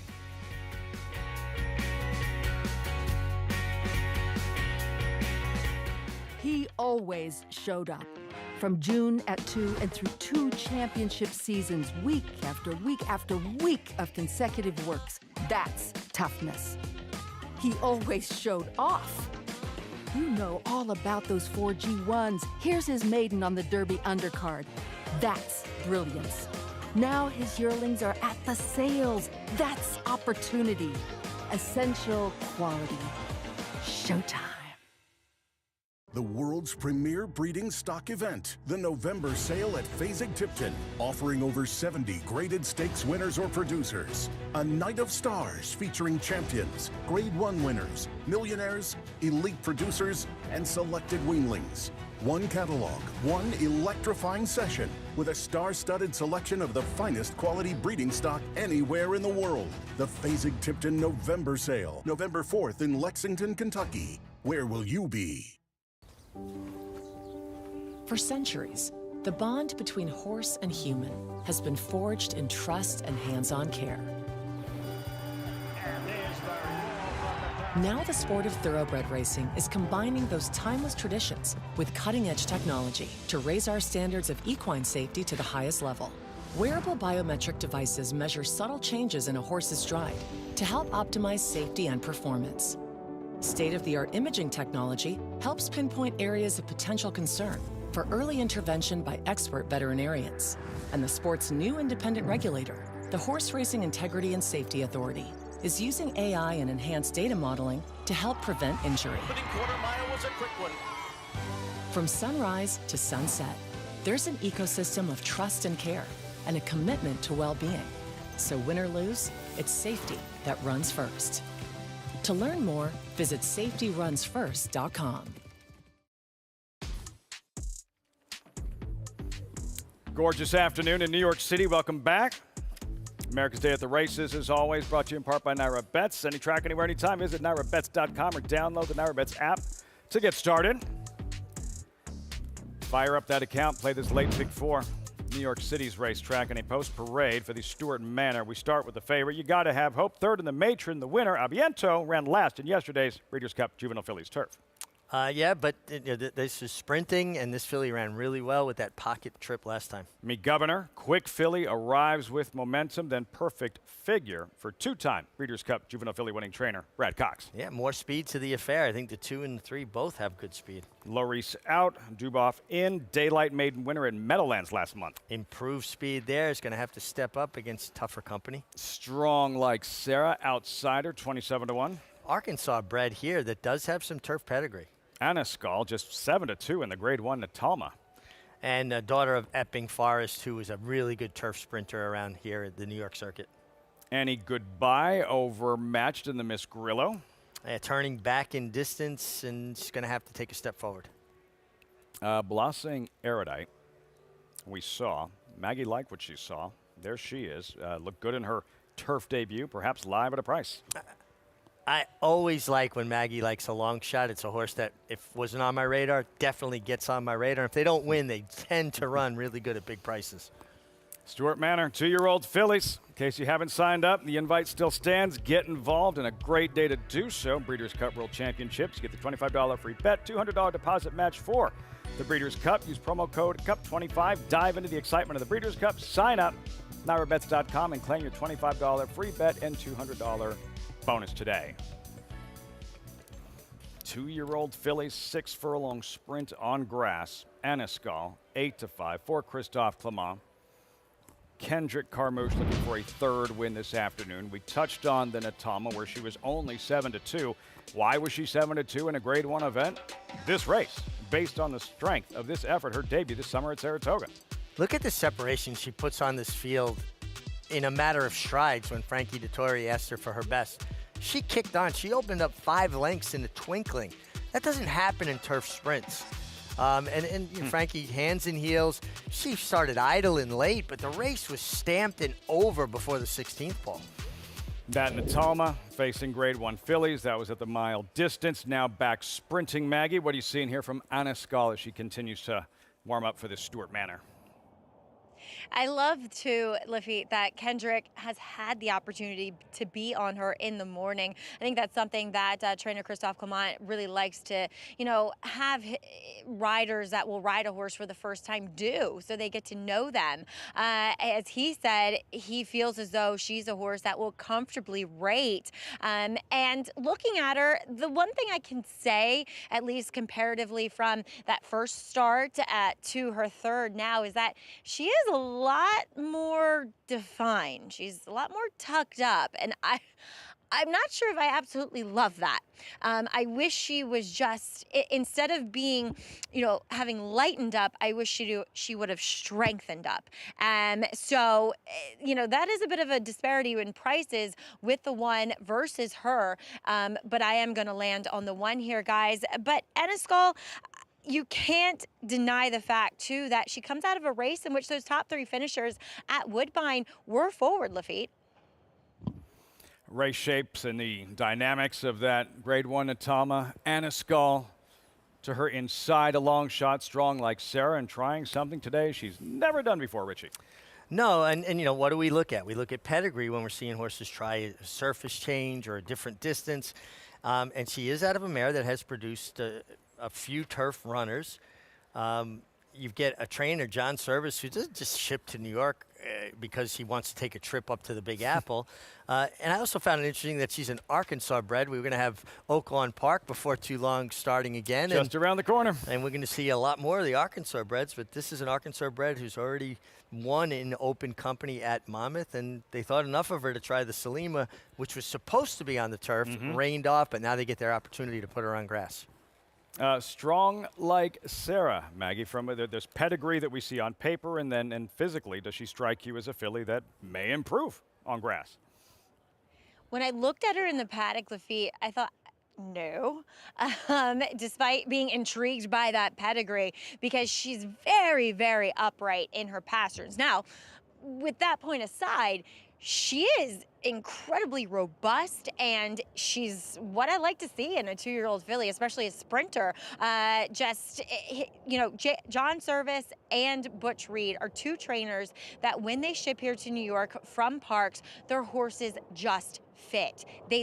They tend to look sensational and better than, some of the other outfits that might ship here from the Mid-Atlantic. So I do like her from the overall sense, but doesn't it seem somewhat, but what I wanted to add is that when I watched her out on the track, she had that suspension to her stride, that bounce that translates well to the turf. Now, this turf is a little bit tricky this time of year. I don't feel it's, a true indicator of a horse's preferences at times, but we'll see what she does. I wish it was a little bit more convincing, and doesn't it seem futile to have a Arkansas bred that could be a turf horse? Yeah, it's not gonna do any good if she's that much better on grass. I'm looking forward to racing at Oaklawn Park this winter and spring. With the purses they have at Oaklawn Park, if they ever put a turf course in, they'd have to build an entire Breeders' Cup at Oaklawn. Yeah, they'd have to put in an entire new barn area. They wouldn't be able to accommodate all the horses that would want to go there. You're not lying. Maggie, with some positive vibes regarding a couple of long shots, a strong like Sarah and blossoming Erudite, number 9 at 28 to 1. Number 1, you got to have hope, is not 28 to 1. The favorite 7 to 5 here, coming off that the debut win and that sharp effort in her turf debut in the Matron. Solid effort facing that company. Yeah, and you love the versatility show, right? Good speed, breaks her maiden at first asking on dirt. And then they come out back on the turf in the Matron, and she ran terrific. I mean, she loomed up like she was going to win it.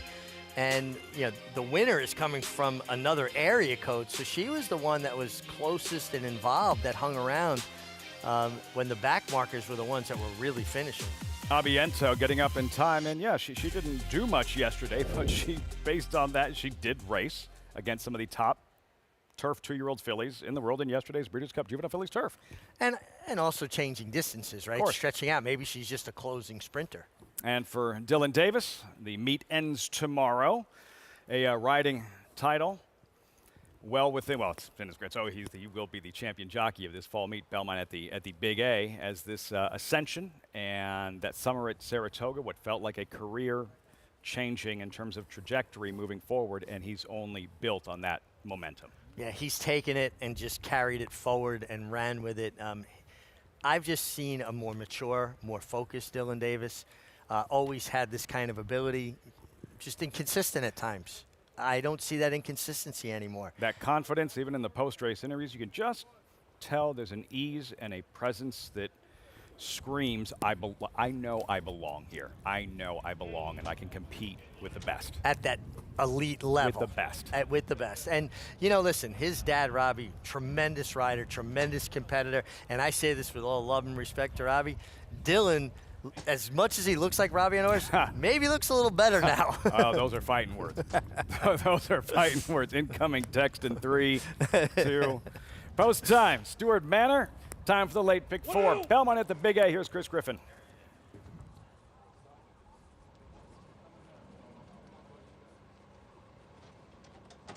Goes in. All set for the Stewart Manor. And they're off. Blossoming Erudite has early speed and Perfect Figure in the early mix, and there's Perfect Figure emerges with the front end. Me Governor is right there at the rail, and these two hook up head and head. Blossoming Erudite is settling just off of them in third. Has company towards the inside of You Gotta Have Hope. In between horses comes Strong Like Sarah, and the two path there is Duboff. Lineup of 4 in behind the battling duo. Anascal, second to last, is patient enough there towards the back end of the leading group, and the trailer, Annie Goodbody, 22 seconds flat for the opening quarter mile. The leader is Me Governor. Me Governor is in front, is up by 3/4 of a length. Here comes the run towards the outside from Perfect Figure is chasing. At the rail, You Gotta Have Hope is looking for a seam, and here comes the move from Anascal, was behind the leaders, and Anascal has found a nice trip here, tips towards the outside, 44-3 for that half-mile time. The leader, Me Governor, is still in hand, has not been asked fully yet, and now Me Governor gets the cue. It's Me Governor still 2 lengths in front. Anascal is trying to run this leader down. It's still Me Governor finding plenty. Anascal's going to try and nail this leader. Me Governor is going to win the Stewart Manor. Me Governor wins it over Anascal, then came You Gotta Have Hope and Perfect Figure in 1 minute 8 and 1. And Me Governor arrives with momentum indeed. That daylight win at Gulfstream Park here holds on in the Stewart Manor. Me Governor closing at 7-2. Yeah, Jorge Ruiz put her on the lead. She was always traveling. She was up in the bridle, doing it nicely. I didn't foresee anybody getting kind of free and loose here, but she did, and that made all the difference. Wanted to drift out a bit through the stretch, but kept finding. Nice late run from Anascal, who got shuffled back a little bit down the backstretch, but angled out, had her opportunity. And the one horse, your favorite, You Gotta Have Hope. Looked like she kind of ducked into that empty space. We talk about young horses running to empty space. We'll probably get a look at that in a moment. How much do you think that cost her? How much do you think that changed the complexion of the race? Well, I do think she would have had better position and would have been there easier. She Watch kind her of here. hopped, and now actually the winner kind of forced her in, and then she veered off the course proper there. So I do think it cost her some position. I don't think it cost her the race. We thought she just, kind of on her own went towards empty space. No, kind of a side swipe there with the eventual winner, and Me Governor take another look from the start.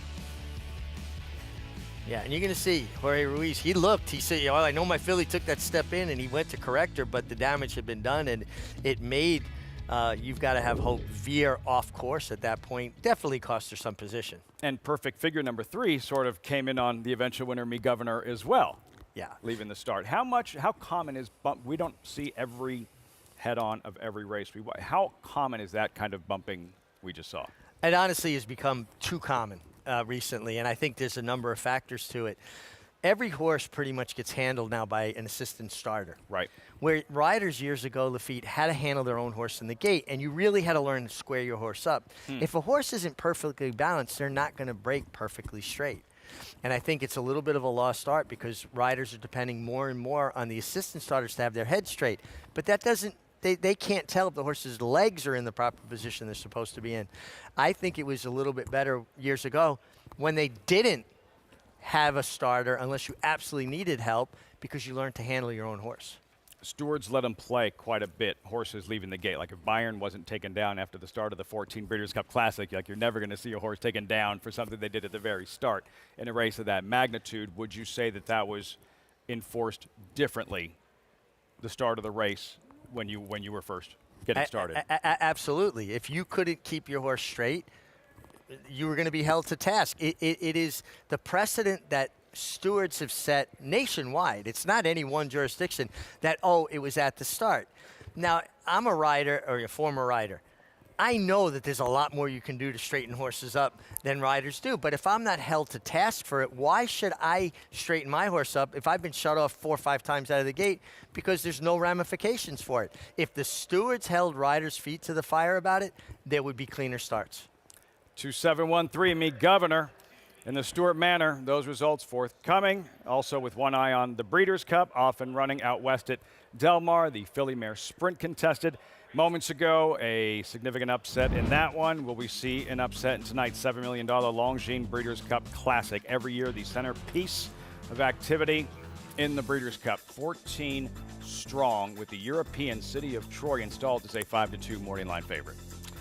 Doing something he's never done before. I mean, you know, I don't want a horse like that at a very short price. I do think he has an amazing stride, great mechanics. Still got to see it translate.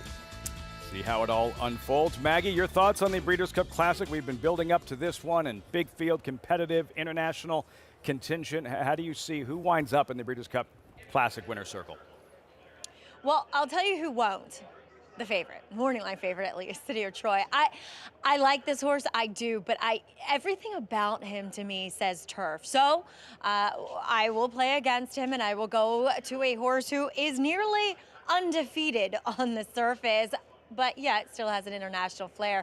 In number 1, Forever Young. Guys, he had the worst trip of all in the Kentucky Derby and still ran well to only be narrowly defeated by a head. I love the comeback race, and I just like everything I've seen from this horse. I think he's a real proper horse who is only going to get better. I think he fits the right kind of trip too, barring that he breaks well. Obviously, first one in is gonna have to stand there a while, but Richie, I know that I think this makes 2 of us, hopefully not too much weight on Forever Young. I'm right with Maggie. I like Forever Young. I loved his prep, the 1.25 miles off the bench. Got everything he needed from that. I'm not as concerned about post 1. Very long run to that first turn, and the horse has shown a professionalism. And I believe he was the best horse in the Kentucky Derby. I think he's very unlucky not to be undefeated. He's such a fighter. I was in Riyadh for the Saudi Cup. This was his most recent for Forever Young, and in a race where he had to go out and get Bookham Dano in the Saudi Derby, a race at which he absolutely was staring down defeat. He refused to lose. You can't quantify that, a sign of class. He brings that to the party, and I can't wait to see what he does in his second start here in the States. He got up and beat a very good Bookham Dano, racing on the wrong lead, and now he's learned to change leads properly, which is only going to aid his closing finish. I think you have the right country, okay, different horse. I'm going with Ushba Tesoro, and this throwback, this picture of class who shows up. He has been a globetrotter, and the way he's coming into the Breeders' Cup Classic, and word on the backside and the word of how he's been training. Normally, he doesn't really tout himself as much in the morning, like he's really sitting on one of his best efforts. So yeah, Ushba Tesoro for me in the 41st Breeders' Cup Classic. Moments ago, Stewart Manor. How about Me Governor, turning back all challengers? 9-10 for your would-be $2 investment. Solid effort late. Aniskal, you got to have hope. Some issues at the start of the race that did cost her. Yeah, I definitely think it cost her position. She just never got into that comfortable rhythm in that pocket position. But their 2-year-olds are going to make mistakes. Me Governor, she was quick, got it done.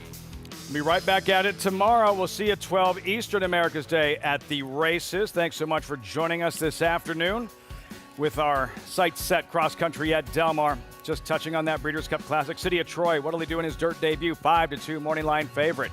The European favored in the Longines Classic. Forever Young, Maggie and Richie going with the Japanese Invader. What will he do in his second start in the States? And Fierceness, the reigning 2-year-old champ, already a Breeders' Cup winner. The strength of the Americans in the 41st Breeders' Cup Classic tonight.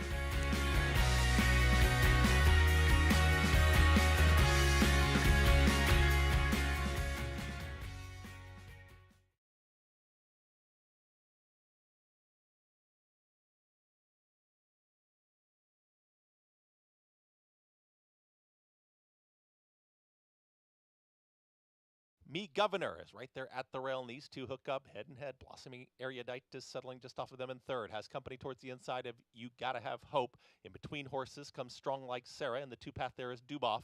Lineup of 4 in behind the battling duo. Aniskal, second to last, is patient enough there towards the back end of the leading group, and the trailer, Annie Goodbody, 22 seconds flat for the opening quarter mile. The leader is Me Governor. Me Governor is in front, is up by 3/4 of a length. Here comes the run towards the outside from Perfect Figure is chasing. At the rail, you gotta have hope, is looking for a seam, and here comes the move from Anaskal, was behind the leaders, and Anaskal has found a nice trip here, tips towards the outside, 44-3 for that half-mile time. The leader, Me Governor, is still in hand, has not been asked fully yet, and now Me Governor gets the cue. It's Me Governor still 2 lengths in front. Anaskal is trying to run this leader down. It's still Me Governor finding plenty. Anaskal's going to try and nail this leader. Me Governor is going to win the Stewart Manor. Me Governor wins it over Anaskal, then came You Gotta Have Hope and Perfect Figure in 1 minute 8 and 1.